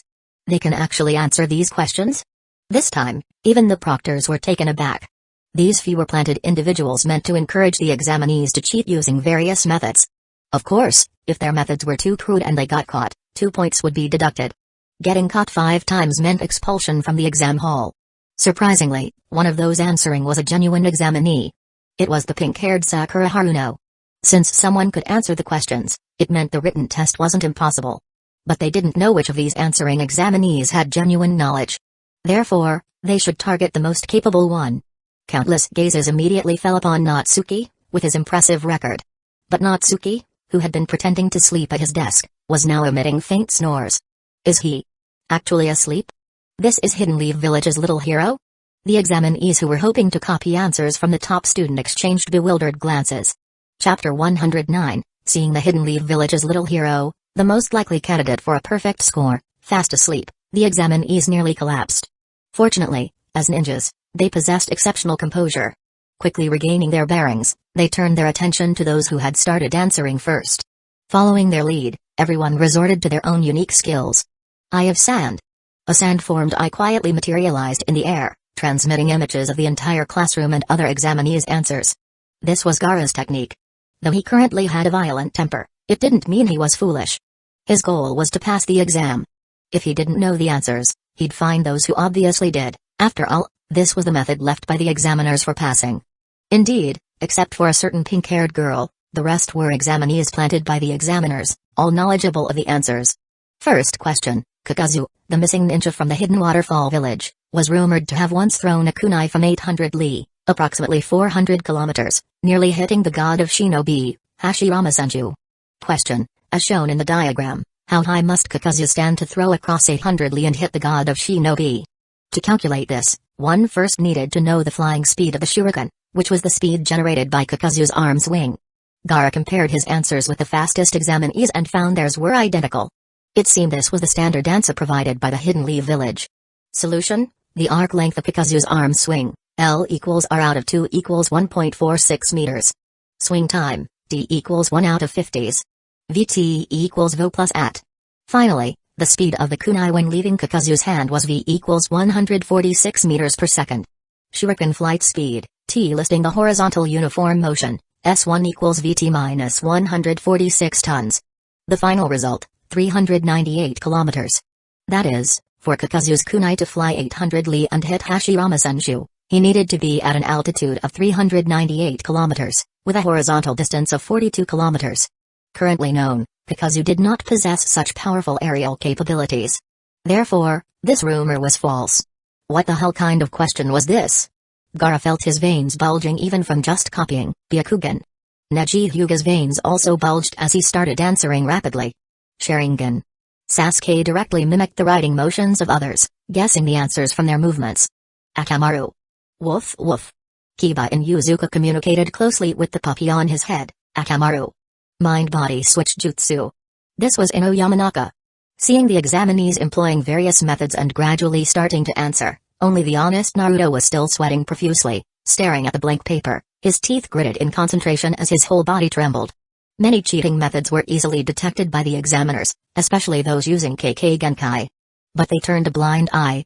However, those who used crude methods, such as passing notes, were caught on the spot. Sure enough, several examinees were soon escorted out of the examination hall. Time ticked by, and many had completed their papers. But many still had blank sheets. Like Naruto, and like Natsuki, who was sound asleep. What's wrong with Natsuki? Can't he answer the questions? No wonder, these questions are too difficult. No, maybe they're too simple for him.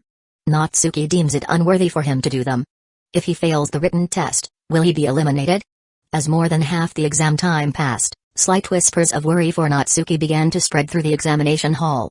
Hey, Natsuki, you still have to rely on me to rescue you. Ino smirked. If Natsuki woke up and knew she had completed the test for him, he would be so touched, right? Thinking of this, Ino hesitated no longer. Her small, delicate hands, hidden beneath the desk, quickly clasped together. Mind-body switch jutsu. Instantly, Ino slumped onto her desk, unconscious.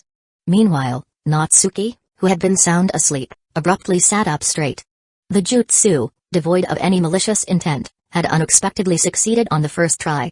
One should know that Ino had previously tried many times to possess Natsuki, to build a closer connection him in a meaningful way, but each attempt had failed. Forget it, no time to dwell on that, I need to answer the questions. In the blink of an eye, she completed 90% of the test. Only the last essay question remained, which no one else knew how to answer. Just then, Sakura's test paper in front of her accidentally revealed more than half a page, clearly displaying the answers to the last 5 big questions. What a good friend she is. Ino silently praised her friend. Because of Natsuki, the two weren't competing for Sasuke and remained good friends. Quickly finishing the answers, Ino quietly released the mind-body switch jutsu. Just as she returned to her body, Ino saw Natsuki, asleep once more in the distance, and couldn't help but smile sweetly again. Yet, a slight regret lingered in her heart. Regret? What? Just now, I controlled Natsuki's body. And then, I actually used it to answer the test? Answering the test was one thing, but I shouldn't have come back so soon. I should have taken a good look. Ino pounded the desk several times in frustration, drawing stares from the surrounding examinees as if she were a lunatic. Indeed, Ino's actions just now, slumping on the desk, then suddenly sitting up, looked like she was having a seizure. And her face too, looked that part. Too scary, better stay away from her. The surrounding examinees from other villages moved their chairs a bit further away. Ino ignored these small fries around her. Her mind was still full on her earlier blunder. No, I have to try again. I can't miss such a good opportunity. Ino slapped her thigh, determined, and clasped her hands together once more. However, just at that moment, the terrifying-looking Ibiki spoke. All right, time's up. Everyone, put down your pencils. The last 3 questions. His booming voice exploded in the silent examination hall. Instantly, Natsuki, who was sound asleep, woke up. Mind-body switch jutsu. At the same time, Ino just completed the hand seals. A long moment passed, yet there was no body switch. Damn it, I failed. That damn scar-faced no-life bastard, why did he have to time it so perfectly? After a moment of stunned silence, Ino pounded the desk in frustration again, her face contorting like a demon. Now, I will announce the 10th question of the exam. Ibiki's icy gaze swept across the entire room. Alright, finally the last question? Natsuki rubbed his sleepy eyes. Familiar with the plot, He had long decided to only answer the last question. Then, he saw his own test paper, which should have been blank, filled with neat handwriting. What? Did my test paper gain sentience? It actually answered itself? Chapter 110, Now, I will announce the 10th question of the exam. Ibuki's icy gaze swept across the room. A terrifying aura like they were about to be interrogated washed over the examinees. Some timid ones unconsciously fell into his rhythm, subconsciously gulping and nervously awaiting the proctor's words. You can choose to answer or not answer this question. If even one person chooses not to answer, then the entire 3-person team will be disqualified. You can then wait until the next Chunin exams to participate again. If you choose to answer, those who answer incorrectly will be permanently barred from ever taking the Chunin exams again. Do you understand? You maggots, make your choice. Ibuki slammed his hand on the podium. His head, covered in gruesome scars, coupled with a sinister sneer and terrifying presence, frightened some examinees into falling to the floor. It must be said that for examinees with weak willpower, Ibuki Morino, a proctor specializing in psychology whose daily work involved interrogating criminals and spies, was a demon. Most importantly, the rules of this 10th question were simply too outrageous. If you answered incorrectly, you would never be able to become a Chunin. In this era, ninjas were divided into Geinin, Chunin, and Jonin. Each promotion granted more mission choices and priority in becoming the middle management. Ordinary ninjas who wanted to stand out rose through the ranks in this manner. Of course, this excluded the unorthodox, exceptionally strong Geinin, like the main characters of the Rookie 12. How could there be such an absurd question? I thought the written exam was outrageous enough, but I didn't expect this 10th question to be even more so. Being a Geinin for life? You don't have the right to make this decision for us. After all, they were ninjas. Some examinees overcame their fear and loudly questioned Ibuki. What a joke indeed, it was such a severe punishment. Didn't that render all their hard work, all their skillfully copied answers, useless? Hee, this is the joint Chunin exams. The leaders of your villages are also here. Perhaps, you can't try challenging whether I have this authority or not? Ibuki sneered again, further intimidating these recent graduates. What a joke. I don't want to be a Geinin for the rest of my life. You agree, right? Finally, one examinee, unable to bear the pressure, suggested to his teammates that they forfeit. They could always take the exam again next time. Thus, several teams successively forfeited. Seeing the bandwagon effect, as more and more people were about to leave, Naruto suddenly slammed his hand on the table and passionately shouted, "What a joke! I, Naruto Uzumaki, am going to become Hokage." A speech filled with unwavering will and belief in his ninja way brought everyone back to their senses. Even if I remain a Geinin for life, I will become Hokage, just you watch. From this moment on, the infectious power of Naruto's art of negotiation began to influence countless people. It had to be said, he was indeed the reincarnation of Azura. Natsuki, familiar with the plot, also nodded. Compared to watching the anime in his previous life, experiencing this firsthand was even more shocking. Naruto's greatest strength was still his art of negotiation. Ibuki Morino also looked at Naruto in surprise, finding that the wavering hearts of the surrounding examinees had become firm again. He could only helplessly announce that all those who remained had passed. He then explained the meaning behind this final question. Just as Ibuki finished speaking. Crash. With a loud bang, a figure crashed through the classroom window. Anko Mitarashi, dressed in a fishnet shirt and with a bold demeanor, burst in. She first glanced at Ibuki, sarcastically remarking, "You actually let so many survive." Then, turning to face the examinees, she said, "Don't get too excited, rookies. I am the proctor for the second exam, Anko Mitarashi. What comes next is the true test of your abilities." The first Chunin exam concluded with Anko's grand entrance. The second exam would take place tomorrow, in the terrifying forest of death. When Natsuki returned home, his sister, Kurenai Yui, was already busy in the kitchen. "Why are you back so early today? Don't you have to go on missions and help maintain order in the village?" Natsuki asked as he closed the door and changed into slippers at the entrance. As soon as your exam finished, I immediately requested leave. My dear little brother is participating in such an important Chunin exam, of course, I have to find time to take care of you, Kurenai said, carrying a plate of braised pork. Dressed in loose-fitting pajamas and slippers, she walked out with a pad. Outside, Kurenai was a stern jonin and a serious team leader. But at home, she was a doting older sister. "Don't worry, the Chunin exams are so easy. Just wait for your little brother to take first place," Natsuki said, helping to carry out a dish of boiled fish. "Haha, you're just bragging. Many strong ninjas from various villages have come this time. While I have confidence in you, you still need to be careful. The path of a ninja requires caution above all else. Tomorrow, your exam will be in the Forest of Death. It's a closed-off area. You'll be locked in for several days, surrounded by enemies everywhere. You won't even be able to sleep soundly. Let's see if you're scared then. Kurenai wrinkled her nose and lightly tapped Natsuki's head, reminding him not to be so arrogant. Natsuki pretended to be in pain, clutching his head. Okay. I'll be careful, nagging old crook. Huh? What did you say? HMMMM. Ha. Forget it, I'll eat all the food tonight myself.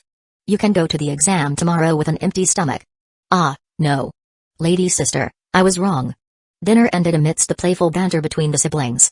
Back in the bedroom, Kurenai helped Natsuki pack several storage scrolls. Besides numerous combat tools, the scrolls contained a large pile of daily necessities, such as tents, blankets, wash basins, and even a chamber pot. She even stuffed in several bento boxes. Sis, aren't we prohibited from bringing our own food according to the exam rules? Natsuki asked, his eyelids twitching. Silly, rules are meant to be broken. Do you really think they can check each and every one of your storage scrolls? Besides, it's not for you to eat as soon as you enter. It's only for when you can't find food in the Forest of Death. It's better to be safe than sorry.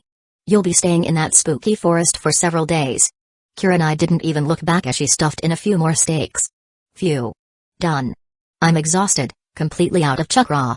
Kurenai clapped her hands and let out a long sigh. Fine beads of sweat had indeed appeared on her forehead. Thank you, sister. It's so nice to have such a caring sister, Natsuki said sincerely, looking at the mountain of storage scrolls before him. His eyelids twitched again. She almost emptied the entire house. Humphrey. Isn't this what I should do? What are you still standing there for? Go to bed. You have the exam tomorrow. Kurenai turned around, seeing Natsuki still standing there, and shooed him toward the bed. It's only 8 o'clock. Who can fall asleep so early? Natsuki said, gesturing towards the clock on the wall. Why don't you go take the exam, sister? I think you're more energetic than me. Go take your exam. I'm a Jonin. Sleep, even if you can't. Rest your eyes. If you keep joking, sister will have to use her ultimate move. Kurenai tapped Natsuki's head again. Natsuki, who usually bullied others, didn't dare talk back in front of his sister at this moment. He obediently got into bed, turned off the lights, and lay down.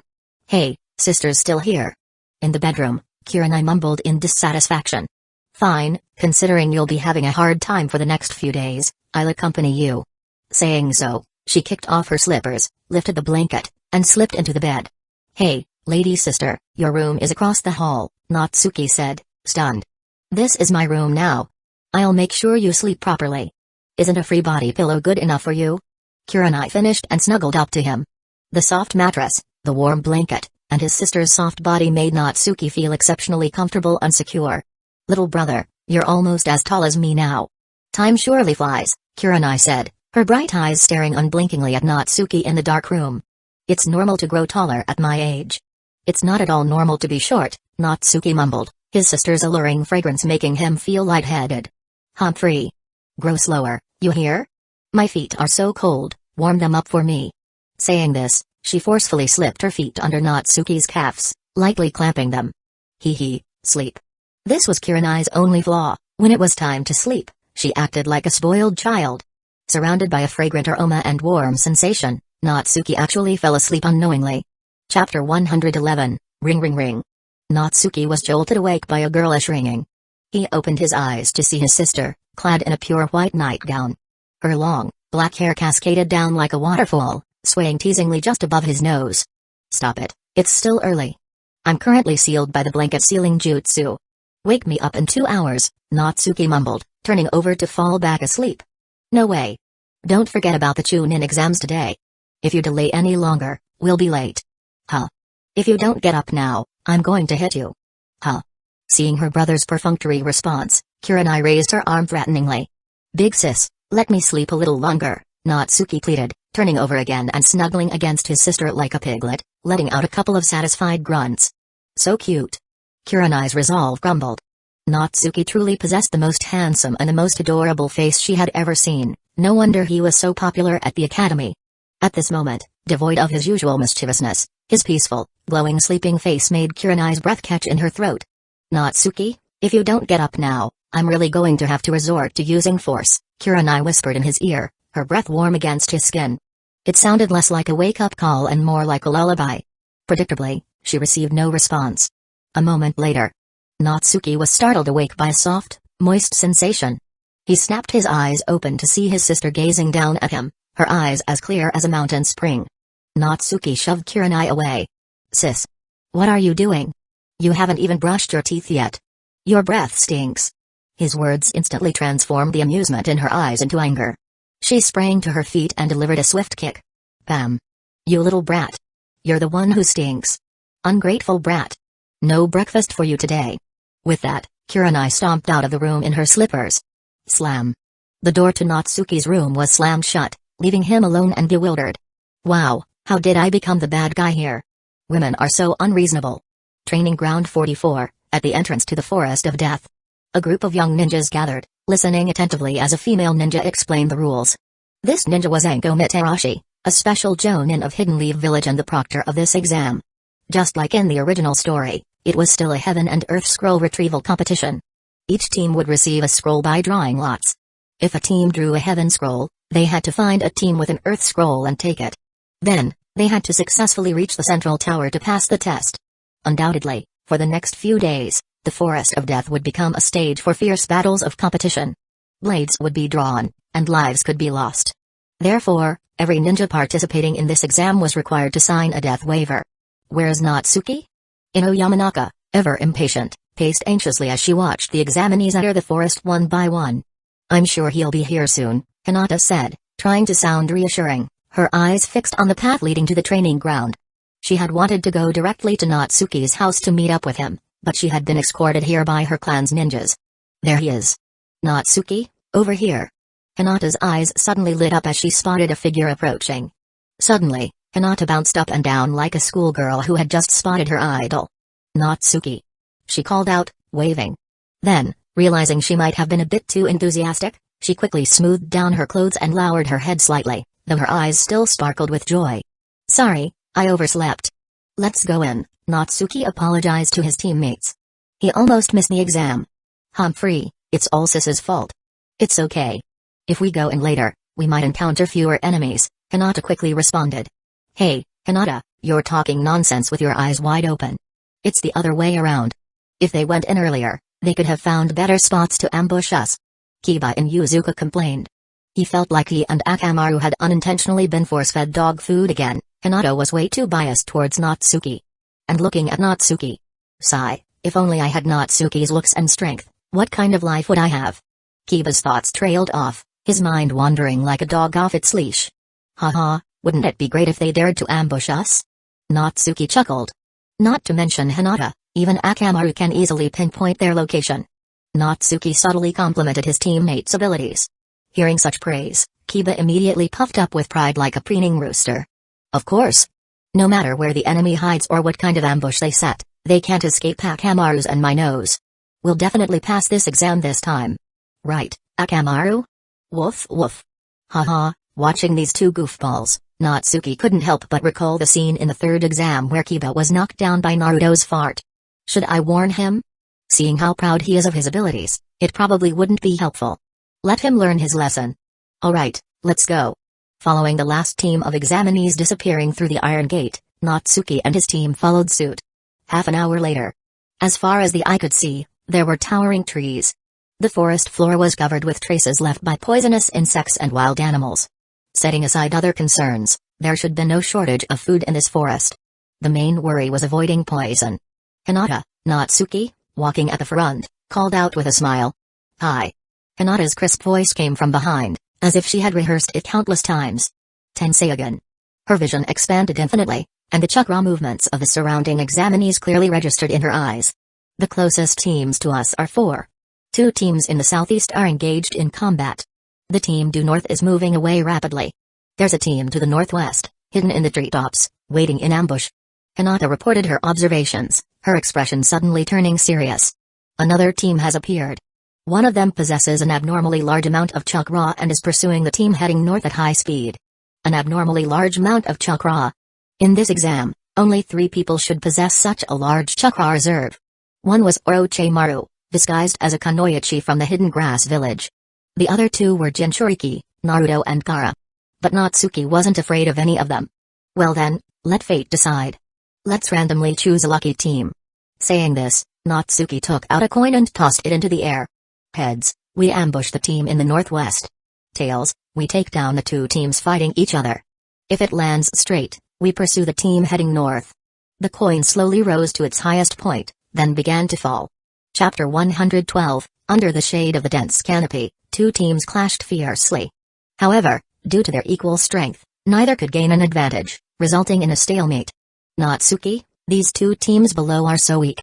Aside from the basic three-body jutsus, they don't know any other jutsu. Can I go down and finish them off? Kiba, perched on a tree branch, suggested eagerly. Natsuki had flipped tails, so they had chosen to pursue these two battling teams. Quiet. Let's watch the show. Wouldn't it be better to go down and reap the rewards after they've tired themselves out? Here, have some fruit. Natsuki tossed an apple to Kiba.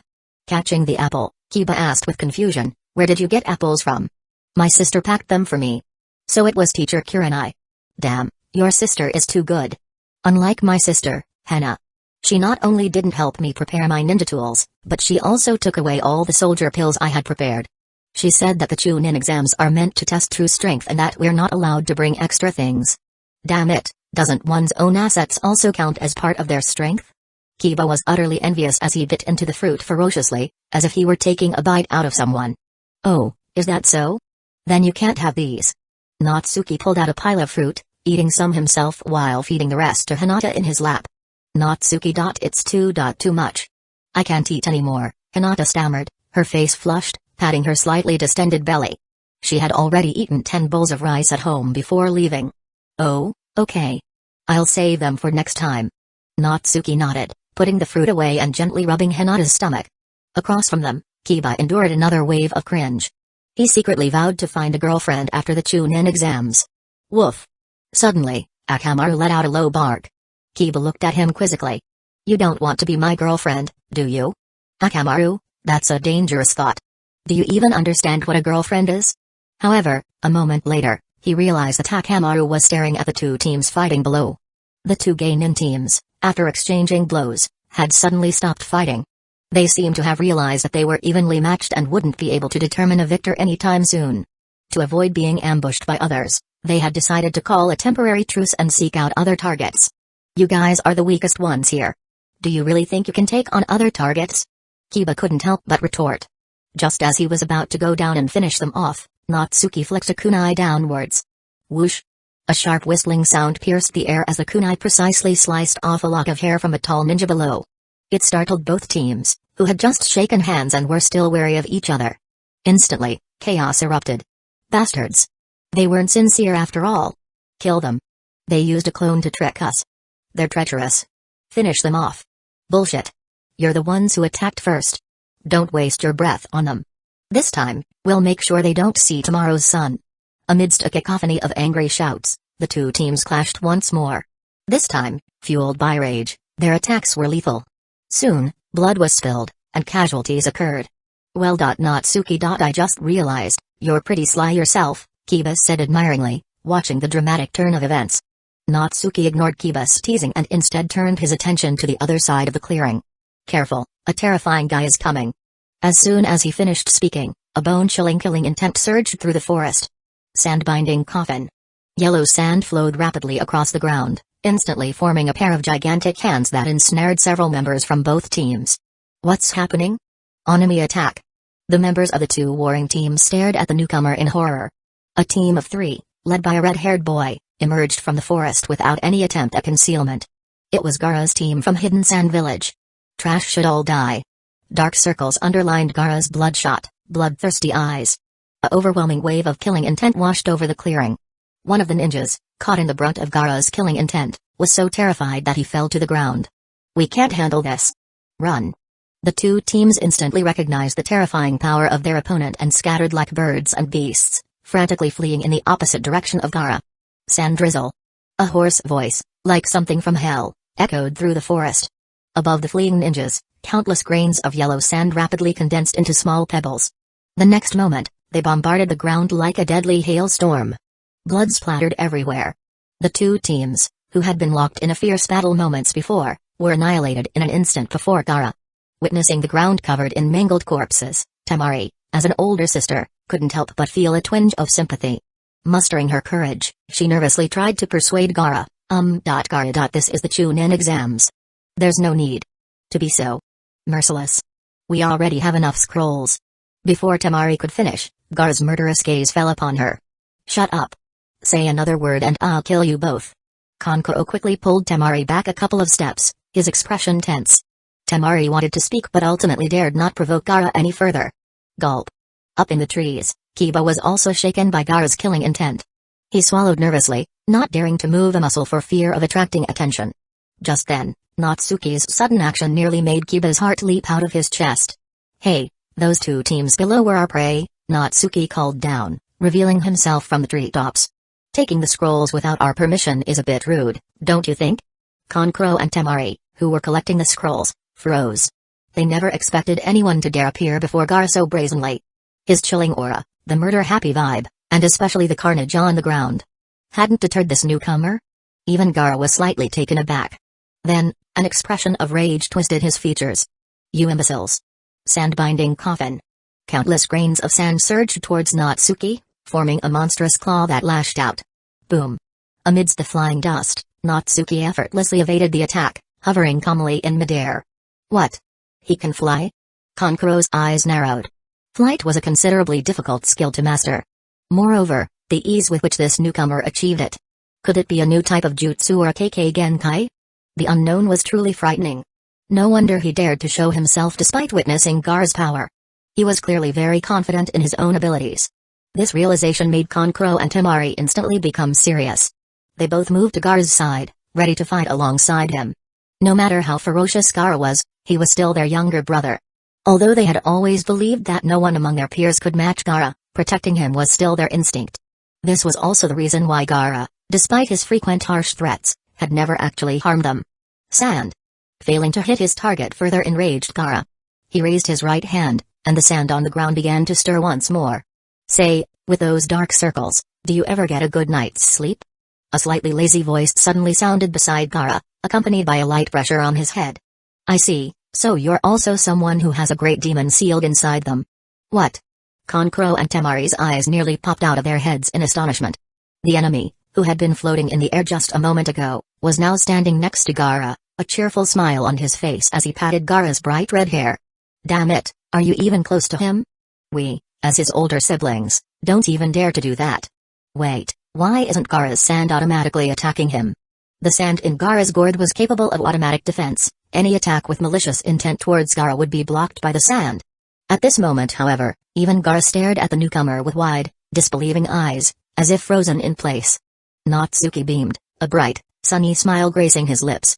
See, you look quite cute when you're not scowling. It must be tiring carrying that burden all these years. How about joining my Dimensional Ends congregation? We seal away great demons that threaten the world. You'll finally be able to get a good night's sleep. Chapter 113. For a moment, Gaara was mesmerized by Natsuki's bright, cheerful smile. More importantly, his sand hadn't automatically reacted defensively, which was unbelievable. It had never happened before. Anyone who dared approach him with ill intent was usually strangled by the sand before they could even act. Did this guy want to be his friend? A warmth bloomed in Gaara's chest. Could he have a friend? But the next instant, he felt something touch his head. Gaara's good mood vanished in a flash, replaced by a ferocious glare. I'll kill you. Killing you will prove my worth. A maniacal grin twisted his lips as a torrent of sand erupted from the gourd on his back. It's over. Gaara's lost control again. Kankuro's face paled as he leaped back. Sigh, acting foolish again. Looks like I'll have to knock some sense into you, Natsuki said nonchalantly, completely unconcerned by the ominous yellow sand. His body seemed to defy gravity, floating away like a phantom. At the same time, he flicked his right wrist. A powerful repulsive force slammed into Gaara's small frame, sending him flying like a cannonball. Boom. Boom. Boom. Towering trees splintered and crashed as a thick cloud of dust and smoke billowed into the air. Gaara! Temari screamed and rushed towards her brother, intending to check on his injuries and use the opportunity to escape from this terrifying enemy. The attack had been too bizarre. A simple wave of the hand had sent Gaara flying, his condition unknown, Was this still the Chunin exams? How could such a terrifying opponent exist? It was the first time they had seen their brother defeated so easily. Both Temari and Kankuro were utterly shocked. Don't worry, your brother's tough. That little attack won't break through his double defenses, Natsuki's voice drifted down from above. Kankuro took the puppet off his back and stared warily at the boy floating in the air.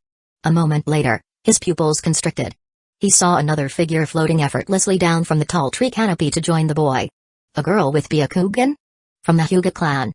The two were undoubtedly powerful enemies. No, a team has 3 members. There should be one more.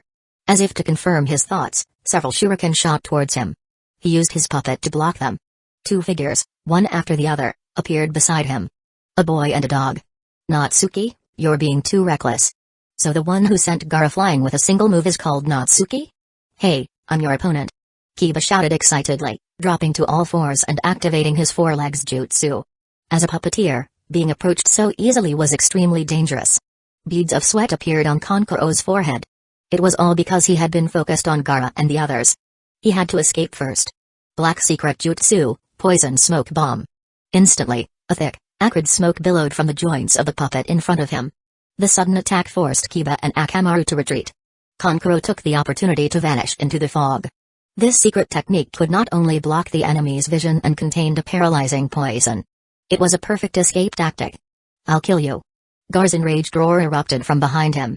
Although usually afraid of his younger brother, Kankuro felt a strange sense of security hearing his voice now. The next moment, Gaara emerged from the swirling smoke, his face contorted in a terrifying grimace. Several horrifying cracks marred his normally smooth face. The sand armor's defense is truly impressive, Natsuki chuckled, further enraging Gaara. Sand drizzle. The yellow sand on the ground surged up like a flood, transforming into countless projectiles that hurtled toward Natsuki and Hinata. But the two were no longer where they had been. You're a slow man, you can't hit us. While he had been commenting on the sand armor, Natsuki had pulled Hinata back, drifting away from the attack. Gaara's forehead pulsed with a network of bulging veins. After only 2 exchanges, rage consumed him. Gaara, calm down. Don't forget the mission father gave us, Temari warned anxiously from beside him. She was terrified he would completely lose control and unleash the One Tail. Her words brought Gaara back to his senses somewhat, but his fury remained undimmed. He shot his sister a cold glare before charging towards Natsuki and Hinata. Such a bad temper for someone so young, Natsuki's voice rang out. I'll let my pet play with you for a bit. I choose you, Agumon. Go. With a shout, a small, dinosaur-like creature dashed out from the nearby bushes. It leaped into the air and launched a small fireball towards Gaara. Poof. Gaara simply raised a hand, his sand transforming into a whip that swatted the fireball out of existence long before it could reach him. He then nonchalantly smacked Agumon into a nearby tree trunk, sending it tumbling to the ground like a rag doll. Gaara scoffed. This weakling felt more like a stress reliever than an opponent. Is this supposed to be some sort of joke? However, Gaara's dismissive attitude only served to infuriate the energetic Agumon. It roared and charged again. But before it could reach Gaara, his automatically activated sand defense ensnared it, burying most of its body, leaving only its head sticking out. Undeterred, Agumon opened its mouth and launched another small fireball. While it had no effect whatsoever, still being effortlessly blocked by the sand, it successfully ignited Gaara's rage. You! I will kill you too. Sand binding. Gaara slowly closed his right hand, the sand around Agumon tightening its grip, threatening to engulf it completely. Agumon. You are the bravest. Give it your all and dig evolve. Natsuki's voice called out clearly from above. He raised his right hand, aiming it at Agumon. If the dig evolution failed, he would use his gravity manipulation to pull it out of danger. Roar. Agumon struggled violently, sending sand flying, but it couldn't escape the sand's hold. It felt a faint pull of gravity reaching it. It knew that was its master's power, coming to save him. But it hadn't done anything. All this time, despite his master's eccentric personality, he had been cared for, fed delicious roasted meat. Did he deserve his master's care? Below, the boy with the dark circles around his eyes displayed a cruel, bloodthirsty smirk. Sand burial. Gaara's right hand finally closed into a fist, the surrounding sand crushing inwards. A spray of blood erupted. What? My gravity didn't pull it out? Agumon is resisting my help. Natsuki was stunned. The next moment, a blinding pillar of light shot into the sky. Agumon, dig evolve. A voice, unique to Agumon, suddenly resounded. Chapter 114, a blinding light ripped through the sand that encased Agumon. A massive, imposing figure emerged from within the radiant column. Aguman dig evolved into Greymon. Aguman, who had been less than half a person tall, instantly transformed into a colossal being nearly 6 meters high. Its head was covered in chitinous plating like a beetle's, resembling a helmet. Razor-sharp claws, enormous, ferocious horns, every part of its body was a weapon, highlighting Greymon's power. This. What is this? Temari gaped, witnessing a live evolution for the first time. Was that even a thing? Careful, that summoned beast is dangerous. Kankuro emerged from the concealing mist. He had forgotten about Kiba, his attention completely focused on the monstrous creature that had just appeared. Amazing. It just evolved. Did you see that, Akamaru? Kiba stared at Greymon with undisguised excitement. Such an intimidating partner was exactly what he dreamed of. If only Akamaru could evolve like that too. His eyes were filled with envy. Roar. With a deafening roar, Greymon locked onto its target, Gaara. It charged, the ground trembling beneath its massive feet. Shield of sand. Gaara's sand formed a gigantic sphere, completely encasing him in a protective barrier. Boom. Greymon's 3 horns slammed into the sand sphere, plowing it dozens of meters away, leaving a trail of toppled trees in its wake. How dare you? A mere summon beast. I'll kill you. Die. Gaara's face, visible within the half-destroyed sand sphere, was contorted in a furious snarl. Others might be intimidated by this beast, but compared to the colossal nightmare of a demon that had tormented him for years, this was child's play. Sand-binding prison. The sand beneath Greymon's feet shifted and collapsed, a wider and more encompassing version of the previous sand-binding technique attempting to bury it alive. Not enough. Greymon swayed but remained standing. Sand hand. A giant hand formed of sand slammed down towards Greymon. Greymon, use Nova Blast. Natsuki's command came from above. As if triggered by a command prompt, the newly evolved Greymon instinctively opened its massive jaws and unleashed a gigantic, intensely hot fireball. The sand in its path vitrified instantly. This time, a flicker of alarm crossed Gaara's face. Boom. The giant explosion detonated against the sand hand, a raging inferno erupting. Gaara's small form was sent flying through the air, trailing thick smoke. Gaara. Kankuro, quickly go check on Gaara. I'll hold them off. Temari yelled as she pulled out her giant fan. With a powerful gust of wind, she extinguished the approaching flames and fanned the smoke away. If something happened to Gaara, they wouldn't be spared. These enemies were too strong. They couldn't even defeat their summoned beast, let alone the summoners themselves. Gaara at this stage is still a bit too weak, unless he uses the feigning sleep jutsu and summons the One Tail. Natsuki observed from above. He could see that a large portion of Gaara's sand armor had been shattered. However, it was still difficult to truly injure him. The vast amount of tailed beast chakra was rapidly repairing the armor. Well, a lesson is enough. I shouldn't let him unleash the One Tail here. Of course, he still needed the scroll. Natsuki slowly raised his right hand, aiming it at Temari below. The scrolls from the 2 teams that Gaara had defeated earlier were in her possession. Universal pull. Temari, fully focused on Greymon while using her wind style to extinguish the surrounding flames with powerful gusts of wind, suddenly felt an irresistible force pull her upwards. And then, she was airborne. Her eyes widened in terror. The feeling of weightlessness and the loss of control overwhelmed her. Her fan slipped from her grasp as she flailed her limbs uselessly in the air. The next moment, her slender neck was caught in Natsuki's hand. He held the panicked Temari aloft as if she were a kitten. Don't move, or you'll fall and break yourself, his voice sounded teasing. Temari finally focused on the figure beside her. Natsuki was looking at her with a smile, the sunlight creating a dazzling halo behind him. He ***** beautiful. Temari's heart skipped a beat. She had never seen anyone so captivating. No, wait. He's the enemy, a demon. Even Gaara is no match for him. Temari quickly banished the nascent flicker of attraction, forcing herself to see Natsuki as a threat. Hand over the scrolls you collected. They were ours to begin with, Natsuki said without preamble, subtly admiring Temari's figure. Since arriving in this world, he had been interested in every character from the original story, especially the girls. However, with Hinata so close, he couldn't afford to jeopardize his shining image. Nonsense. Gaara fought hard for those. How can you say they're yours?